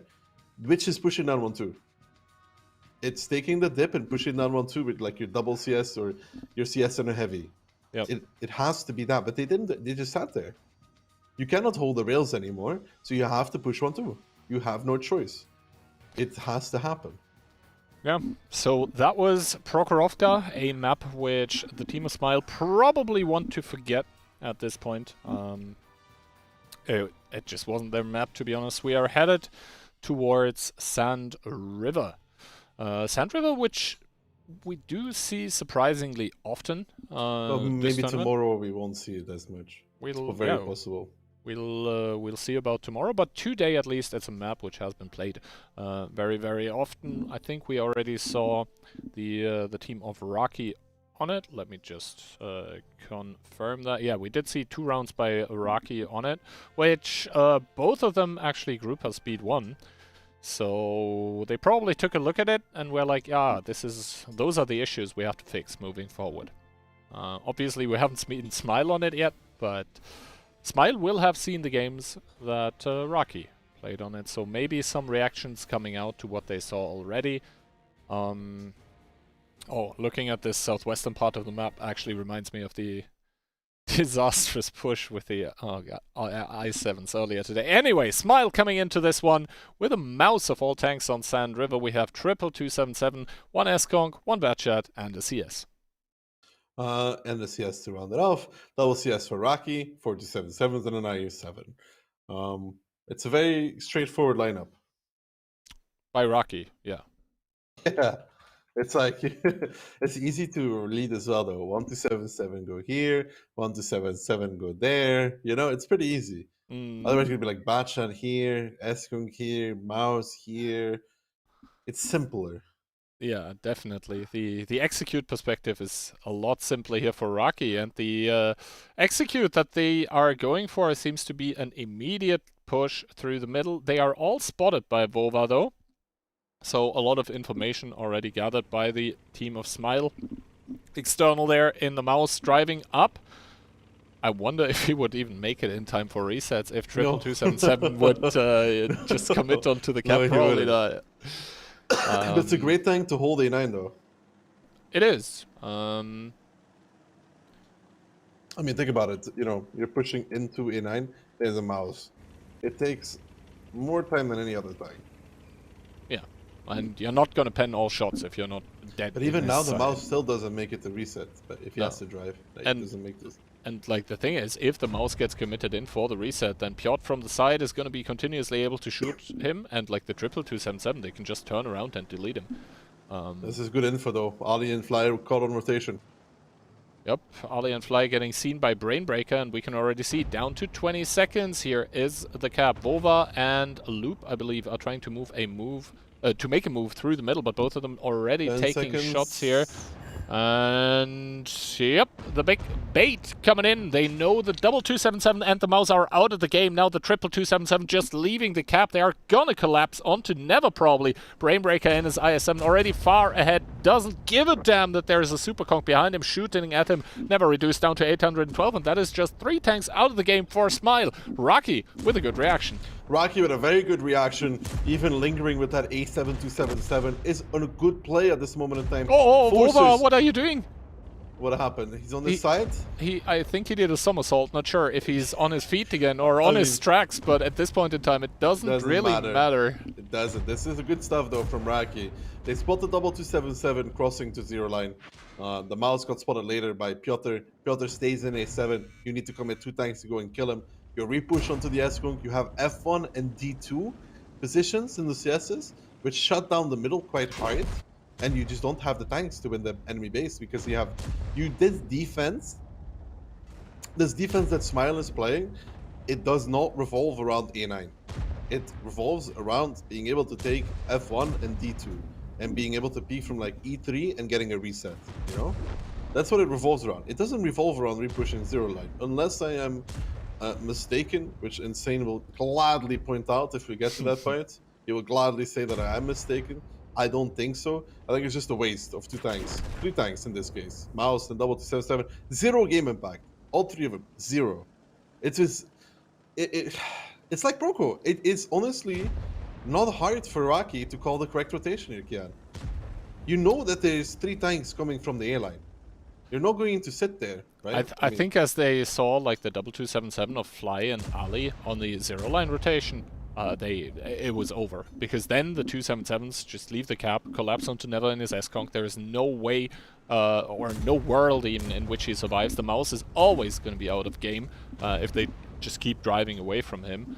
And yeah, we can even see that Ali didn't succeed against Piotr in A7, A8. He wasn't even able to kill him. Instead, it was Piotr with a quick no-you, and it was Rocky with a quick 3-0 over Smile here. Smile not really catching a break. Rocky just with all the correct answers to the questions that Smile is asking. Yeah. I mean, it's not like Smile is a bad team. I don't think anybody's saying No. It's more like, if you want to beat a team like Rocky, you have to make the right decisions. If you give it too big of an opening, it's going to get abused. And that Like is Neva did in this round. yeah, that is exactly what we're seeing. 3-0. I think the first round on Proc probably was the closest one out of them all, but in the end, I think the 3-0 scoreline, as harsh as it sounds, once again, it's fair. Smile at no point in either of those rounds really looked like they were in the driver's seat. They didn't look like they had an advantage, and especially in round number 2 and 3, on a tactical level, not so much player skill, I don't think, but on a tactical level, they simply got read like an open book, and then they got outplayed. Yeah. And the result of this is a 3-0 scoreline. You don't like to see any team go out of the tournament losing all 4 games, right? You want to see them at least play a bit more. Nobody likes going through group stages, qualies, and then arriving at the playoff, and it's like 4-0 zu Hause. Yeah, it's rough right now for Smile. But then again, they're facing off against a formidable team. Rocky, it was kind of weird seeing them fall apart like they did in the upper bracket, but I would say right now they're performing right about at the standard where we all expected them to be. Yeah, and maybe Smile is a bit underperforming from what we expect them, because we expect them to pick up at least 1 or 2 rounds at the bare minimum. I think that is not. It's like the same with Aurora, You wouldn't expect them to lose 4-0 unless you're toxic. Toxic in more way than one, indeed. But yeah, we see 7-0. You can't really blame any of the players individual. It was just on a tactical level better by the team of Rocky. Yeah, and hopefully if you Smile, they can keep their composure, show us something here in the next 3 battles. Stranger things have happened, right? Anything is possible if you just believe. That is indeed true, but it is also highly unlikely, as we do possibly for the last time today see the map video of a map that is going to be played. It's going to be Sand River, I think, for the sake of the match, also for the sake of the team of Smile. I want to see more rounds, but Rocky, in this match at least, have not really shown intentions of letting that happen. We'll see what is gonna happen. They have this Sand River to work with, and they're going to do it with a 60 DP, an STRV, a CS63, double, triple, actually, 277s, and a singular IS7. And for the side of Smile, they are trying to stay alive in the tournament, and doing so with a double 62p, quadruple 277, and an S-Conk. Now, looking at the lineup of Smile, there is not a single medium, there is not a single TD, there's not a single light tank, there's not a single RT, obviously. It's just heavies, and like 3 of those are pretty immobile. The 277s are gonna have to be the rotational force if Smile decides to make rotations. That is, currently they're sending 160 TP to F1 to anchor there, the S-Conk to snipe, and everyone else towards the north. From the side of Rocky, they're leaving Piotr close to the 2-cap once again in his 60 TP. They have Brainbreaker in the middle with the 277 to provide spots, to also provide a bit of cover fire. Piotr taking a shot here. I believe that was never from the base with his S-Conk. And all the rest of their tanks is essentially in the south. Now Piotr sort of being left to his own devices here a little. The only one who could cover him right now is the 277. Yeah, only the 277. But all in all, I like this from Rocky. It is similar to what we saw from them before, but different at the same time. You see the 60 DP position. This time he can overpeak from there and reset. Right? Remember how they played against Grupa? They're going to be kind of similar here. Piotr is the emergency decap, but again, it revolves around winning F1 and D2. If you don't have F1, you don't have D2, you don't have anything. Piotr now with the spot here onto Flame Song, so does at least see one of the 277s paying with a big hit. that Loop was able to put in there, though. Now starting to come with a proxy spot, but I don't think he'll be able to completely stay safe from that 60 TP. Taking another big hit, now starting to overpeak because Cap is getting low. The HE reset coming in, 2 tanks getting reset, but Piotr already down and out of the game here, completely getting removed in turn though. Ali getting pushed upon. Yeah, Ali getting pushed upon. Again, there's something missing in this defense though from Raki this time. And what is missing here this time is their own base in G9. They're missing their own base, and Monster here, the STFE, running and running and running. Legend has it he's going to be running for the rest of his life. Now, never getting collapsed upon, but once again, the story, S-Conk against IS-7 in the facehug, that's always going to favor the S-Conk. That's why Uzek is now starting to come in, and Monster there with the STRV and the Monka steer moment, turning on his back, doesn't want to see what's happening right now. Good lord, he's not gonna be happy. He just submitted his master's thesis, but apparently that one wasn't in physics. Yeah, definitely was not in physics. I mean, the 277 will try to unflip him here, I would guess.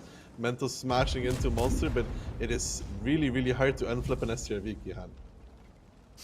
Especially if, you know, Because he it's a doesn't full- want to get unflipped. No, Once it because doesn't look like he wants to be. No, because it's like not like on its turret or something. It's on its entire roof, you know? Yeah.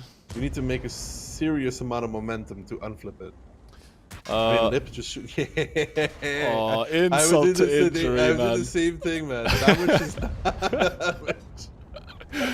But yeah, on the other parts of the map, obviously Raki, after the disastrous loss of their STRV, their spirits completely broken. They are starting to get collapsed upon. Barbarian with another good shot into WoT's side, but WoT retaliating into the upper plate of the IS-7, removing him almost from the game down towards a one-shot.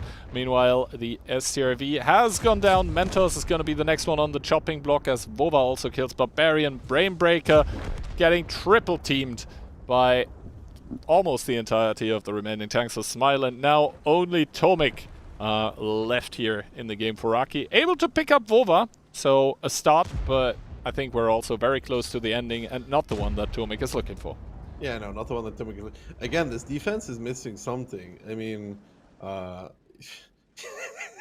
it's like they don't have their own base in this regard. Okay, they won F1 and D2, but, you know, Piotr died for the reset.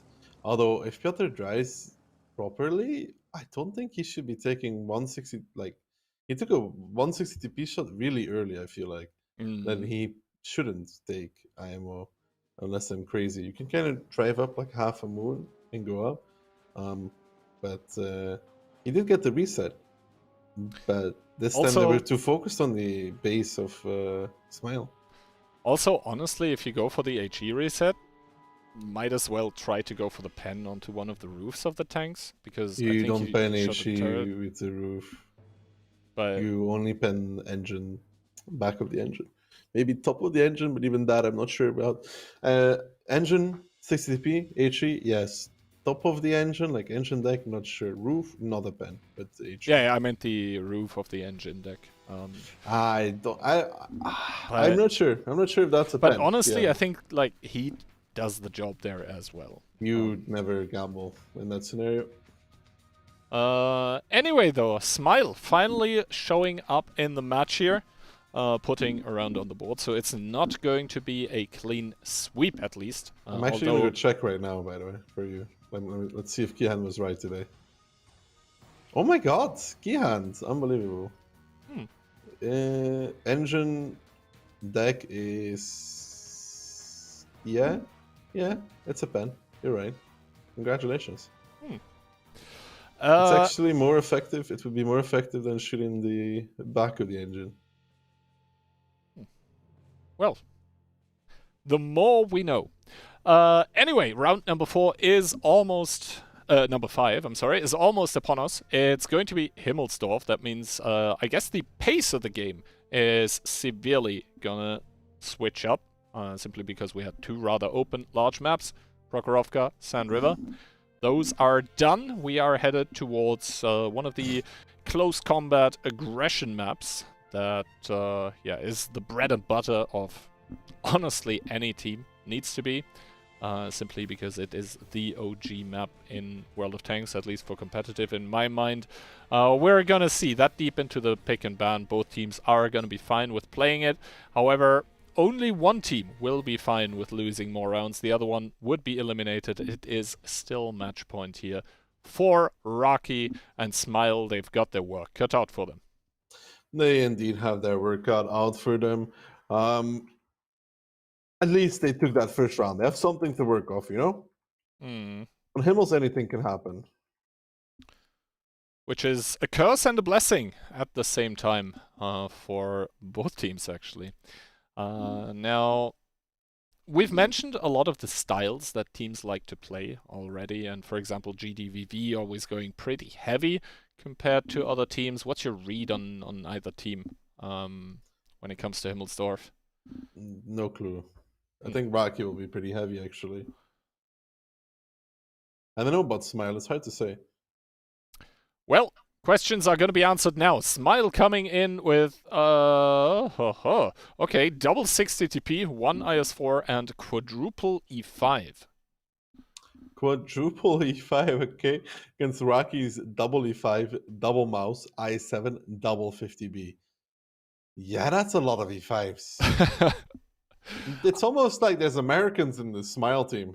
I am so weirded out. Like, I have no clue how this game is going to pan out, because I can't really properly predict how those lineups stack up against each other. Yeah, it's weird, honestly, because, like, Rocky, they normally have, like, the lighter lineup simply because of double B, then some E5s, you know, but they also have the double mouse coming into this one. And then, at the same time, Smile, they have, like, the quadruple E5 that brings a lot of DPM, but not really bursty, and at the same time, you have the double 60 TP. That is, I mean, if you think about it, kind of bursty. It's weird. We'll have to see. Opening-wise, we are seeing Rocky mostly on the lower side of the map. However, 150B is making his way there, and Mentos already on the 0 line, but I think that... Oh, lucky for him, he doesn't decide to commit in here. He shouldn't. No, he shouldn't. But, well, at least Rocky's covering their angles, right? So what do they know? 1, 2, 3. 3 tanks are known. They don't know about any of these E5s here. But the positions that Smile has, you could assume that there will be at least one guy on 1-2, right? 4. That leaves you with 3 tanks unaccounted for. The timing for Mentos is a disaster. He just left, but I think Tomek is coming to take over with the timing. It's, you know, as Fugo said, sometimes bad timing can be bad timing. That's what he said. He was 100% correct with that. That is true. Sometimes bad timing can be bad timing. 50B now starting to peek here. Does see them, does take 1 shot only in return. So I guess that was, all things considered, it was pretty cheap information. Yeah, it's perfect that Tomek came to take over the spot, though. They needed that. Like, they needed to see these guys. Ooh, okay, taking 2 more shots as Tomek now starting to make his way away, but that is also going to ring the alarm bell for Mentos here, who is going to evacuate the hill here. Repush coming out by Smile, and yeah, they do get actually kind of a lot for it. 3 shots into a 50B as well as map control over the hill, where now Fly and Boba are going to be stationed. One of the E5s already turning around because Rocky in turn is starting a push through the 8 line. It's a long way from home, though, and a long way from taking it home as well. Rocky adjusting, pushing down the 8 line, but this puts you in this uncomfortable position, though. When you push down the 8 line, and you have no hill control, how do you play it from? Yeah, you can't push D-line. And it's really awkward, isn't it? Pushing 7-8 is a gamble. And obviously they don't have information on the E5s as well, who have all rotated down the hill now. Boba getting spotted, Never as well. Fly too. I'm not sure I agree with this repush. You're completely correct. This is not a good repush because they also now know that the hill is empty again. Yeah. However, there's no tank really close for taking the hill as of right now. It's just the triple E5 starting to trade off against the mouse here. Meanwhile, though, Barbarian and Brainbreaker, they're starting to engage onto the 60 TPs external from the other side. Coming there as well, trying to block the 50B. Barbarian, is he going to make it out? It doesn't look like it. Barbarian humpity up and over. The IS-4 is going to make it away, but Flamesong shutting him down. Meanwhile, Brainbreaker mounting external here, but he's going to die. In turn, the IS-4 does fall as well. And it's just all over the place, Darky. This was a good trade for Brainbreaker, though. The IS-4 far more HP in that scenario, far more impactful as well than the IS-7. I think that was the best he could do in the scenario he was in. External should have driven out of that. Should have not let him get mounted, unless he wanted that. And then that's totally okay. I sometimes let tanks mount me to Kihan for fun, you know? However, that's not really in the playoffs of a WoT7 tournament, where it matters. And now, though, this repush, you questioned it. You questioned the repush. And you know what, Kihan? You were completely correct. I cannot believe that I have to admit this. Not taking the hill, not establishing the hill for Rocky, when they have everything you could want. You have info on maturity on the team. You have info where they're going. You don't really have to make a risky repush. Now Loop, though, behind Monster, he's going to be constantly putting in those shots here. Fly, however, does get completely killed. Never there in the 1v1 against Yuzek, and now only Loop remaining here. Yes, Rocky, they're down to 4k HP, but Loop by himself only has 2k, and that is probably going to be all she wrote for the international team of Smile, who had a good round number 4 here, able to pick up one, but Rocky is gonna remain victorious. It's gonna be 4-1. Yeah, some sliver of hope was there for Smile, but they got crushed, like our dreams of my prediction being correct, unfortunately enough. But good for Rocky, solid performance here. And yeah, that repush, it wasn't needed. You have the hill for free. You know where the tanks are going. It would be so awkward to play from, though. Like from Rocky's POV, it's so weird. Like, how do you approach the game when you push down 8 lane? You can't continue. If you cut left, you're in the open of the hill. It's super weird to play. However, what's great, Gihan? If the enemy team repushes you, that's great. Yeah, that is... And, like, the thing is, they were repushing... What were they repushing on? Well, it was a mouse. And if there is a single tank in the game, in WoT7, that you want people to push up on, it is the mouse. That is what the tank is decided to do. It is the sponge for the enemy clips, for the enemy DPM, for the enemy shells as a whole. And meanwhile, your team is just going to run away with it. Yeah, overall, great reactions by the team of Rocky here. Proving to, at least today, be the better team. And yeah, unfortunately for Smile, they are going to be relegated to the sidelines to watching the stream. That is also going to happen tomorrow, by the way, the day 2 of the MillionPugs WoT7 number 11 finals, 16 CEST. Please tune in. Other than that, Ducky, we're going to raid you today after the stream, so obviously people can keep claiming their drops. And that all being said and done, I think it is time for the analysts to once again tell us what exactly happened here. Take it away, guys. Well, thanks a lot, guys, Kian and Deki, for that first day of the playoff of this tournament. We will get to hear more tomorrow. And Toxic, what do you think about this match between those two teams? Well, we have seen a dominant performance from the side of Raki and probably slacking a bit for the side of Smile. We expected them to be better there. I mean, my prediction, once again, was correct. So I'm pretty happy about that. Smile still not really performing as they should. They got the win on Sand River, and I feel like it was more a case of Raki just maladjusting their strat rather than them playing perfectly fine. I mean, Monster flipping in his SCRV wasn't really a help. But yeah, Raki going on to the lower bracket, facing off GDVV1 tomorrow, pretty much as expected, I would say. Yeah, I mean, if you take a closer look at the matchups we have tomorrow, we have Aurora and Smile that are not going to continue in this tournament, and they were actually possibly the two worst team in this tournament because they were already third in their groups last Sunday. So I guess no surprise there. Only maybe Raki losing against Group Speed in the winners bracket earlier.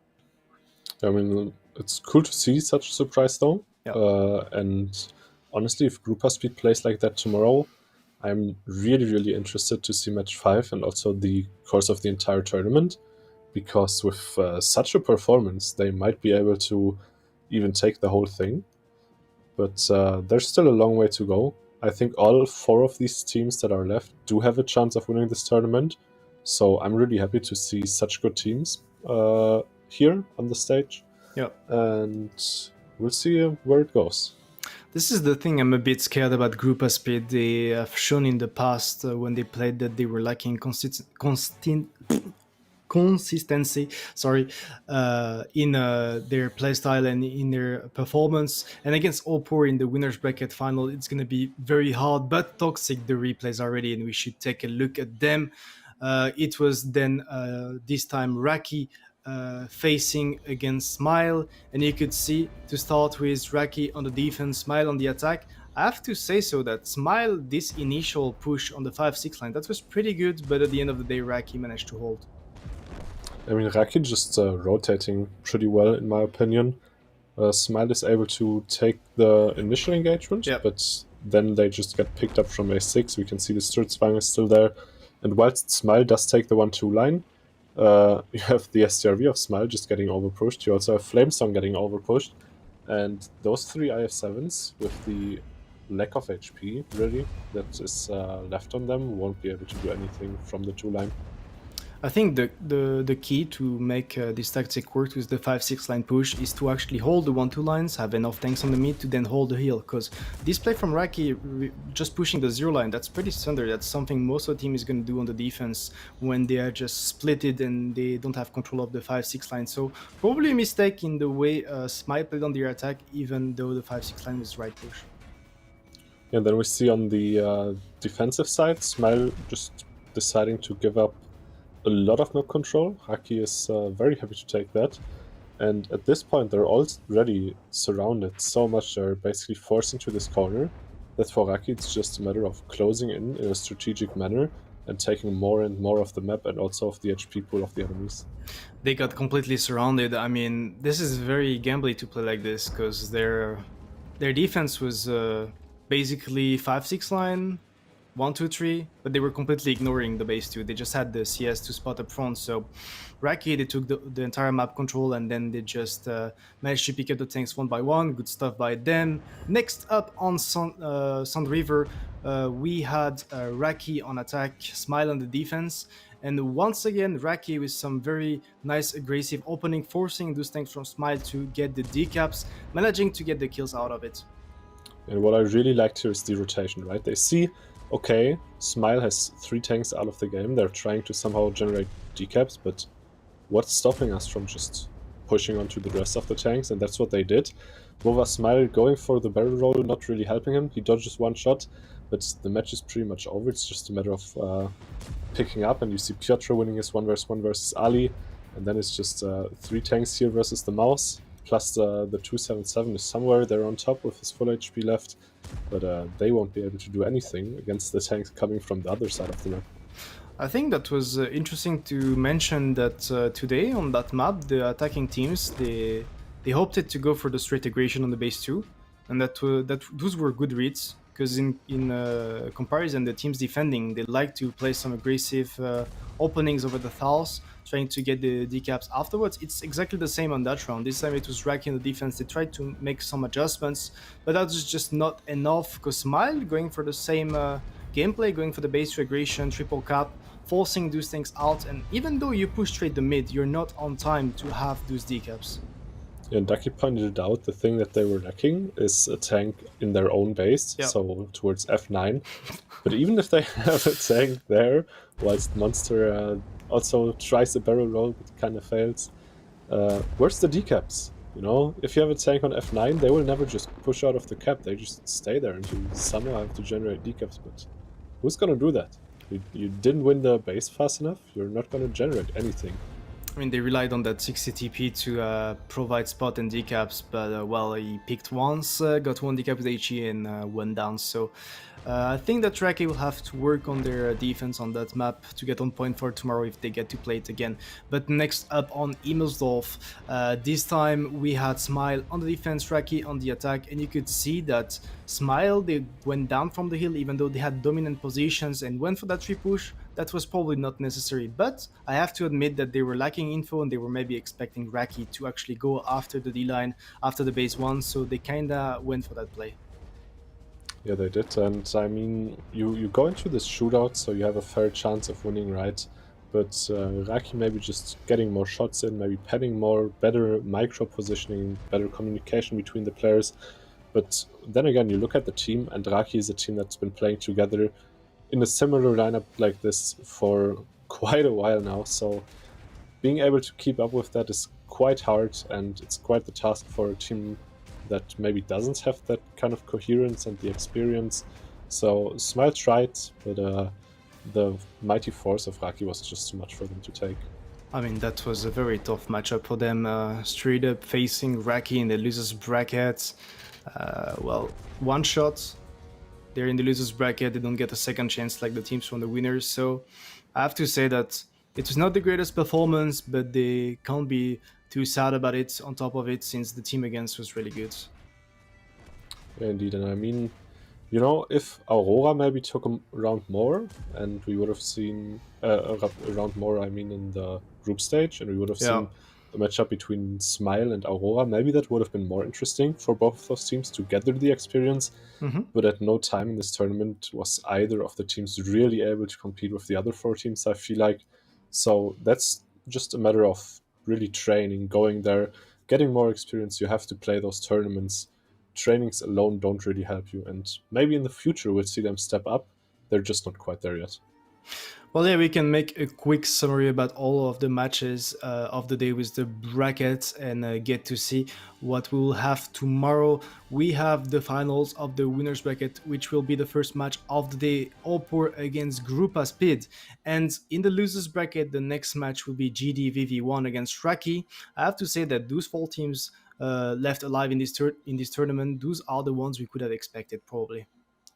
Yeah, they definitely are the teams that you expected. And I mean, Oppo and Grupa have one big advantage that the other 2 teams just don't have, which is they are allowed mistakes. You know, they can lose a match, they will go to the lower bracket final and will still be able to then go on to the upper bracket final. But for GDVV1 and Raki, they will have to win tomorrow 2 games back to back to get to the grand finals, and then they have to win the grand finals as well. So that's a back to back to back win. And that's quite tough to do, right? We will be seeing if those teams are able to make it, but that is for tomorrow to see.